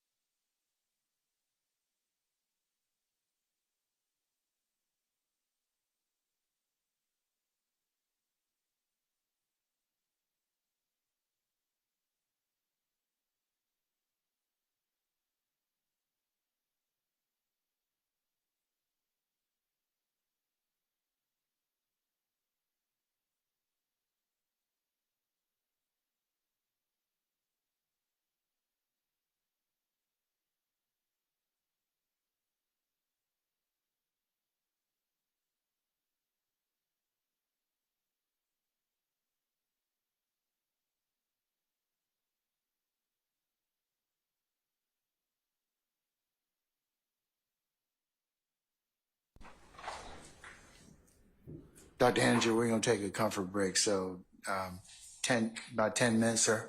Okay? All right. Ladies and gentlemen, comfort break, 10 minutes. All right? All rise.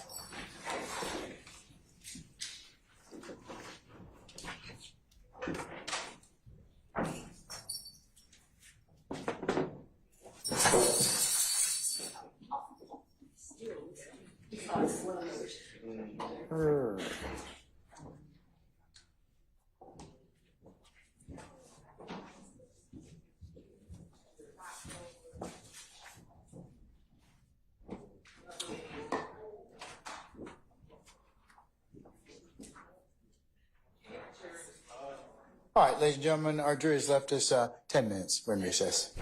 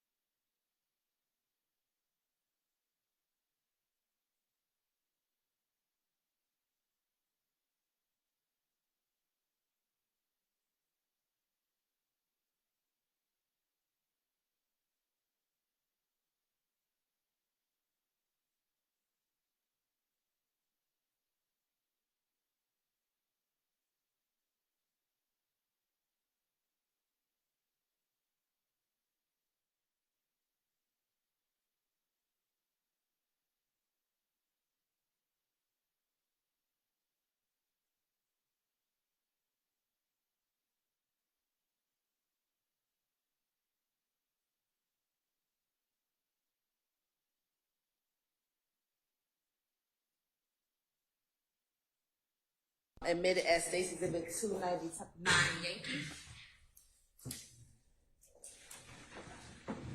Now, when we talk about 299 Yankee, is this one of the shirts that came with Mr. Thomas in that bag that you just referenced? Yes, it is. Now, looking at 299 Yankee, there's a number at the bottom, 15-0062. Is there a significance about that number? Okay, that's our accession number. So that's just for our office's use. The police and other people don't use this. But this is basically his unique number. So everything that we do with him, it's going to have that number on it, so we can keep it straight from other cases. And how do you come up with that number? Okay, so the 15 is from 2015. And on January 1st, the phone rings, first case of the year, it's 0001. And then 2 and 3 and 4. So by the 11th, this is the 62nd case that we've looked into. And so that's its number. It just goes through the year to the end of the year. Now, looking at State's Exhibit 299 Yankee, there is what appears to be a red arrow. What was that meant to indicate or show? Okay, there is if you look at that arrow, does this, let me see. Bottom left.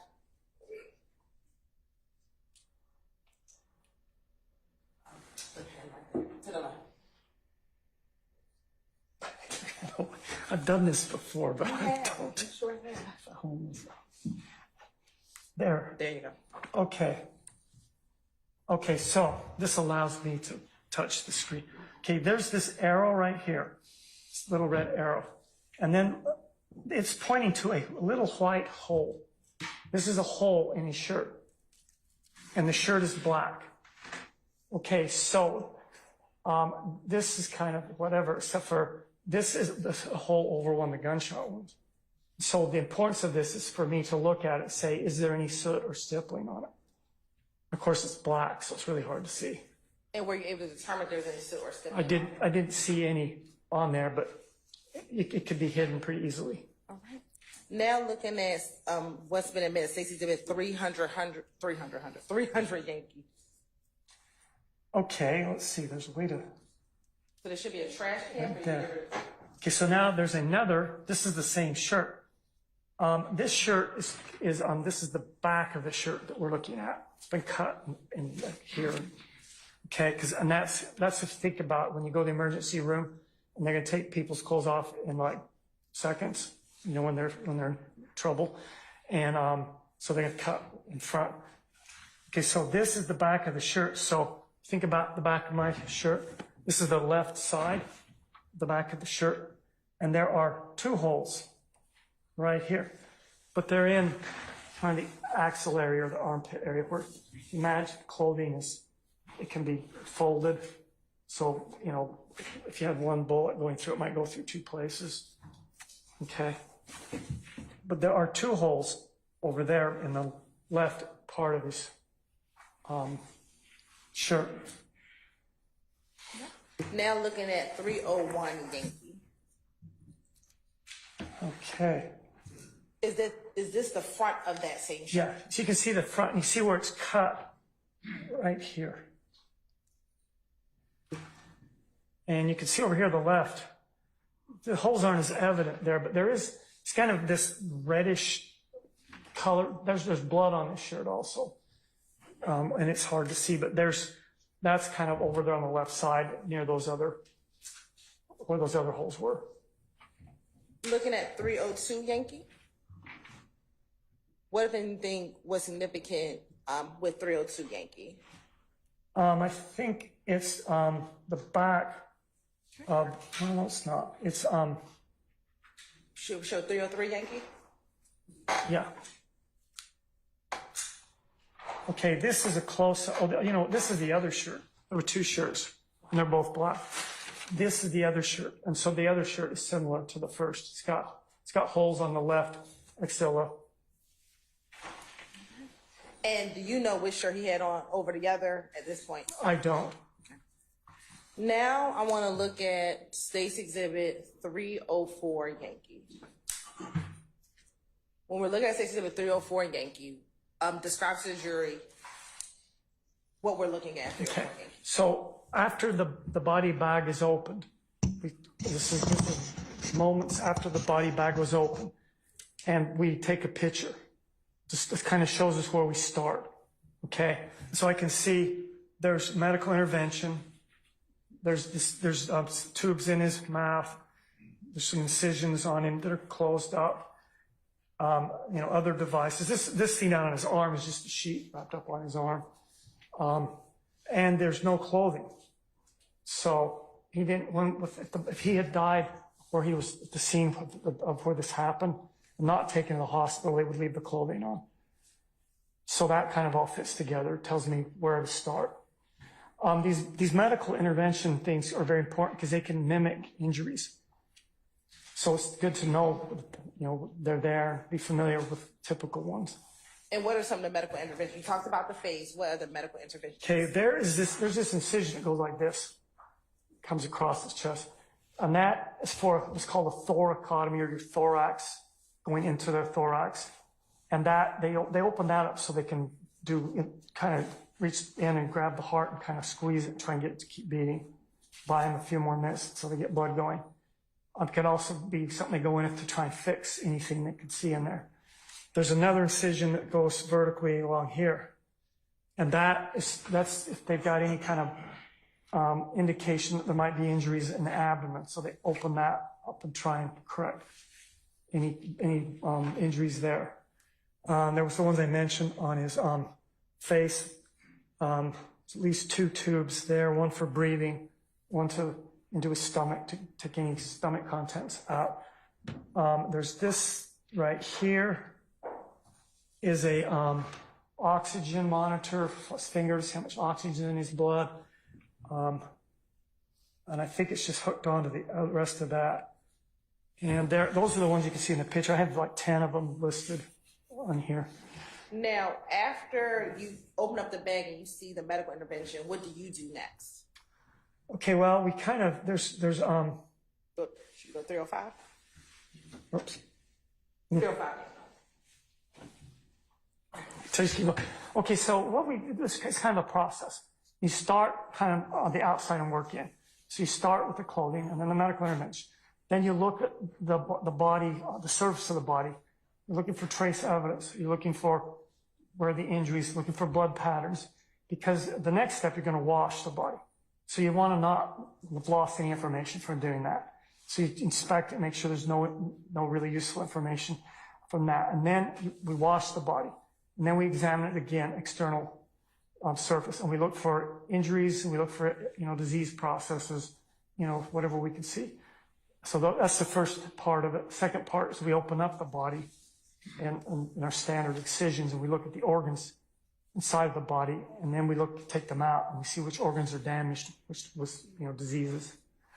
And did everything you just testified to, did you do that in this case? Yes.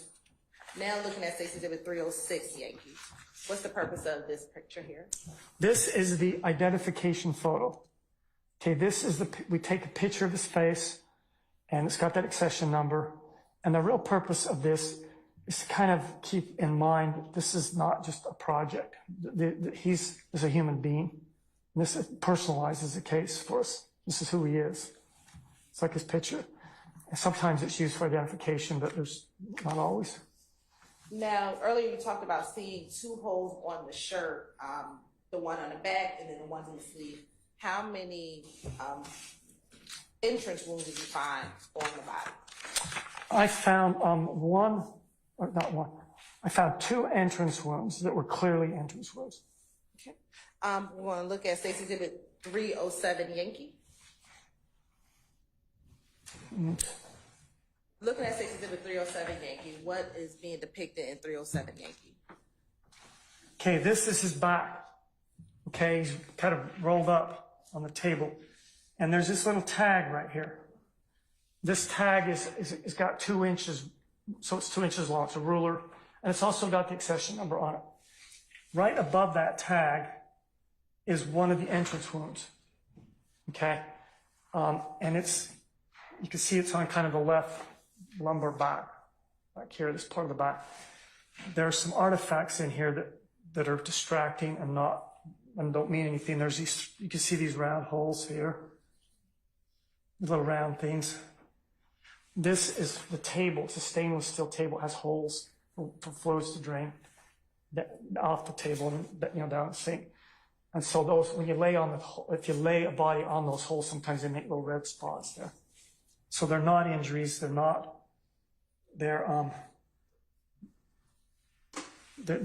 artifacts of the autopsy.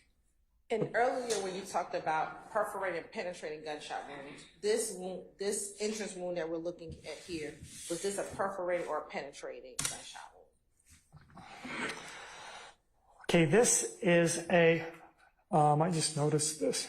This is a penetrating gunshot wound. Okay.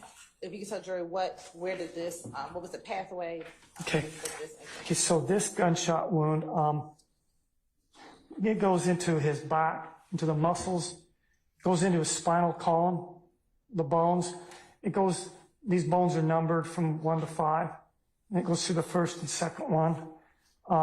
It goes through his right kidney. So his right kidney's on the other side. Okay. And then it goes through, and the projectile is fragments into 2 big pieces, and it goes into his right 9th rib. So there's 12 ribs. So it's going over here. And then the other one is just kind of moving about freely within his abdominal cavity and is down by the bladder. So it just got into his abdominal cavity, didn't get stuck in any tissues. So those are the 2 fragments. And you talked about injury to his kidney. I want to show you what's been admitted as State's Exhibit 310, Yankee.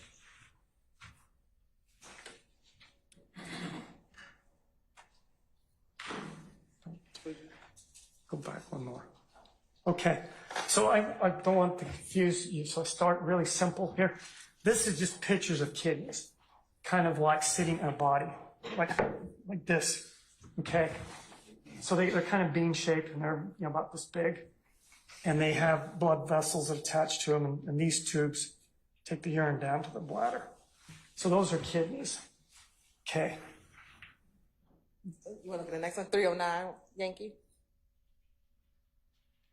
Okay, now this picture, I looked around on the Google image to find this picture. It's the best one for this particular gunshot wound. It's a picture of his back. Now, it's in the front. We're looking at him from the front in this picture, okay? So, and it's kind of from the right side. So it's kind of like looking at him like this, okay? And you can see these kidneys, okay, right here and here, okay? And you can see this spinal column here. These vertebrae, if you count backwards on them, you can see where L1 and 2 are. They're in the same area. And so this gunshot wound, you can see how it goes through the right kidney. Oops, not what I've done. Kind of in reverse order. It went through the lumbar vertebrae, through this kidney, and I also had other things that went through.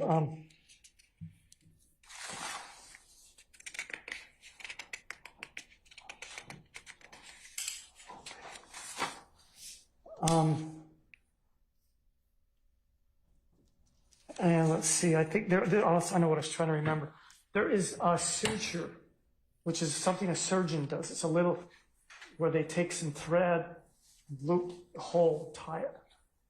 There's a little suture on what's called the inferior vena cava. Okay? And that's this vessel right here. Okay? Now, there's a big, huge vessel that comes out of your heart, takes all the blood down through your body, your kidneys. It's called the aorta. It's right here. Can't see it very well. And next to it, it's this vena cava. It's taking all the blood back up to the body. And it's pretty large, not a lot of pressure, but it just, if it's injured, it just oozes and oozes blood. So you can see this is also damaged. This inferior vena cava, lumbar vertebrae, and this kidney. And then the bullets, one piece of it is over here on the rib, It's not on this picture. The other one, the bladder's down here somewhere. So this is where the 2 bullets are. So it's coming kind of like this. And what kind of direction did you identify that? Okay, so what we do for direction, there's an inherent problem with direction. I don't know what he was doing when he was shot. Was he standing up? Was he sitting down? Anything. So what we do to solve this problem, we go back to medical school, we go back to anatomy, and we have this idea, it's called the anatomic position. It's like this, okay? And this is like because the bones cross. If you don't, okay? So we put the body in our minds, we put it into anatomic position. And this is how we think. I think most physicians think of the body as if in anatomic position. So, and then we have some directions. We have up and down, right and left, front and back. So in anatomic position, this bullet goes through him from back to front, okay? Starts out on the left side, goes to the right side, and then it's slightly upward, okay? Now, if people are generally not in anatomic position when they get shot, but if you lean forward or backwards like this, you can change that up and down thing, okay? Obviously, if you turn, if this is right and left, if you turn all the way around, you can switch that around too. You know, right and left, back and front. So that's the direction of that bullet. All that tells us is, it's like a snapshot. But for one instant, while that bullet traveled through his body, it was coming from his left to his right. Like this. And that's what you can learn from the direction. And looking at State's Exhibit 311, Yankee, and when you talked about the kidney, is this what the damage was done? Okay, so remember that picture with the 2 kidneys, the beginning? This is his kidney. This is his right kidney. They're on there as if, I'm sitting like this, okay? And this right here is damage from the kidney. It's torn it just about in half. There's little pieces of tissue hold it together, and morcellated this tissue in here. So that's the injury to the kidney. When this injury occurred, would Mr. Thomas Jr. have immediately died at this point based off this injury? No, not right off. The problem is this kidney is getting each kidney gets about 10% of your blood supply. You say kidney is about 20%. I mean, these are numbers or averages. But this is a big, huge hole that's bleeding. Also, that inferior vena cava is big. So what's happening is he's bleeding a lot internally. These kidneys are pretty deep back in the body. They're hard to get to surgically. I mean, I don't know that slows the degree of surgery down very much, but, this is going to bleed.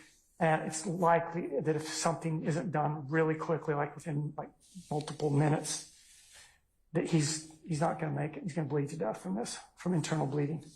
Would this injury cause Mr. Thomas to fall to the ground immediately, or will Your body's kind of designed to survive for a while. So everything clamps down and shunts all the blood towards the heart and the brain, shunts it away from all the organs, shunts them towards the muscles. This is, I guess, from some remote, our primitive history or whatever, so we could keep fighting for as long as possible. Those kind of reflexes will kick in. But within a few minutes, the blood drains out of the blood vessels and into the abdomen, other places. It's not doing any good. You start to lose blood pressure, you get dizzy, you collapse. And then a few minutes after that, there's not enough blood to keep your brain cells alive, and your brain cells die. And each group of cells dies at different times, so it's not like an instant, but within a few minutes, he's going to collapse and basically die. You talked about some bullet or fragments being found inside of this pathway. I'm going to show you what's been admitted as Exhibit 312 Yankee and also 313 Yankee. Looking at both 312 Yankee and 313, are those what you found inside of this pathway? Yes. Going back to 312.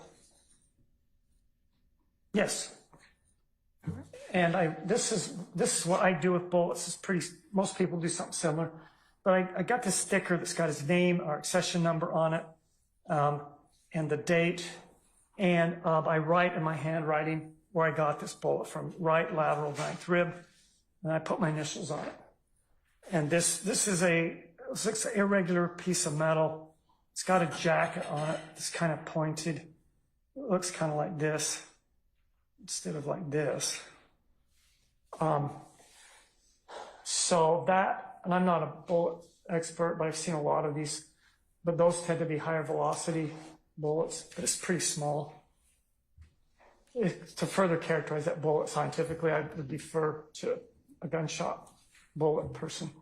That's what, it's kind of their area. Looking at 313 Yankee, is that the other fragment that you found kind of floating, like you said, in the body? Yeah, it's, this is the other half of it. Can you see? Yeah. Okay, now the interesting thing about this, when I first pulled these out and I thought on them and stuff, wash them off and look at them, I'm like, those 2 fragments, you know. But then I started looking at them, and they actually fit together. I could fit them together pretty good. They're not perfect because they're deformed, but they're actually from one bullet that's broken in half. Now looking at State's Exhibit 314 Yankee. What are we looking at State's Exhibit 314 Yankee? Okay, so this is the left side of Mr. Thomas. Okay, and we're looking at, for the purposes of this picture, that we're looking at this right here, and this right here, the little one on his arm here. This is an entrance wound. Okay. This is the second entrance wound I saw. I saw one on his back, saw one on his arm. And is the entrance wound on the back consistent with that hole that we saw at the back of his shirt earlier in the earlier exhibit? Yes, there's 2 entrance wounds. There's 2 holes. Well, one's a group of holes, but there's 2 locations with holes in the shirt, and they do match the pictures on his body. Obviously, clothing is a good, perfect match. People can have their clothes pulled. You know, it can be, worn in different unusual ways or whatever. So there's not clothing, you can't take that totally to the bank. But when you see it, and you see the body, which those holes don't move around. In the shirt, they kind of all fit together. And with the same thing with the 2 holes we saw in the shirt earlier, is that consistent with the exhibit with the entrance wound that you circled in 314Y? Yes. Now, looking at State's Exhibit 315 Yankee, is that a close-up of the entrance wound that we just discussed? Yes, and this is important because this one, the other one was pretty easy. There's a hole and there's a bullet, so it's an entrance wound. This one's got a little bit more complexity to it. So this is important, this picture, and it is characteristic of an entrance wound. It's not characteristic of a exit wound or an irregular wound. Okay. How are you able to determine that this is a characteristic of an entrance? Okay, entrance wounds, when the bullets, they're coming pretty fast, and they hit the skin, they're spinning, and as they punch through the skin, they abrade the edge. And if the bullet is coming through, use this. This is an arm. The bullet's coming straight on. It'll create a nice little round hole with an abrasion around it. The bullet is coming at an angle like this. It'll create an abrasion, maybe a furrow, kind of deeper in the skin, and then it'll go through. Okay, but it'll still have this abrasion. Okay, this gunshot wound has got an abrasion here along this edge, a real thin one there, a thicker, irregular one here. So this suggests a bullet is coming in at an angle, and it's an entrance wound. Okay, because of the abrasions. Now looking at State's Exhibit 316 Yankee. Okay, now this, where things get a little bit more complicated, but this bullet, the entrance wound is kind of hidden behind his arm over in here. Okay, this is, and I have to do this through dissection and show the pathway, and also I can put probes in them sometimes. But this entrance wound connects to this hole here. So this is an exit wound. And how are you determining that's an exit wound? It doesn't have the abrasion, and it's kind of torn out. When they come out, bullets are often tumbling. They might be deformed if they hit anything hard. They tend to tear out, they tend to be irregular, and they don't have abrasions. So this is an exit to that. This right here, it's kind of a perplexing one. It's close to this incision, but there's a pathway that comes down like this inside the body, okay, that connects, kind of jumps through, they cut through it, and it connects to that, okay? And this right here, if you take the arm, I got it like this, if you take this arm, put it down next to each other, okay, this is where it's going to fold. If you were to imagine this right here, folding it up like that, with his arms down here like this, those two are touching. So this bullet, I think, went out and right back in through that. Okay? So this is a re-entry wound. I think it's all one gunshot wounds now. Entrance, exit, re-entry, projectile. Which leaves this bullet, this defect up here to deal with. Now, when a bullet is going at a high velocity and when it's damaging skin and tearing skin, you can see this made this huge hole. It's either tumbling. And Dr. Hendrick, I don't know if the circle came out. Which hole are you referring to? Listen, there's a lot of energy associated with that. And I think if that arm's kind of held against his body like that, I think this is kind of like collateral damage. There's like concussive waves of energy that tear things. And this is characteristic of higher velocity bullets where you get a lot of damage, particularly where they come out and, you know, tissue gets torn. So I think this is is due to the, just part of, it's just in the, you know, collateral damage basically. It's part of the injury, but there's no pathways through this. It's just a tear.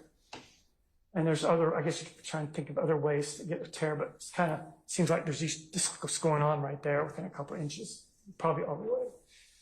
And from this entry, exit, and re-entry, what was the pathway of the bullet once it re-entered the body? Okay, this, usually when I see these, I'm thinking about internal organs. In this case, he's pretty big and thick. It didn't get inside of his ribs. It stayed out of his ribs. It stayed into his soft tissues all the way down through him. And this one was the one that was recovered down here in his abdomen. It's actually come down pretty steep. Okay, now, so it didn't get into his body, but again, this is a high velocity bullet. It has a lot of energy around it. There were bruises on his heart and his lungs. And some of those you could maybe blame on the trying to resuscitate him when they're trying to squeeze his heart. Maybe they squeezed it too hard or whatever, but they don't squeeze lungs. Okay. And so, some of this is from a gunshot wound. So he's got bruising of those organs. And looking at, you just said he had bruising on some of his organs. Would any of that bruising cause Mr. Thomas to maybe spit up any type of blood? He might. The lungs are very fragile. You can think of, they're like a sponge, okay? And if you start messing with the sponge, you know, if it's fragile, you can tear little walls of the bubbles of the sponge. If any of that gets injured, they can get blood inside the airway. And when you're breathing in that, you might breathe some of it out. It might be enough to spit out. It might not. I don't think it'd be very much. So I don't really know for sure. I think it's like a definite maybe. Maybe it could. Maybe it couldn't. So there is injury to the lungs that could cause it, but on the other hand, it might be not that much. So I don't know. Now, looking at 6 317 Yankee. Okay, of course. What is the 317 Yankee? All right, so this is the other bullet was recovered on his left lateral abdomen. So it didn't ever get over to his right side. Although there was bruising on the liver, but some of the liver's on the left side too, whatever. And this bullet looks a lot like the other one. And it's got this kind of pointed look to it instead of like this look to it. So I think that's important. I'm not the one that decides what kind of bullet this is. They have people that, I don't know that much about bullets, and it's like, when you start studying this, there's like hundreds of different kinds of bullets, and you have to be pretty obsessed with bullets to be good at saying this is this kind of bullet, this is that. So I defer that to the crime laboratory.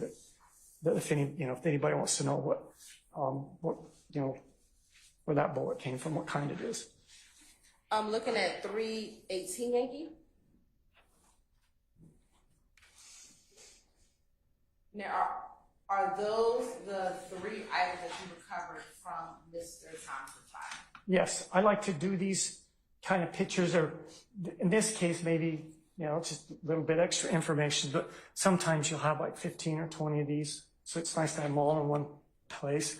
You can kind of see in this view how these kind of fit together. And then this is the one.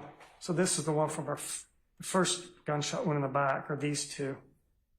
And this is the second one. And when you recover from the body, what do you do with the projectiles? Okay, first thing, I wash them, get all the blood off of them. And then I put them on these little these are 2 by 2 inch gauze pads.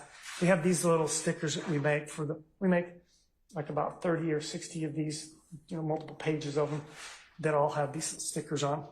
And I put a sticker on each of them, and I label where they're from, put my initials on them, photograph this, and then individually. And do you box them up and put it in a... Oh, I do all of that. Yeah, then I forgot it. Finished. I don't just run off and leave them.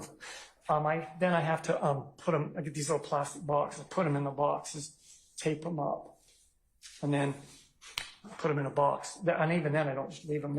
They go into a evidence room, into a safe box that's locked. So you got to get through 2 locks, and you can't really get into that safe box without special keys. And then periodically, the people from the crime lab come over, and our administrative people transfer the bullets, and that they maintain chain of custody.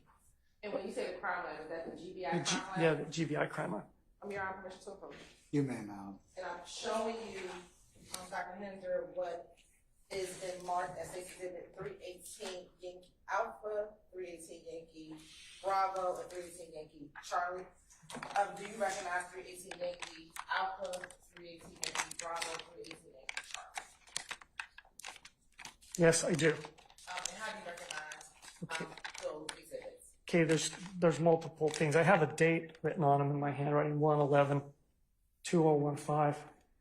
Probably didn't do 2 cases with exactly 3 projectiles in the same day. Got my initials on it.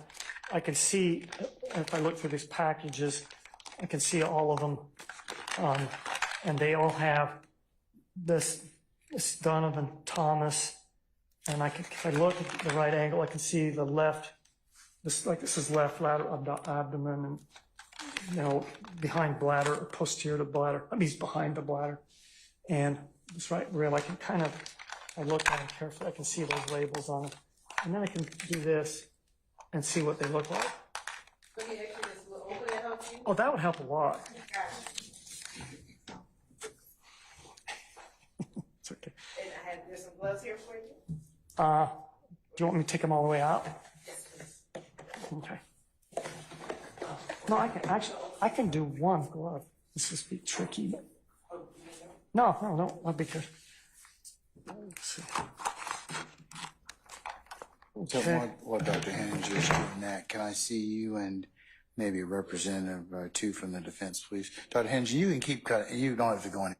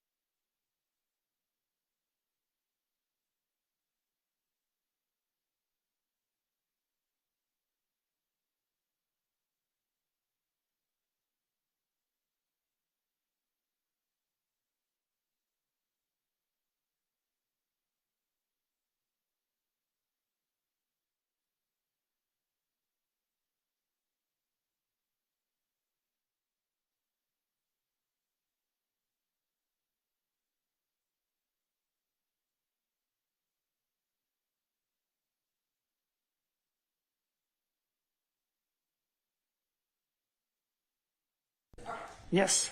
Okay, so before we show anything, so now looking at 318 Yankee Alpha, Yankee Bravo, and Yankee Charlie, those appear to be the same items that you collected back on January 11, 2015.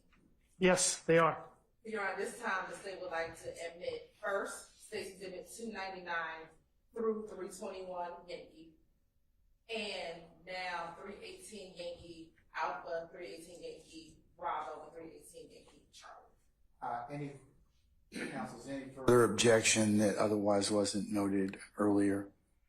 Just a brief objection, Judge. Okay, I'll note that for the purposes of record, and I'm going to admit the aforementioned 299 through 321 and states 318 Yankee Alpha, Bravo, and Charlie over objection, and they be continue to be published. Thank you, Your Honor.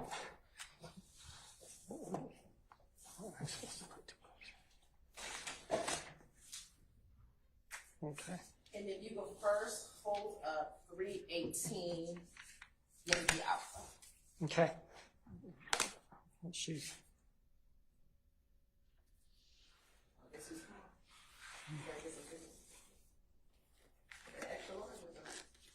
Okay.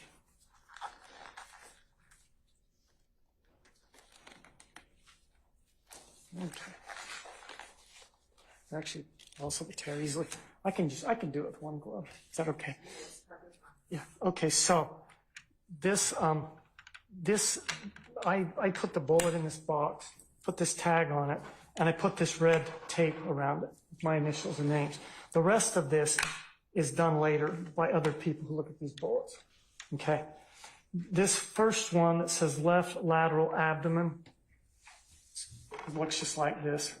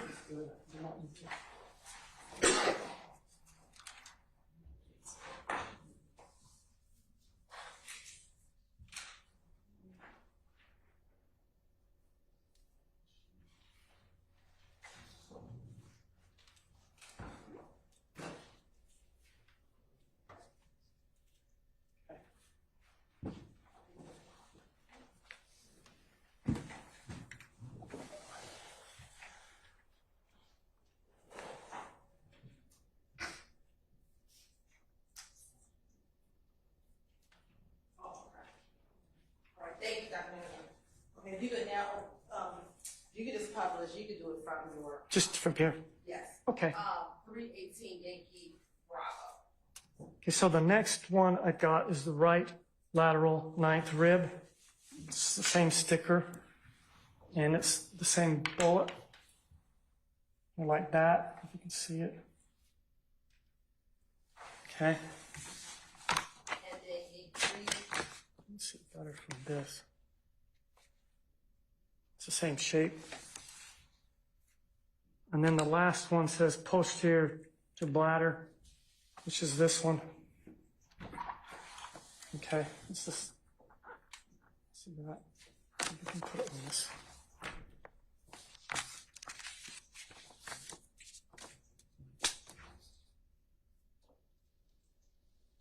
And with that 318 Yankee Charlie. Yes. Thank you, Dr. Hendrick. Now, looking at 319 Yankee, what, if anything, was depicted or of significance during your autopsy for 319 Yankee? Okay, this was, every case has something that you, on it that's, well, not every single case, but many cases have something on them that you've never seen before. Okay, and this one has got these three little lacerations, little tears in the skin on his scalp. And my first thought was, is there some medical intervention that I don't know about? But this is evidence of it got taken off. And I couldn't think of anything like that. And they don't go anywhere. They're tiny little abrasions on the top of his scalp. Okay? And I think there's a closer one. Yes, looking at 320 Yankee. And Dr. Hendrick, if you can remove the markings, the Definitely. markings. Okay, does this go up, expand even higher magnification, or does it just go? Should be able to zoom in. Okay, yeah, okay, now. All right, so now they're really tiny, but now they're starting to look more like what I usually see, normal size lacerations. They're tiny lacerations. And they have an orientation. Okay? Okay? They have some abrasions around them, which would suggest that they're irregular. They're not smooth. And they're kind of coming, so this one particularly has got three little, when I start seeing patterns like this, you see what I mean, where it seems like the energy is starting in one place and kind of dispersing out, I'm thinking there's a direction here. So something is going in that direction. Now, I mean, it could be, maybe he fell against something or scraped his head that way. Or maybe something else scraped by his head. Let me ask you this hypothetically. Could this come from a bullet maybe hitting glass and glass hitting him, hitting the body?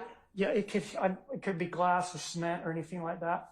If a bullet's kind of coming like from over here and hits something sharp, kind of like a glass or a wall or something, and it throws off a whole bunch of pieces at a pretty high velocity, and three of them happen to be the right place to hit here, that would be very consistent with it.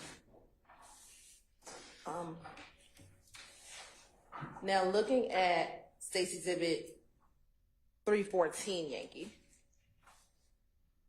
okay. Was there another injury significant on 314 Yankee? Yes, and this, now it's, once, three of them all together is one thing. Now there's this. Whoops. And I don't know if you can see that. And let me show you 321 Yankee. Is that a close-up of that same area? Yeah. There's another one. It's almost the same. It's a small laceration. Doesn't go anywhere. If there's a car wreck, doesn't mean anything. Probably not even get mentioned. But this is a guy that's been shot twice. And it's not exactly what you see with like fighting before or after, or bruises and big abrasions. They're tiny, but they are pretty long, so they seem to have a direction and they seem to have velocity to them. So I think that's similar to the previous ones on his head, probably came from some similar process. So if you're hitting a bullet's hitting a building, it may fragment a lot of these pieces in a lot of different directions, and only a few of them would hit a person and hit it in just the right way to cause an injury, kind of skim along. Now, Dr. Hendrick, are you able to tell from the gunshot wound the order of the gunshots? No, there's very rare situations where you can tell that.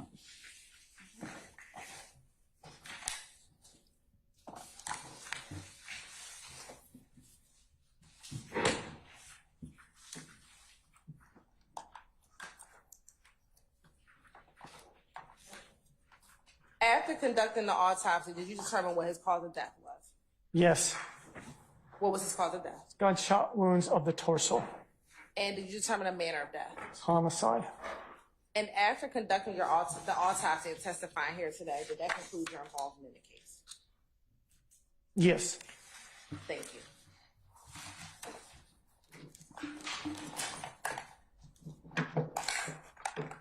Mr. Adams, cross, if any.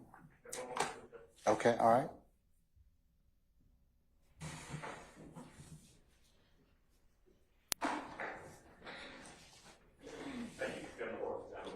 Okay, thank you, sir. Mr. Sharp? Ms. Westmoreland? Ms. D. Williams?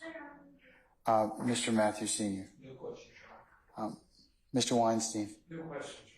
All right. May Dr. Heninger be permanently or temporarily excused. Okay. Dr. Hanna, we're going to temporarily excuse you as a witness, so we'll give you plenty of notice of when you need to return and join us. Please don't discuss your testimony with anybody except the attorneys in this case, okay? Thank you, sir. Thank you. Oh, well, hey, it's even better, Dr. Henning. I'm going to permanently excuse you, okay? Still thing. All right, sir. Thank you.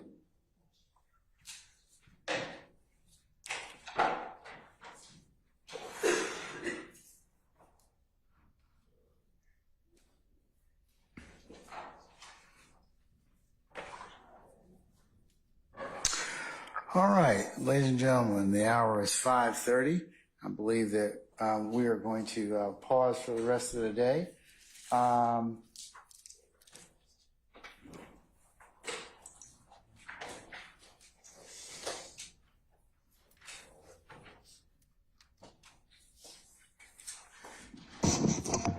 Okay, so tomorrow, as mentioned earlier, the court has other unrelated business. I take up Veterans Court for every second Friday morning. So I'll need you to report for 12:30 for an anticipated 1 o'clock start time. We'll work from about 1 to 5 tomorrow, okay? All right, that's our work day. And then I told you that I've given you the schedule for the following week. You'll have a little bit of a longer weekend as you'll have an administrative day on Monday, okay? All right. Okay, any minister inquiry of me, ladies and gentlemen of the jury? Okay, all right, let's go through your customary admonitions. Remember, as you leave today, leave your notepads in the basket. Do not take them outside your headquarters or jury deliberation room. Also, as you depart from here, or as you're seated in the back, as a reminder, you're not permitted to talk about this case in onesies and twosies or collectively as a group, or discuss this case with anybody, as that would be a violation. Remember, I told you, as you're sitting back there in your headquarters or jury deliberation room, it would be impermissible for you to recap or otherwise handicap the testimony, review what's been presented. As remember, the court will give you at the appropriate time instructions on how you to begin that deliberative process. But until such time, you are not permitted to discuss this case at all with each other, or as you sit back there waiting on us, okay? All right. Also, ladies and gentlemen, please don't listen to any news media accounts or any third-party accounts or recaps or otherwise any other person or persons comments on this particular case. Remember, you can only consider what's been lawfully presented within the four walls of this courtroom. Remember also, it would be a violation if somebody were to try and attempt to discuss this case in your presence or hearing, or try and reach out to you to try and talk with you about this particular case or anything involved with it, that you need to let myself and Sergeant Ingram know immediately. Remember also, ladies and gentlemen, you've learned a number of scenes that may have been testified to. It would be impermissible for you to go to visit any of those scenes that you may have learned through testimony, or to go by any of those scenes, take pictures or otherwise share that experience with or anything, because remember, it would be a violation for you to do so. You can only consider what's been presented in this courtroom, and it would be a violation for you to go by and visit any of those scenes to otherwise aid or augment in your understanding. Remember about aiding and augmenting, as I mentioned earlier, you can only consider what's been presented within this courtroom. You cannot consider any outside sources or understanding. All right?